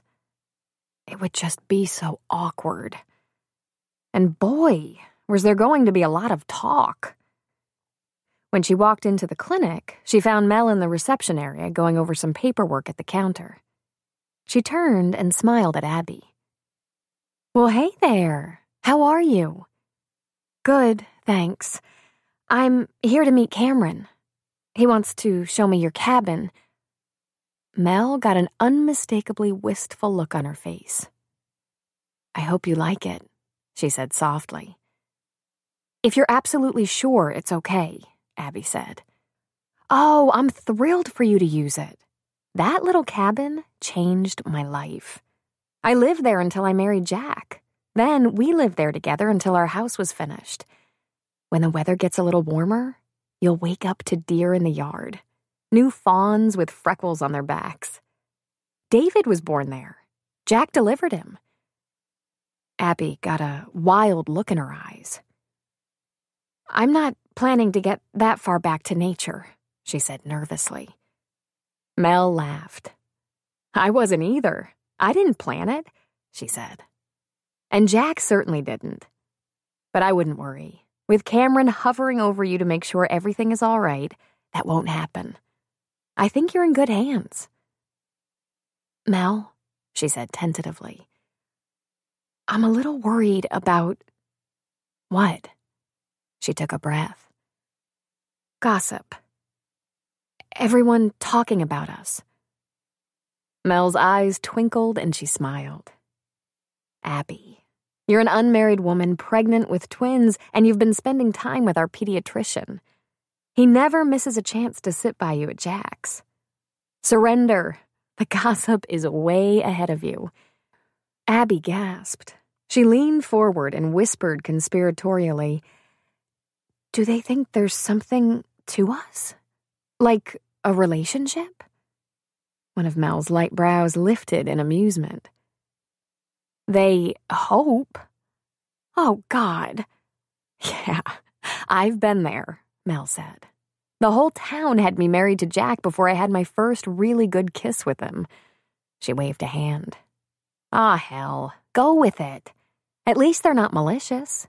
just very nosy. I got through it. You can too. Heavy footsteps started down the stairs. "Hey," Cam said cheerily. "You made it bright and early. Thanks. I have some patience this morning. Ready to take a look at that cabin?" "Sure," she said uneasily. And she thought, what the hell am I doing? 10 minutes later, they pulled into a clearing in the forest, and she looked at a charming little cabin surrounded by huge trees. It had a peaked roof and a wide porch with Adirondack chairs. She could imagine the deer, colorful flowers bordering the porch. There was a beam of light that glanced through the trees and shone on the porch. And she said aloud, "What the hell am I doing?" Cameron laughed at her. "Nesting," he said. "Come on." He got out of the car and went around to her side, giving his hand to pull her out. He opened the door for her to walk into the house, and what she saw was a little cabin. One big room included living room, kitchen, breakfast nook, and breakfast bar. There was only room for a sofa, an overstuffed chair, ottoman and rocker surrounding a big stone hearth. A polished old chest served as a small coffee table in front of the sofa, and there was one small side table and lamp. Back through the kitchen was a washer and dryer, water heater, pantry, and stairs to the loft. It was shiny, clean, and quaint. Cute. Small. The bedrooms weren't large, but big enough, with a bathroom separating them. And the loft wasn't enclosed by any more than a rail. There was a queen-size bed in one bedroom, a double bed in the loft. "This will be your bedroom, and I'll take the loft," Cameron said. "I'll take a day off so we can go into Eureka and get some baby furniture for this room." He pulled her into what had been Melon Jack's nursery, bare and ready for a couple of infants. "Here's an idea, if it works for you," he said. "The first thing we do is get rid of that credit card debt. Get Bree to draft a letter saying you've paid your bill and don't want any more alimony or any more contact with the ex. I'll set you up a bank account and get you a credit card." He chuckled. "Try to remember, I'm not a filthy rich rock star. I'm a relatively poor pediatrician and family practice doctor who gets paid in beans a lot. Then we finish furnishing this place with cribs, etc. Now, it's out here a little ways, so if we find ourselves in a situation where you need bed rest or something, we'll just stay in town. You can have the bedroom I use at the clinic, and I'll stay in the other room, so you're not alone. Other than picking out names, we're covering all the bases. If you think you can stay in this little cabin, that is." He looked around. "I actually like it. It's cozy. Sweet." But when he looked back at her, tears were running down her cheeks. "Oh, Jesus, Abby," he said, pulling her toward him. "Do you hate it?" "No," she sniffed, shaking her head. "I kind of like it." "It could be temporary while we look for something better. I just want to keep us in close quarters so I can help." She shook her head and found words with difficulty. "What have you gotten yourself into?" He wiped away a tear. "I know this is so hard for you. If you'd rather be at Vanny's, I'm sure she wouldn't mind. But Abby, Honey, I want to help. Be a part of it." "I never thought I'd end up doing something like this. It's so calculated. Such a practical arrangement." "Abby, give me a chance here. I want to take care of you. I know you don't like hearing that. You're used to taking care of yourself." He slipped a hand over her belly. "Right now, that's not practical. We have to think about your health. This isn't an ordinary pregnancy." He smiled sweetly. "It's an extraordinary pregnancy." She sniffed again, and he pulled her close. "If there's a better way, better for you, Just tell me. I'll do anything I can." She shook her head against his shoulder. She inhaled his scent, remembered the lusty night that had gotten them here. She closed her eyes. Such a sweet memory. And he felt one of them kick him in her belly. He pulled her closer, tighter, wanting more of that. "There are a few problems with this cabin," he said. "No TV, for one thing. Mel and Jack never installed a satellite dish. I hardly ever bother with TV. I catch the news at Jack's, listen to music, and read a lot." She pulled back from him just a bit and looked up into his blue eyes. "I have a portable DVD player. Vanny has lots of DVDs to loan. Maybe I'll watch a movie sometimes, but I like to read. I go through a couple of books a week. Lately, most of them are about pregnancy and childbirth. I guess you already know all about that. I'm pretty much up to speed, but I wouldn't mind looking at what you're reading. Maybe, if you're very nice, I'll let you watch a movie with me." He smiled at her. "I bet they're all girl movies that make you cry." He used his thumb to wipe a tear away from her cheek. "Cameron, everything makes me cry. Haven't you noticed?" "It's pretty normal. Pregnant women cry a lot, whether they need to or not." "When would you like to move? I don't want you alone out here, so I'll come at the same time, after I help you get your things transferred." "In a day or two? All I have is clothes. Are we gonna have some kind of routine or something?" she asked. "Yes," he chuckled. "I'll go to work, but my schedule isn't demanding. I have a lot of free time when there aren't patients. But I won't hang around here and drive you crazy. You can do what you want. Either stay here and relax, listen to music and read, or go hang out with Vanny. We'll have dinner together when you feel like it. We'll talk sometimes, like friends do. Pick names for the babies. When you give me permission, I'll call my mother, who is going to freak out." "Oh, God." He hugged her close. "It's going to be fine. She might be a little put out that we're not married, but the twins will mollify her. When you think I've earned the right, we'll share a DVD." He smiled at her. "And after they're born? When it's time for me to get on with my life?" "We'll talk about what you'd like to do, where you'd like to be, and what you want will be a priority. I'll see how I can fit in that plan as a dad. But, Abby, can we get to that later? One thing at a time? As long as I promise I don't have any plan to screw up your life?" "Sure," she said. "One thing at a time. Aren't you worried what people will think?" "Hell no," he said, shaking his head. "I've only been here a few months, but there are a million interesting little stories that verge on scandals in this town. People love them. If I had the slightest worry anyone would treat you meanly, I'd never have suggested this." "What kind of little scandals?" "We have lots of time for me to catch you up on the local stuff. Like Mel and Jack, Preacher and Paige, and I guess you probably already know about Vanny and Paul." Very suddenly, Abby felt relief flood through her. She knew that whole story. That Paul had been in love with Vanny for years, but she'd married his best friend. And then, after Vanny's husband Matt was killed in Iraq, and the way to her was clear, Paul had such guilt and shame about his obsession, he couldn't act. If that wasn't bad enough, he thought he had gotten a woman back in Oregon pregnant. "Does everyone know about that?" she asked in a stunned whisper.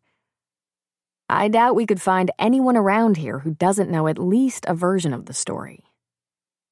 Then he shrugged. "Abby, you have to remember, the important thing is that you're healthy. We're working together to bring healthy twins into the world, and we're going to do the best we can to be good parents. Who's going to throw rocks at that idea? Only a petty fool. And I say, screw the petty fools. She grinned at him. There was a reason she'd gone to that hotel room. Chapter 7. It was 10 days after Mel and Cameron's emergency run to Valley Hospital with Dahlia Creighton when Cheryl came to Virgin River.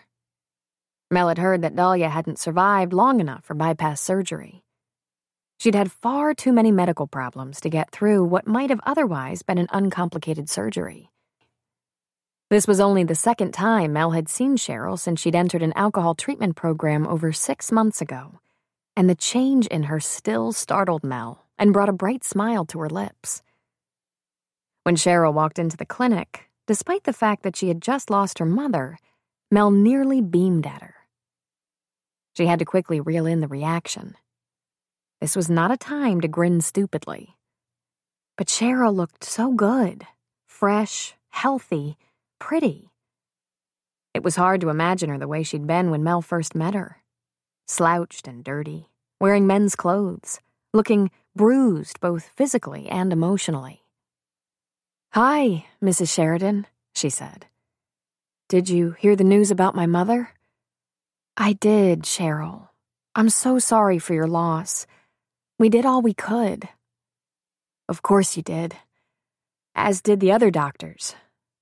My mother was very sick. Really, she didn't stand a chance. And she wouldn't even consider medical treatment before. Truthfully, I don't think she thought she needed any. And between my father and I, we weren't alert or smart enough to know, either." "This must be a very difficult time for you," Mel said. "It is. And challenging, but I have it worked out, sort of. My dad has gone to live with his brother in Yuba City on the other side of the mountains. I have to deal with the house. It's mine now. I can't support my dad, so he's better off with his brother and Medicare. That's the best we can do. He has a ton of health problems, too. He has serious emphysema, among other things." "Will you move home?" She shook her head. "I'm never living in that house again. I'm done with that part of my life. I have a decent job in Eureka, and someday I might even have my own place." "Are you still living in your group home?" Mel asked. "Well, I have roommates. We're all in the same program, so it's like a group home, but not official. I'd sell the house, but it's just not saleable. It's falling down. I'm going to clean it out of trash. I brought some friends to help," she said, jerking her chin over her shoulder toward the street in front of the clinic. "I'm going to stop by Jack's and ask him if he has a problem with us filling up that dumpster. Most of the junk left behind by my dad will be tossed, and we'll take the bigger stuff to the dump in the back of the pickup." "I'm sure Jack will be happy to let you use the dumpster, if it'll help." "As long as we can close the lid when we're done. Have to close the lid around here, or wildlife will get in there and make a mess, disturb the town." "And then?" Mel asked. She shrugged. "I might just let it go. The house. If I can't keep up the taxes. I'll lose it eventually anyway. In the meantime, if anyone you know needs shelter, I can let them use it. As long as they're not alcoholics or drug addicts. I can't go along with that." Mel smiled. "Still heavy into your program, are you? Amazing and hard to believe, isn't it?" "Not really. You were ready." She laughed, and her face was so pretty. Her hair so shiny. "More than ready. I just wanted to stop by, say hello, and thank you." Mel tilted her head, and her smile was a little sad. "I'll be sorry not to see you again. I'll probably be back a couple more times before I'm all done here. Let me give you a phone number just in case someone desperately needs a roof. That's about all it is. And if you do run into someone like that, please tell them I didn't clean the place, just emptied it of trash." It wasn't really my house. I'm embarrassed by the condition it's in, but not embarrassed enough to spend days scrubbing it. Being there, it just takes me back to a bad place. I understand, Mel said, lifting a small notepad off the counter. Cheryl scratched out her number in Eureka. Jesus, I wish I could do something for you. I owe you my life. I really do. Mel put a hand on her shoulder. Listen to me now. I made some phone calls, that's all. You did all the heavy lifting. There's the thing, she said. No one ever made phone calls for me before. I was the town drunk, and no one thought I had a chance of being anything else. Till you came here. And that's the God's truth. Well, Mel said, sniffing back emotion. Weren't they short-sighted? You're clearly headed for wonderful things. Later the same day, Mel hauled both her kids to the bar at 5 o'clock. Since he'd moved into the cabin with Abby, Cameron was anxious to get home at the end of the day, even though his dinner at Jack's was on the house. This was not at all mysterious to Mel. Jack came around the bar and took David off her hands. Hey, my man, he said to his son. Want to ride on Da's back for a while? Mel jumped up on a stool and said, Just hang on to him for a second, Jack. Let me have a Diet Cola and I'll get these maniacs home. Bring us something of Preacher's later? Sure, babe. He deftly drew her a cola, one-handed, his son on his hip. But David wasn't in the mood to be confined. He was 2 now and well into the terribles. He was bowing his back, kicking his feet, whining. Settle down, bud, Jack said, hanging on to him. It wasn't a good idea to give him his freedom in the bar and grill. Nothing but trouble and breakage awaited. Got any chips or popcorn? Said a voice, just a couple of stools down from Mel.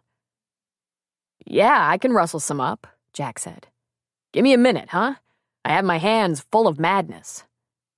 Mel turned and saw it was Dan Brady, having himself a beer. I thought if you could hand me the progeny, bring us something to snack on, you and your wife could have a minute. He held out his hands toward David. I'm checked out.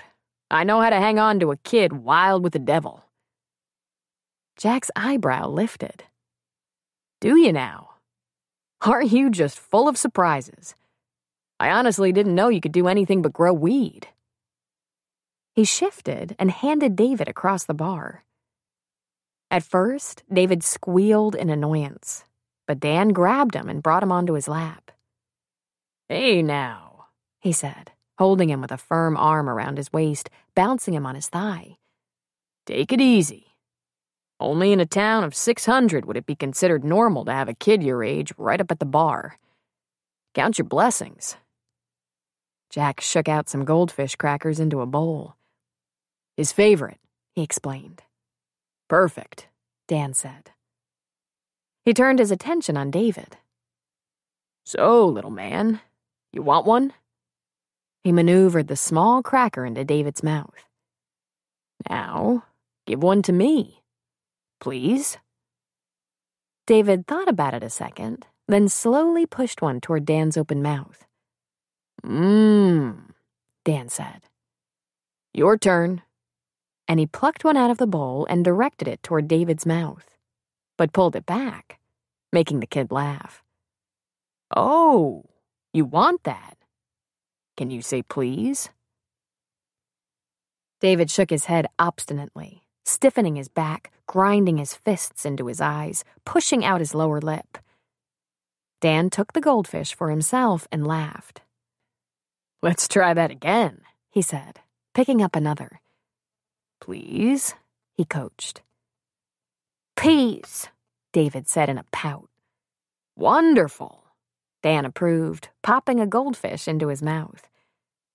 You're gifted, Jack observed. He's been a real asshole lately. Jack, we were going to try to stop swearing. Yeah, I know. I think I'm doing better at that than you are, by the way. But hasn't he been? He can't help it. He's at the asshole age. He'll come around. See, Jack said, grinning at her. You have a rotten mouth and you can't help yourself. She grinned back at him. I never uttered a single curse until I met you. Dan focused on David. Your parents are flirting with each other. You better have another fish. You could be on my lap a long time. Jack studied him for a moment. You got some experience there, pal, he finally said. Some, Dan answered. Then he looked at David and said, My turn. Please. And he opened his mouth for a fish. Like with kids, Jack said. Nephews and nieces, or something like that. Something like that, he said. And then to David, Your turn. Say please. Please, he said, smiling and opening his dripping, goopy mouth. Dan looked at Jack. How's the boy, Rick? Oh, I don't know. Mel and Preacher both say he's working through the whole thing, but he's different. He doesn't reach out, you know? He doesn't call me, doesn't call the girlfriend. He was so into that girl, I can't even explain how much. Nowadays, he avoids her. Having a hard time, I guess, Dan said, right before he looked at David and said, Your turn. Say please. Please. How's the girl handling that? Dan asked Jack. You know, I didn't have a real conversation with you for 3 years, and now you're like a neighbor. No, you sound like a goddamn shrink. Dan smiled at him and opened his mouth for a fish. But David shouted, Peas! She's trying to understand, Mel said, answering for Jack. I think it's hurting her a lot, but she's amazingly patient and understanding for a young girl. There's a counselor she talked to once before who's trying to help her out. At least there's that. She shook her head and kissed Emma's fat cheek. She's only a senior in high school, just turned 18. They fell in love too young. Dan looked back at David and said, Please. Then it was David's turn again, but Dan turned to Mel. 18 and, what did you say he was? 20? They have a lot of time to get beyond this. It could take a while, but they have a while. They're just kids. They hurt, Mel said. I just hate to see them hurt like that. Nobody gets through the years without a ton of pain, you know? And then David yelled at him. Oh. Please, he said, opening his mouth for a fish. He chewed and smiled. You're going to get so sick of the good manners here. It gets old. The door to the bar opened, and Cheryl Creighton stuck her head in. Jack, we're all done over at the house, and I'm afraid we filled up your dumpster. The house isn't how it should be, but it's cleaned up some. Let me leave you a key. If anyone needs to use it, just let me know, huh? Mel's got my number. I don't know what I'm going to do with it yet, but really... House, Dan said. Trailer? Condo? Room? Shed? Lean-to? Cheryl's house is empty, Mel said. She says it's not in good shape. Would you let me see it? Dan asked. She frowned. Listen, it's falling apart, Does it have hot water? A toilet that flushes? Lights that turn on and off? And that's about all. Would you let me see it? Is it for rent? Cheryl frowned slightly. Listen, first of all, you're not going to need much of a look to see you'd be better off sleeping in your truck. And second, I'll only let someone stay there on a recommendation from the Sheridans. I don't really care if the thing burns down, but I don't want anything bad to happen in that neighborhood because I let some riffraff in. Dan smiled slightly. First of all, I am sleeping in my truck. And second, I could maybe get a reference from my boss. He seems to like me. I'll vouch for him, Cheryl. If he thinks he wants to rent it, Jack said. This caused a look of surprise to take over Dan's face, but it disappeared as David was shoving a goldfish into his mouth. Cheryl thought about it for a second, and she shrugged. Well, at least it'll go cheap if you're interested, but you won't be interested. Come on, let's get this over with. I want to get home. And she turned and left. Dan stood and hefted David toward Jack. Well, gee, maybe my luck is turning around. If I vouch for you, Jack said, I'll be watching you. Dan laughed. Oh, golly, Jack. I just wouldn't have it any other way. Dan got in his truck and followed Cheryl the short couple of blocks to the neighborhood. She had 3 other people beside herself in an extended cab truck. 1 guy, 2 women. The truck bed was loaded with what appeared to be broken-down furniture, covered with a tarp and tied down. He supposed if they were cleaning out the house, she had needed some help. He looked first at the neighborhood in general. It wasn't upper middle class, that was for sure. The houses were small, most in poor repair. But there were a few that stood out and looked as if they were maintained with care, kept immaculate with tidy flower beds and healthy yards. When Cheryl pulled up in front of an old house, some of the flaws were instantly apparent. The porch was missing boards and was about to fall down altogether. 1 window was covered with plastic kept in place by duct tape, and the roof was about half-rotten shingles. Well, he wouldn't be getting up there. But he worked for a builder who had roofers. Maybe he could get a discount to keep the rain off his head. Inside was actually better than he expected. It didn't smell great, but all that would take was soap and water. He stepped right into a living room/dining room. The walls needed plaster and paint. The floors needed resurfacing. That window needed glass. The lighting fixtures were ancient, and therefore so was much of the wiring. But there was a large stone fireplace on one wall, large windows on the other. A door off the dining area probably led to the bedroom. The kitchen was small, barely room for a little table and 4 chairs. About 1950s vinyl decor. The linoleum on the floor was scarred, cracked, peeling, and permanently stained. A couple of cupboard doors were missing, and the stove and refrigerator were at least as old as he was. There seemed to be a room behind the kitchen, but the add-on was sloppy. It wasn't level with the rest of the house. Dan stepped carefully across that uneven chasm and pushed the door open. "There's a larger bedroom off the dining room," Cheryl said. "Bathroom's right there." She pointed to the right of the kitchen. He peeked first into the bathroom. Nice size, with a newly installed, as of about 15 years ago, perfectly hideous shower.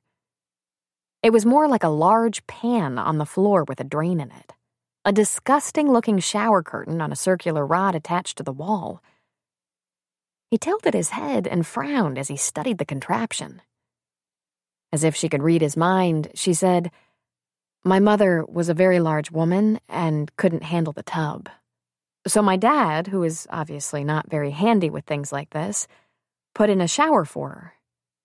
It's a terrible-looking thing, I know, and it needs a new curtain, but honestly, I never expected anyone to want to look at it. And when you get down to it, I don't have the money to make things nicer around here. It's as is." "Is there a washer and dryer by any chance?" he asked. "Uh-huh. They still work, too, out back on the porch. It's not heated out there, but it's enclosed. And the water heater is only a few years old, so that should make it a while." He took a quick look at what one would call the master bedroom. It was really an awful-looking little house that had the potential to look nice. Barely big enough for a couple and 1 child. He could spend some time checking the structure later, but for now it appeared all its ugliness was merely cosmetic. Some elbow grease would make it civilized, but some remodeling talent could make it quaint.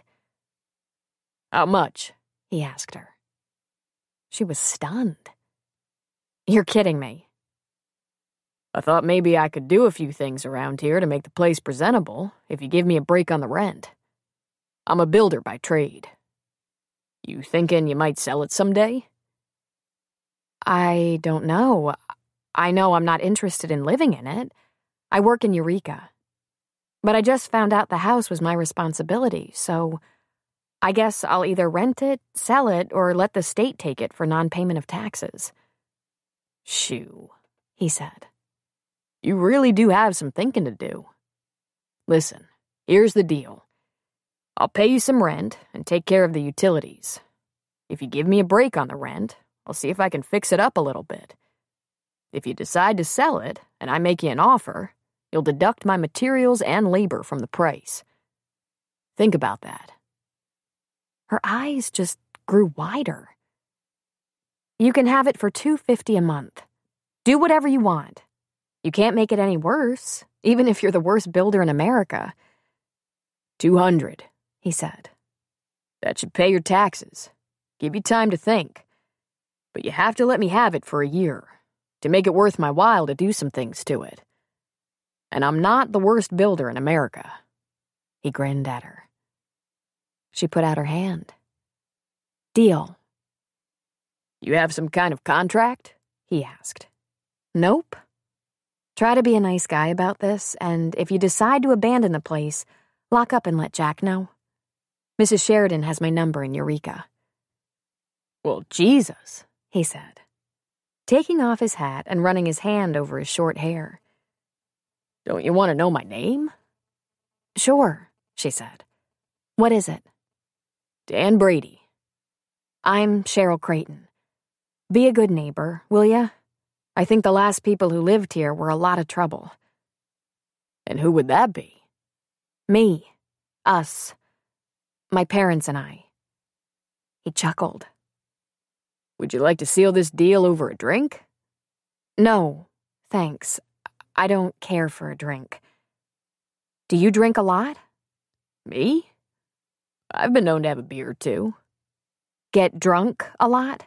She asked. He frowned, having no idea what her issue was.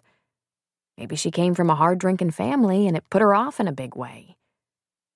I get drunk, not at all, he said. It's not convenient, but I like a beer sometimes. That gonna be a problem? Gee, she said. That must be nice. Huh? Get the utilities taken care of right away. Get them in your name. I'll come back out in a couple of weeks or a month, and if you still want to live here, I'll pick up your rent check and give you an address to mail it to me. She wiggled a key off her keychain, handed it to him. If you change your mind, give the key to Jack. No first and last month's rent? No security deposit? He wondered. Then he realized a security deposit on this dump was ridiculous. But you'd think she'd want to get a month's rent out of him. He pulled out his wallet and peeled off 5 20s. Here, he said. That'll take care of the rest of the month. Don't worry, I won't do anything bad to your house. And I work for a guy from town, so I'm not going to steal from you or anything. She actually gave a huff of laughter. What could he possibly steal? The 40-year-old stove and refrigerator?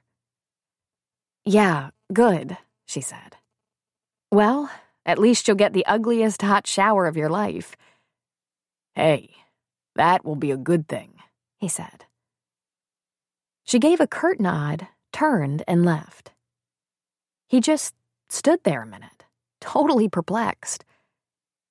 She was a little messed up from cleaning out this dump of a house, but there was no concealing her basic good looks, trim figure. But there was also no concealing the unhappy person inside. And then he heard her truck depart from the front of the house. Her business was done here. Since her one-night visit to Virgin River, Muriel had tried to talk to Walt every day, but occasionally she'd missed one. By mid-April, she'd been working on her movie 2 months. They had started some soundstage filming in a fake farmhouse built on a studio lot, and there was a lot more of that to do. But now came the real deal. The cast and crew were moving to Montana to film on location. This was her perfect opportunity for another escape. While most of the company moved on to set up, she could take some time and arrive when they were ready for her. Given her experience, trusted professionalism, and, oh yes, she was the other big star, she could take a break. No production company Lear this time, so she got a ticket on a private commuter and flew into the little Garberville airport. One of the ground crew gave her a lift out to her house. Lately, whenever she talked to Walt, Muriel had been hearing something distant in his voice. Maybe it was just his loneliness with her being away, or maybe he was unwilling to compete with her career. Maybe, regardless of what he said, he'd expected her to say no to a fantastic acting opportunity to stay home with him, proving her love. Given the number of men she'd been through in her life and her independence, she could just say, "Get over it. Everyone gets a life, bub, not just the boys." And that's what she would say, if she became convinced he was just another difficult man who had to be sure he was always on top. That he was first ahead of her work, her sense of self, her need to be productive. She just hadn't seen that in him. There was something different about Walt, and she'd known it since the first moment she'd met him.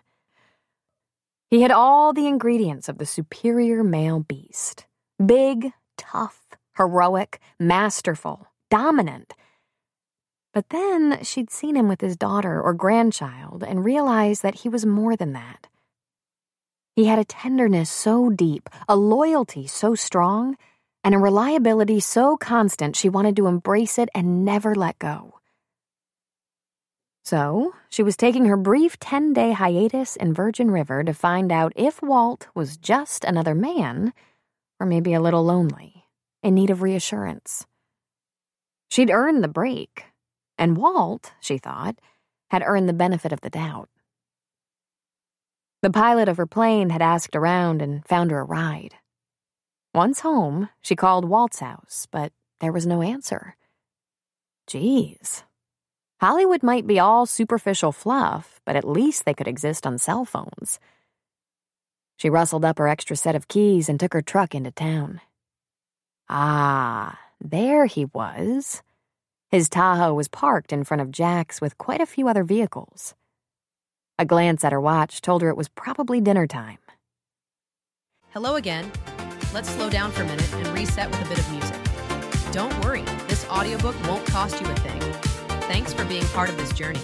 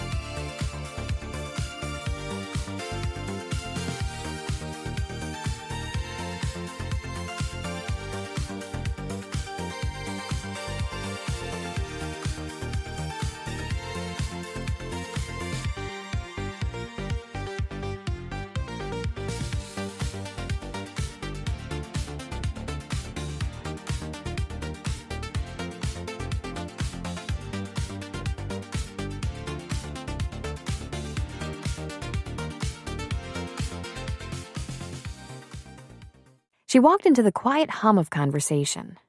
Jack's was rarely real noisy. She pulled off her hat, ruffled her hair with her fingers, and scanned the room. Then she saw his broad back. He sat up at the bar talking with his niece, Shelby, while Luke stood behind Shelby with a hand on her shoulder. On Walt's other side was Paul, lifting a beer. "Hey now," she heard Jack say, causing them all to turn. Muriel had taught herself to read people a long time ago. It was necessary in her line of work to get a message from the body language and the eyes. Walt smiled a little bit, but his posture opened to her and his eyes grew instantly warm. Yet it was Shelby who jumped off her stool. "Muriel, what are you doing here?" She gave Shelby a hug. "Taking a little break from filming while I can. How are you?" "Perfect. But what about you? Is it incredibly exciting?" Muriel chuckled. "No, sweetheart. It's mundane. It just happens to fill up about 16 hours a day and is usually exhausting." She walked toward the men, arm in arm with Shelby. "Walt, I tried to call. You weren't home, so I came here." "Good bet," he said, leaning toward her. He slipped an arm around her waist and gave her a peck on the cheek. Ah, there it was. She could feel the vibration under his skin. He was glad to see her, maybe relieved. She didn't want to make a scene by throwing herself into his arms, so she turned to Luke. "How are you? I see he didn't shoot you." Luke laughed and shook his head. "Not yet, but I'm still listening for that rifle cock." "Hell, I'm still listening for that," Paul said, sipping his beer. Jack chuckled and said, "What's your pleasure, Muriel?" "How about a beer? Whatever you think I'll like." "Done," he said, slapping a napkin on the bar. "How's the family, Jack?" "Exceptional. Mel's exceptionally gorgeous and demanding. Emma's exceptionally beautiful. And David is an exceptionally bad terrible too. We may not survive him." "Oh, weaker men than you have made it through that stage," she said. She picked up her beer and raised it. "I hope you have some good gossip. I've missed the hell out of this place." "I think we can keep you entertained for a little while," Shelby said. And for the next half hour or so, she laughed and hummed at the local tales, both funny and serious. Shelby had decided to make Luke's life and marry him. Date to be announced. The local pediatrician was living with Vanny's pregnant girlfriend. Jack was having trouble getting Rick to open up on the phone about how he was doing in rehab. But within a couple of weeks, he could go down to Naval Medical Center in San Diego to pick him up, bring him home.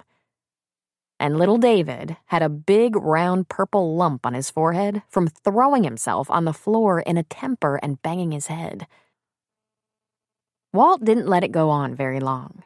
Jack handed him a sack of some of Preacher's takeout, and he stood from the bar. "You must be starving," he said to Muriel. He lifted one dark brow and tilted his head toward the door. Now, Muriel was too aware that if anyone else in this bar had pulled that trick, the laughter and jeering would have been relentless. No one got by with anything around here, and certainly nothing that obvious. But this was the general, and even Shelby, who had him wrapped around her little finger, was cautious, respectful. "Starving," she said with a smile.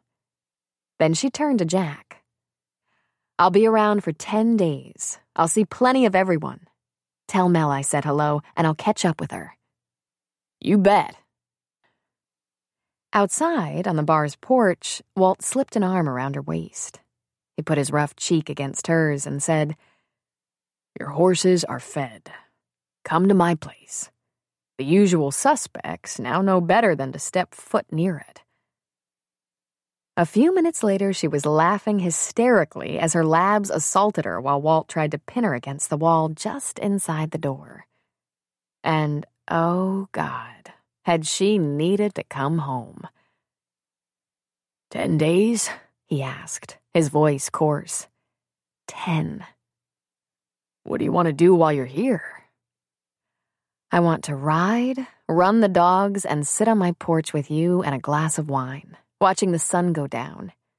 Then I'd like to sit on my porch with you in the morning with coffee and watch it come up. And this, she said, running her hands over his shoulders and down his arms. I want to stay real close to the feeling of your arms around me." "Sounds doable," he said. "How about we start with a nice, slow, relaxing orgasm? Then we can make plans while we have dinner." "I can do that," she said, kissing him. Rick Sutter had been at the San Diego Naval Medical Center for a little over a month. He transferred from the ward into the barracks weeks ago and had his new preparatory prosthesis. It was a hard plastic socket for his stump attached to a mechanical knee and then a titanium pylon attached to a plastic foot. It would probably be a couple more months before he could get the real deal. A fake leg that at least looked like a fake leg instead of a rod stuck into a running shoe. And that was another thing. The running shoe. He didn't wear running shoes unless he was playing basketball. He wore boots. But this was safer, sturdier, and the height of the sole was significant in measuring the length of the pylon so he'd be level. From what he heard from other amputees around the barracks, he should feel lucky to be level. He was still learning the ropes. A below-the-knee amputation was a piece of cake compared to his. He had to learn to balance and operate a mechanical knee. Frankly, he preferred the wheelchair or crutches. The wheelchair had to be weighted on the front side bars so he wouldn't tip over backward because he no longer had the counterweight that his leg would have provided. But he still would rather that than a walker. And crutches were a little unstable, not that it mattered to him. But they insisted on the walker, which made him feel like an old man. Plus, he was still hurting. His foot, where there was no foot, itched till he wanted to lose his mind. The pain was so much more manageable, but leaning his weight on the prosthesis was tough, and the phantom pain still drove him crazy, especially at night. That, he was told, wasn't exactly easily remedied. It was a process of retraining the nerves, a tedious, frustrating exercise. He was walking now, inside the parallel bars and with a walker. In rehab, he'd been focusing on straightening the leg to prevent contractures, the shortening of the muscles in the thigh of his amputated leg. He'd been forced to lie on his belly, something they called proning, and lift that stump to extend his hip. Then he'd stand at the bars while a therapist pulled back on it. And he was instructed to repeat these exercises while on his own. But he didn't. Getting better didn't interest him enough, and he knew that. He also knew he'd probably be sorry. But motivation was hard to embrace. Then there was group. Group was almost unbearable. Let's all get together and talk about what it feels like to lose your limbs or not be able to move your body from the waist down. What fun! Let's have a little chat about how scrambled your brain is after you've been shot, blown up, crushed. Or how about we have a good cry followed by a group hug? And then, the frosting on the cake? Accept praise from the group moderator, who, by the way, has arms and legs and doesn't have to get around in a chair. Because you let it all out and cried in front of the boys. Rick wasn't sure he could stand much more of this. The only thought worse was going home like this. With a brain like so much spaghetti and one leg even worse than Captain Ahab's. He had to admit to himself, being in the barracks as opposed to the ward was better, especially the freedom of movement. All the men had some form of disability, and they traveled back and forth to the hospital physical therapy department. But also to the exchange to buy anything from snacks to paperbacks, to the base movie theater, or on outings with friends or family members. His roommates were more relaxed, more honest. He was actually forming some relationships. They were like members of a squad, almost. The Gimp Squad. But at least they could bitch about the physical terrorists, the counselors, their families or girlfriends or buddies back home who just didn't seem to get it. and they didn't have to bare their souls or cry to be doing it right. He couldn't complain about the food or the weather. He couldn't remember the Marine Corps or Navy ever feeding him decent food before this. And San Diego in April was like a piece of heaven. The sun was bright and warm. The breeze was clean and smelt vaguely of the sea. At night, the sky was usually clear or the storms gathered off the coast and put on a light show over the ocean. He spent as much time outside as he could, finding a bench or chair in either the courtyard or in front of the barracks, and just parked there, soaking up the sun. The Southern California sun was so much sweeter than that mean, harsh desert sun in Iraq. There hadn't ever been this much sun in Virgin River. If the height of the trees didn't block it, then the clouds did. In Virgin River, you wore your sealskin 11 months of the year. Mountain life was chilly to cold almost year-round. His cell phone chimed in his pocket, and he pulled it out to see who was calling. Unknown. That was a trick only Liz tried, hoping he'd pick up. Jack never bothered with that because Jack wasn't a crafty teenage girl. He let it go to voicemail. Liz had been sending him things at least twice a week. Stupid things. Cookies she made that weren't all that good. Magazines that looked used. Cheap cologne, as if he'd be going out on some date or something. Soap on a rope and razors. Like the Naval Medical Center wouldn't keep him clean. A St. Christopher medal. For what? To keep him safe from now on? Stupid, stupid things. Things that made his eyes water at her sweet caring. Her simple but beautiful attempts to bring him any level of pleasure. He treated her like such shit, she should just cut him loose and spend all those efforts on someone else. Someone who deserved it. A car pulled up in front of the barracks. A woman jumped out of the driver's side and ran around to the passenger door. Her skirt was short and flouncy, her knit top snug, legs long and shapely. And man, what an ass. Round and tight and pretty. Aaron's woman. Aaron was one of his roommates, about a week ahead of him in this rehab program. She held out her hand to Aaron and helped him stay steady while he stepped out on his prosthetic leg, the preparatory kind. And once he had himself balanced in the open car door, he pulled his woman against him and she molded there, planting her lips on his, her firm breasts pressed up against him, his arms around her waist with one hand slipping down to that fabulous butt to pull her even closer. Aaron was about 30, and this was his fiancée. He was one happy-go-lucky son of a bitch. Like nothing much was wrong. He had also been wounded in Iraq, but he hadn't been blown up.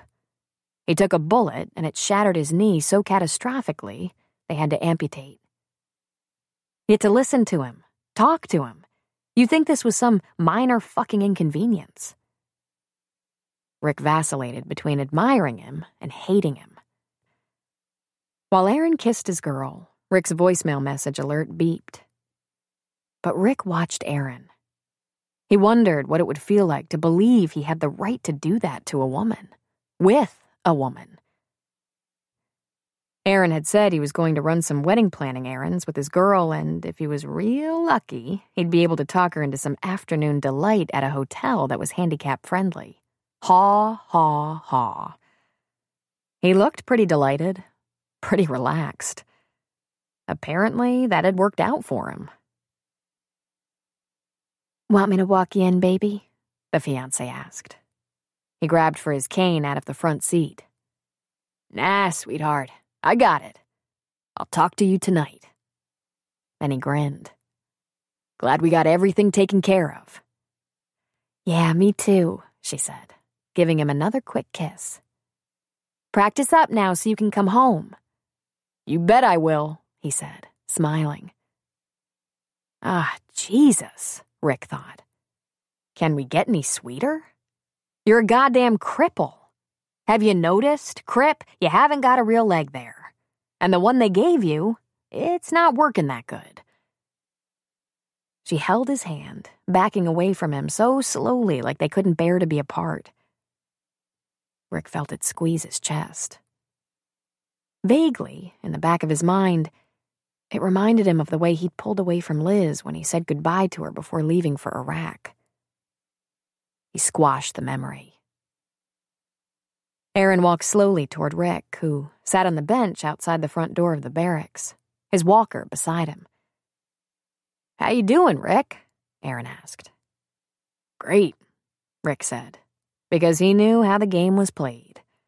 You stay up, you stay positive, you act like getting this fake piece of shit leg was your fucking dream come true. "How was your afternoon? Or do I even need to ask?" "Good," Aaron said, not taking the bait. "We got some things done. Sandy has this whole wedding business nailed. All I do is say, 'Looks good to me.'" He smiled a bit wistfully. "She's so great." "Maybe you had a little afternoon delight, too," Rick suggested. "Any time I get to spend with Sandy is perfect," he said. "Just out of curiosity, isn't it kind of difficult?" Aaron stood right in front of him, forcing him to look up. "What exactly?" "You know what. Sex?" Rick was speechless for a second. He'd rather speak in code, but Aaron was pretty upfront, especially with these issues. Yeah, that." Aaron laughed. "It was a lot harder to learn how to take a shower." "Where's the leg go?" Rick heard himself ask. "Right up against the wall, pal. It's not real soft and cuddly, but I get some very fine traction without it." Then he chuckled. "You worried about that, my brother?" "Just curious." "Then let me make this easy for you. I take it off. That seems to be the popular solution for most men. And I'm going to get this thing broken in as quick as I can. I want to walk Sandy down the aisle and dance with her at the reception. It might not be Fred Astaire style, but if I don't fall on my ass, I'll be damn happy." Rick grinned, but he thought, "You simple fool. You screw with a stump and limp around the dance floor like an idiot and you're damn happy? Fool." "Good for you," Rick said, because that's what he was expected to say. "You have a girl, don't you, Rick?" "Nah," he said, shaking his head. "No girl." "I thought I heard there was a girl back home." "Nah. I dated some, that's all. No girl." "Well then," Aaron said, grinning. "You have something to look forward to. I didn't find my Sandy till I was 26. "And didn't you have a couple of legs then?" Rick wanted to ask. But he said, "Sure, yeah."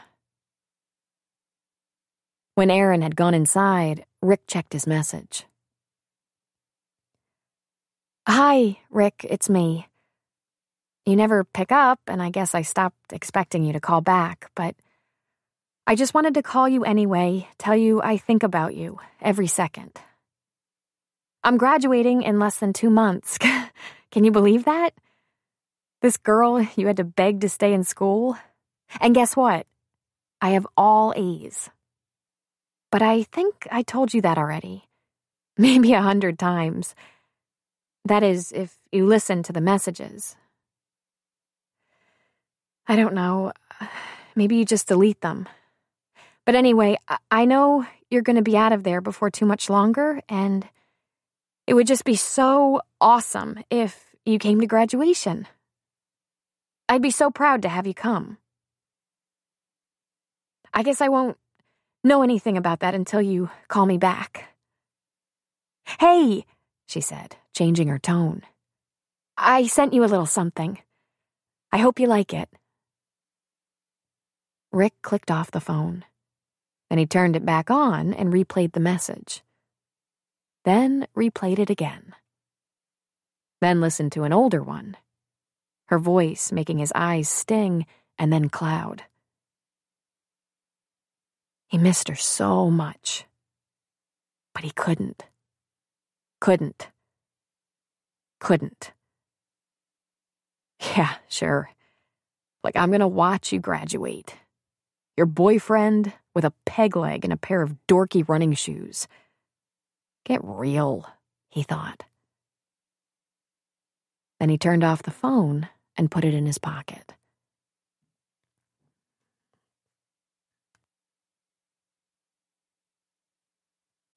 Chapter 8.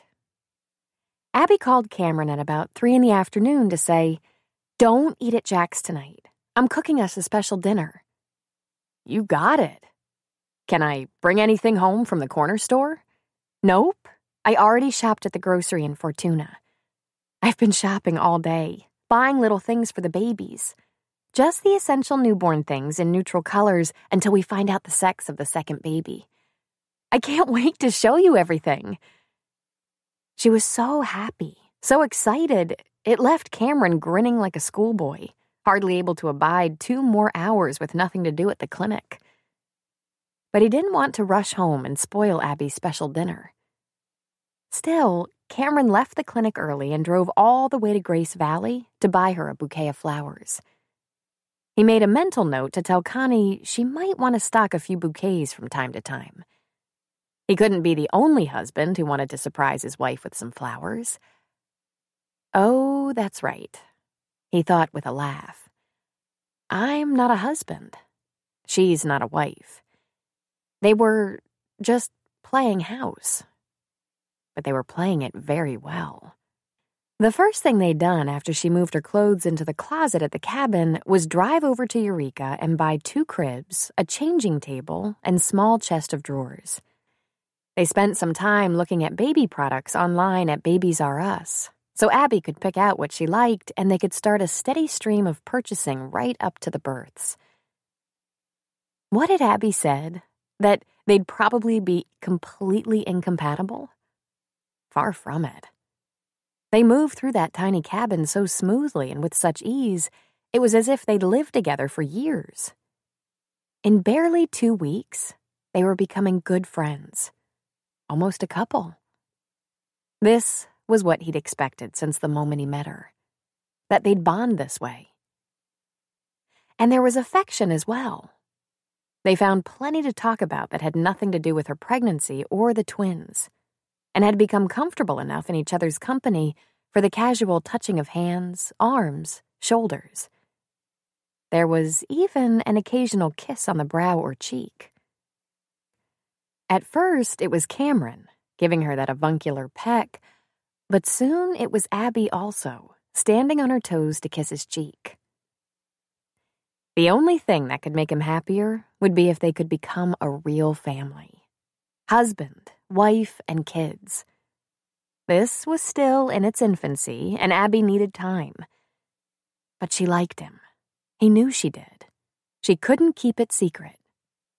She liked him, depended on him, respected him. It was going in the right direction. He walked into the cabin to see pots on the stove, the makings of a salad in progress scattered around the counter, and Abby's feet hoisted up on the arm of the sofa. He leaned over the back of the sofa and looked down at her. "You all right?" "I don't know. I don't think so." "What's the matter?" "Well, my ankles got bigger and bigger all day, and while I was making dinner, my back started to kill me. Then I had a contraction. I felt it. It was big and long. So I stopped what I was doing and just laid down. And I've had a few more since." "Good call, getting off your feet," he said. He tossed the flowers on the counter and went around to the front of the couch and sat on the trunk. "You probably overdid it today. Got a little dehydrated. That can bring on the Braxton Hicks. You're carrying a big load for a full day of shopping." "I feel like an elephant, and I could hardly stand up anymore." "How's your back now?" "It's okay, lying down. But, Cameron, I have to make it at least 6 more weeks, and I'm not sure I can expand anymore without exploding."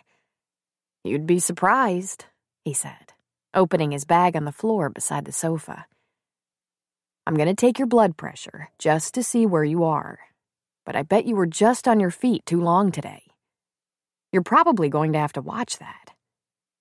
And roll onto your left side for me. Try not to lie flat on your back like that. It distresses the baby sometimes. He fit the digital cuff around her wrist and held her wrist across her heart for a more accurate reading. When it beeped, he looked at the little screen. It's just up a little, but your heart is racing. Calm down. Everything is all right. She got tears in her eyes. What if I go into labor too early? What if something goes wrong? Okay, honey, listen. If you're earlier than 35 weeks, we'll airlift you to Reading to have a neonatal ICU available in case we need it. But there's no indication that's going to happen. You're in perfect health, but you're very pregnant and your body is going to let you know when you need more rest and relaxation. And you have to keep up the fluids. You should start lying down on your left side for 20 minutes or so every couple of hours to keep the swelling under control and give your body a chance to rejuvenate. That's not going to be too hard to do. It sounds dreadful, she said. Highly inconvenient. He lifted one dark brow. How does complete bed rest sound? Because it's not unusual for women carrying twins to be put to bed at the end to hang on and grow them a little more. You can avoid that for a long time by taking it easy while you can. Her eyes clouded over. I think I want my mother. He brushed the hair back from her temple and over her ear. You're past traveling, Ab. But we can call your mother if you'd like. Ask her if she can come. I could give her my bed and sleep at the clinic. Maybe a visit from your mother would help. Think about it. But remember, she'll want to be here when the babies come. That's not far away, Abby. Even if you go as far as Dr. Stone and Mel would like. It's just that she always calms me down when I get all upset. Well, I'd like to apply for that job. See if I have any talent in that department. Oh, Cameron, there's another one, she said, her hand on her belly and her eyes wide as donuts. He carefully lifted her top and put his hand firm and warm on her belly. Doesn't hurt at all, does it? No, but it's for real. Braxton Hicks. But it doesn't last 30 seconds. Having a lot of those can soften the cervix, which is probably why there are some OBs who think the more of those practice contractions you have, the smoother and quicker the labor will be. But I can't recall if there's any research to that effect. Ah, he grinned. Over in less than 30 seconds. It's all right, honey. Nothing to worry about. You're sure? I could check you, see if you're dilated or effaced at all. But really, I don't think it's necessary. Not yet. God, don't do that. It's so intimate. He laughed at her. Abby, we didn't get this way sharing a glass. I know, but that was such a long time ago. 30 weeks, he said. Then he smiled warmly. Stay calm. I had some training in this. He leaned over and gave her belly a kiss. Sweet, he murmured, pulling her top down. She smiled a small smile. Have you told your mother yet? Not yet. I better do that, huh? Probably. What will you tell her? That's the part I'm having some trouble with. What if you were blatantly honest? He laughed. The unvarnished truth would be, I met this knockout woman, had a wonderful but too short relationship with her, and found out later we're expecting twins. So of course we're having them. Together. Then he added, Congratulations, Graham. And if she says, Cameron Michaels, you get married at once or else. I'm 36, Abby. My mother can't tell me what to do anymore. What we do is our business, not hers. Right. she said quietly. You'd better tell her soon. I have some good news for you, he said, deftly changing the subject. Your credit cards are paid off. You don't owe anything more to your ex-husband. Bree is drafting a letter to him to explain you won't be accepting any more alimony and want to consider the matter closed.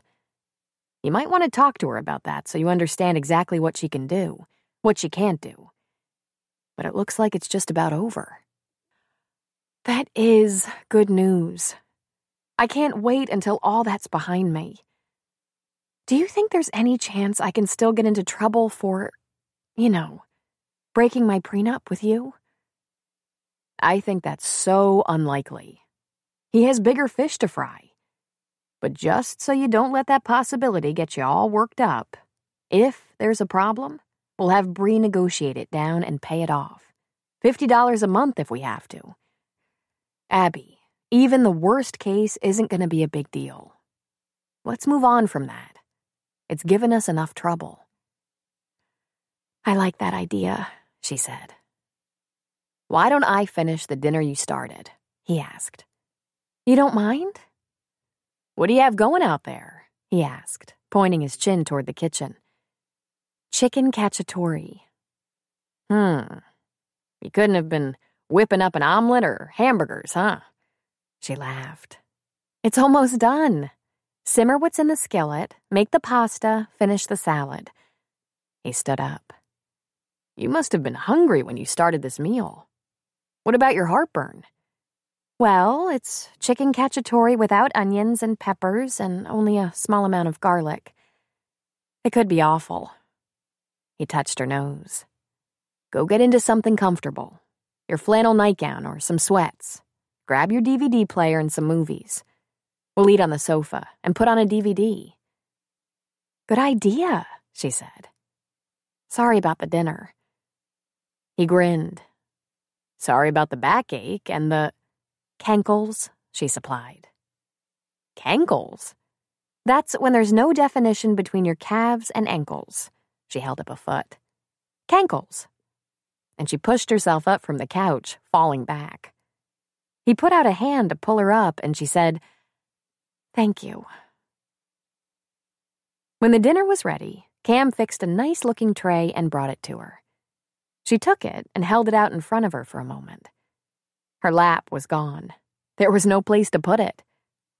With a chuckle, he took it from her, placed it on the trunk, and handed her the salad bowl. On instinct, she was soon balancing it on her big belly, making him laugh. We should get some pictures one of these days, he said. I don't think I could bear it. But later, when you're in your old body, you're going to wish you had some. Mel's great with a digital camera. We'll get her to shoot a few. He lifted her tray, and with it balanced on his knees, he cut up her chicken. Just something to remember this by.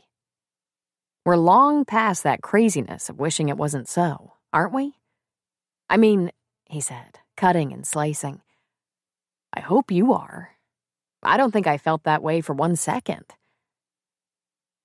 What are you doing there? She asked. Abby, you can't do this, sitting on the couch. I thought I'd make it easier. I'm starting to feel like an invalid, she said. Just concentrate on feeling like someone who deserves to be spoiled. Finished, he put the plate back on her tray and went to fetch his own. How's the food taste? Did I do anything to screw it up? It's good, she said. Bland, but good. It's fine, Abby. And there's ice cream if it's not bland enough. What movie did you decide on? What Women Want, Mel Gibson. I better pay attention to that one, he laughed.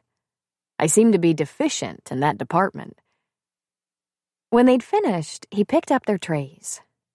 You can start it or wait for me to do dishes. Your choice. I'll wait, she said. And once the water was running in the little kitchen, she murmured, And you're not deficient in anything.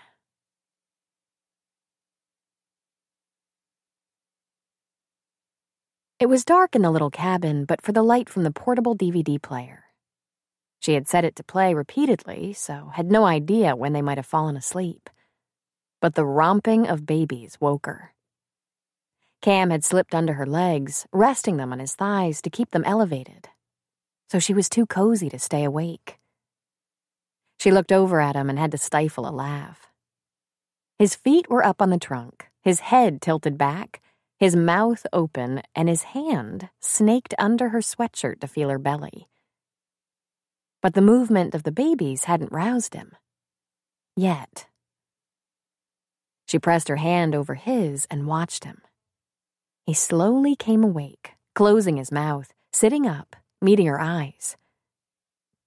Oh, sorry. I must have done that in my sleep. It's all right, she laughed. Do you have any idea what time it is? No, he said through a yawn. Was it a good movie? I don't know, she said. We both bit the dust. Me, from tension probably, and you, from working yourself to death to stay ahead of my tension. Then she sighed. My children are up. That's not a good sign. It would be better if they slept when we slept. We have to go to bed, she said. It could be 3 a.m. I'm afraid to look. He stood up and put out his hand. Come on, sleepyhead. When she stood from the couch and faced him, she looked into his beautiful blue eyes and said, Would you like to sleep next to your children? His eyes were startled, his mouth agape. It won't be like the last time, she hastened to promise. He smiled slowly. It will be even better, he said, slipping his hand over her belly. Whoa, he laughed. It's up to you. I wouldn't pass up an invitation like that. I'd like to feel all of you up against me, cozy and safe. Then come on. Abby had her turn in the bathroom first, and when Cam came out, she had changed into a huge t-shirt that came almost to her knees. And, he assumed, panties. So he stripped down to his boxers and crawled in, curling around her back. Nice, he whispered against the back of her neck.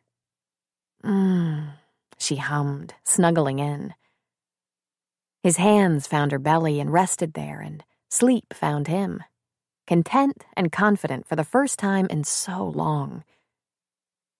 He was going to make this work. Yes, he was. In the early morning, he woke and he was facing her head on his arm, her breath on his cheek, her belly against his belly, and one hand under her shirt cupping her bare breast, and a huge, throbbing, early morning erection in his boxers. He pulled his hips away from her first, then slowly removed his hand. Whoa, shit, he thought. That would probably ensure this was his last visit to her bed. But what was he supposed to do? He couldn't control what he didn't know he was doing. But still, there must be a way to assure her that that he knew she was as big and ripe as a full-term mother. That it wasn't necessarily that he wanted, but of course he wanted her, but he didn't have to. Oh God, he couldn't figure out how to get out of this embarrassing situation without offending her, insulting her, or scaring her to death. He gently pulled his arm out from under her and headed for the shower. Cameron beat Mel to the clinic in the morning. While she was bright and cheerful, he was awful quiet. He busied himself at the computer. When she asked him what he was doing, he said, "Car seats. We need 2 car seats, and Abby just about wore herself out shopping in Eureka yesterday. So I told her I'd look online." "Oh," Mel said. "Good idea. I guess a pediatrician knows what to look for." 2 hours and 2 patients later, he was still acting as if something was wrong. So she went head on, as she was known to do. "What's eating at you?" You're all funky and weird, like you and Abby have a problem or something." He ducked his head. "Oh, you and Abby have a problem. What's the matter? Can I help? Is the pregnancy all right?" "I don't think you can help," he said, turning away from her and heading for the kitchen. She followed him. "You don't really know, though, do you? Until you run it by me." "It's kind of embarrassing," he said, not facing her. "For God's sake, I look at cracks and talk about sex for a living. You can't embarrass me." He turned around. "I was thinking it would be embarrassing for me." "Well, get over it. I'm your midwife." He took a deep breath. "Abby and I are getting along very well. It's incredible. Better than I thought it could be. We're so compatible. And last night, I slept beside her, holding her and the babies." He dropped his chin. "Aw," Mel said. "That's sweet. I'm so happy, Cam." And woke up with my hand up her shirt and with the biggest heart on. Mel looked momentarily perplexed. "I'm sorry, did I need to know that? I can't believe how much just being near her is getting to me. I can't let her think that. I mean, I let her think it would be completely safe for me to just lie beside her and... Oh, Christ. I have no control at all. What a damn mess. Cameron, take it easy. Most of that's just nature, huh? It happens all night long. I'm sure Abby knows that. It's not just happening when I'm asleep. I really have a problem here. I've wanted that woman since the first second I saw her, but she's in no condition for me to want her like that. What kind of man wants to... I mean, I won't touch her. I swear I won't. But if she thinks she's not safe for my instincts, then I'll be sent back up to the loft. And I don't want to go back up to the loft." He took a breath, shook his head dismally. "I should probably go back up to the loft." Mel's face cracked into a huge grin. "My goodness. The Madonna syndrome? You? What? The mother of your children can't also be a sexual human being? Not if she's ripe as a tomato. She's 30 weeks, with twins. It would be irresponsible to... You know, we don't want a lot of action down there." "Cameron, surely you have a better imagination than you're letting on. I mean, there are a few alternative methods of sharing affection that don't involve intercourse. But of course, I agree. Intercourse now is probably not the best idea, even though we're not necessarily concerned about early labor. Yet. We don't have that kind of relationship. At least, not now. We agreed to share this space so I could be there for her. So we could have them together and rely on each other. Not so we could explore alternative methods of affection, by which I'm sure you mean manual or oral." He ran a hand over his chest as if wiping it dry. "She probably shouldn't play around with orgasms anyway. That's all we need is a little early labor now." "Hey, this is something for you to talk to her about," Mel said. "You afraid you'll shock her? Didn't you get her pregnant? Isn't she aware you have a healthy libido?" "I'm pretty sure she has no idea how healthy." "Really, I wasn't prepared to find her sexier than ever. She can't even get up off the couch without a hand, and I'm ready to spring into action and..." He stopped himself. Jesus. Mel just chuckled. "Listen, while she's feeling big as a cow, I doubt she'd be insulted to learn she actually turns you on. Know what I mean? It might lead to some meaningful communication, which it sounds like the two of you could use." But she couldn't help herself. She chuckled again and put a hand over her mouth. "You don't have to laugh at me," he groused. "Oh, I think you're cute. Talk to her. You said you're getting close. Tell her how you've been feeling, etc. And you can also explain why it's not an excellent idea to have a wild romp in the hay just now. But you don't have to be embarrassed by your feelings, and frankly, I don't think a little orgasm or two would hurt. You're not tempting fate for at least a couple more weeks. Desiring her when she's in this phase of motherhood? That's sweet. She shook her head. Jack sure didn't have this problem. He wasn't embarrassed by his feelings. Frustrated by them, yes. Embarrassed? Pah. Maybe Jack is the guy I should be talking to. Mel lost every trace of humor. Okay, I have to draw the line there. You can't do that. Jack might say too much. He's been known to do that once or twice, and I can't have you conjuring up pictures of me in... She straightened her spine. I'm your boss, I think. I am. Yes, I am. You're the doctor, but it's my clinic. I can't have you picturing me in compromising positions, even if they might help your pathetic sex life, because I'm your boss. He just grinned largely, happily. As of her last words, he didn't need Jack's input to drum up an image or two.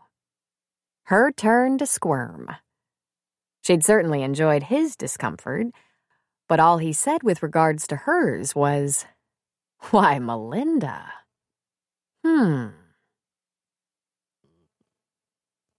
As the April afternoons became warmer and perfect for riding, Muriel rode along the river with Vanessa and Shelby while Walt watched the baby.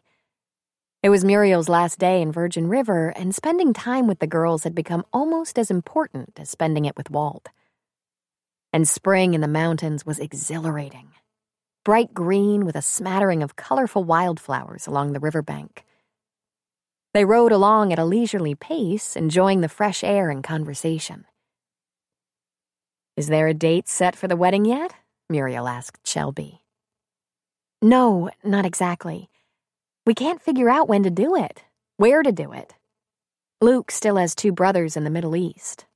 I think we should wait for them to get home, and he thinks we'd better hurry. What's the hurry? Muriel asked. We want to have a baby, she said, smiling. Muriel just frowned. Shelby, you're so young. You have lots of time. It's not like your clock is ticking.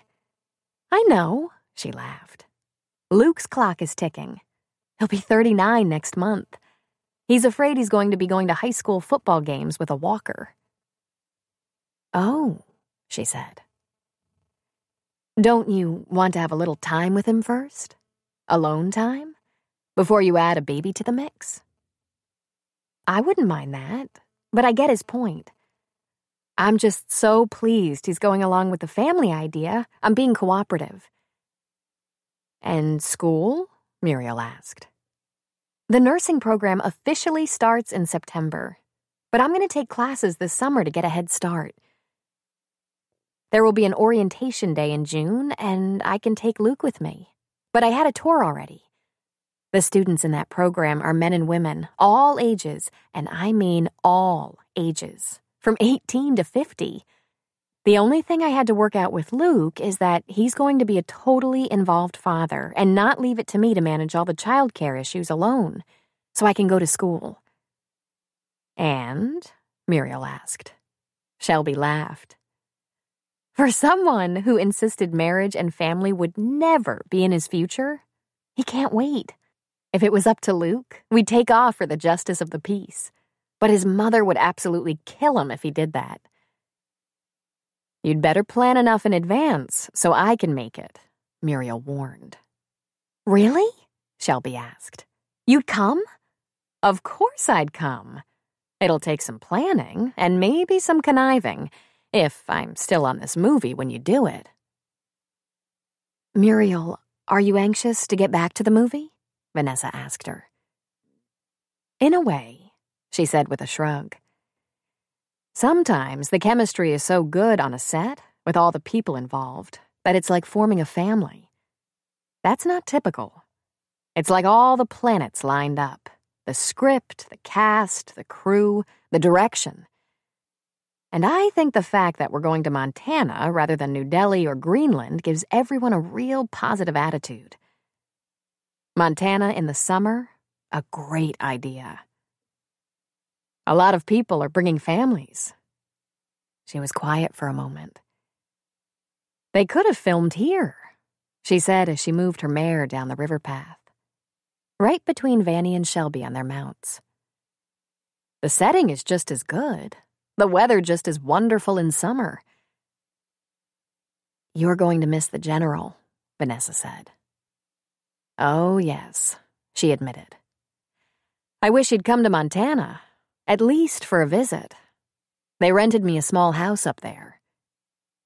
Have you asked him? Uh-huh.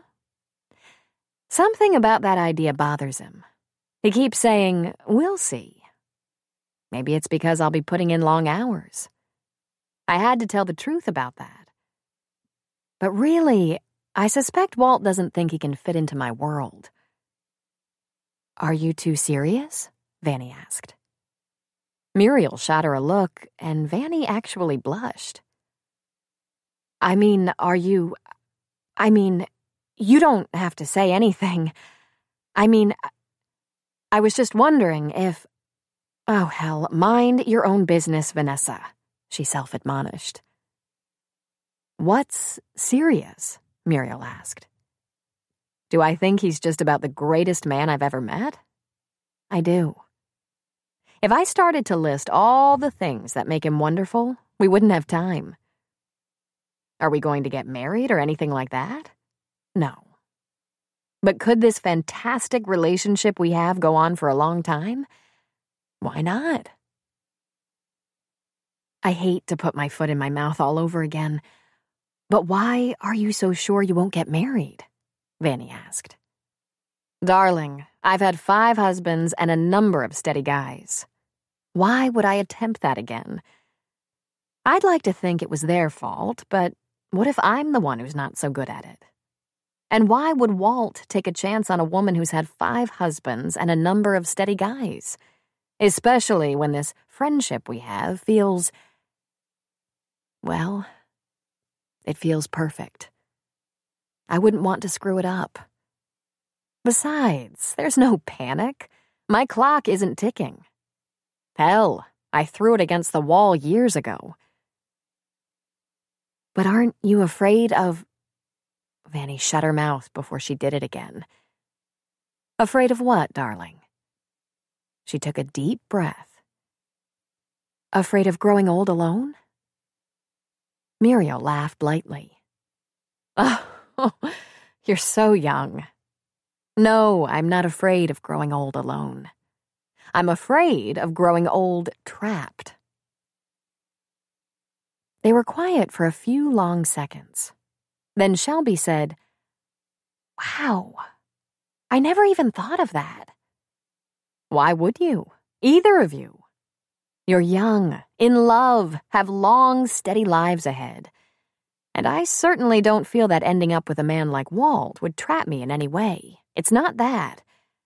She looked steadily at Vanny, then Shelby, then ahead at the gloriously rising mountains covered with towering trees. I don't think I could live with myself if I trapped him. What if there was another role that intrigued me, that I wanted to try? I thought I was ready for retirement, to leave the movie business behind. But then a great role for a 56-year-old woman came to me, and I found it irresistible. And here I am, not wanting to pass it up, yet not wanting to leave Walt and this wonderful life behind. She laughed. It's been years since I faced a dilemma like this. Really? I had sworn off men. I'm just guessing here, Vanessa said. But somehow I don't think Daddy would feel trapped by you or your career. Muriel was quiet for a long time. Then she said, I don't know about that. He keeps asking me when the filming will be done, but he won't even commit to a long weekend visit in Montana. Then, after another few minutes of silence, Muriel said, I probably should have given up acting to breed horses years ago. There was a time, before Jack had 2 children, Preacher had his 2, Mike and Paul, 1 each, before the living quarters at the bar were enlarged for Preacher's family, and before everyone had their own homes on the outskirts of town, that it was standard for the same gang to meet for dinner several times a week. Now they had to make an effort to all be there on the same night. It's not as though this bothered Jack much. He saw everyone every day. Sometimes a day or 2 went by without his seeing 1 or 2 of the women, but the guys would always stop by for lunch or a beer or something. He was missing the old squad, though. Time for a Semper Fi reunion. He wanted the brotherhood around to bolster him. All this came to mind because he was leaving in the morning for San Diego. He was going to pick up Rick and bring him home. Rick didn't want the escort. He told Jack to stay home and, if it wasn't too much trouble, catch him at the bus when he got in. Like Jack was some neighbor guy he didn't want to impose on or something. The kid was coming home after being blown up in Iraq, and Jack, who loved him as much or more than anyone, shouldn't go to any trouble? That wasn't how it worked. Not in his experience.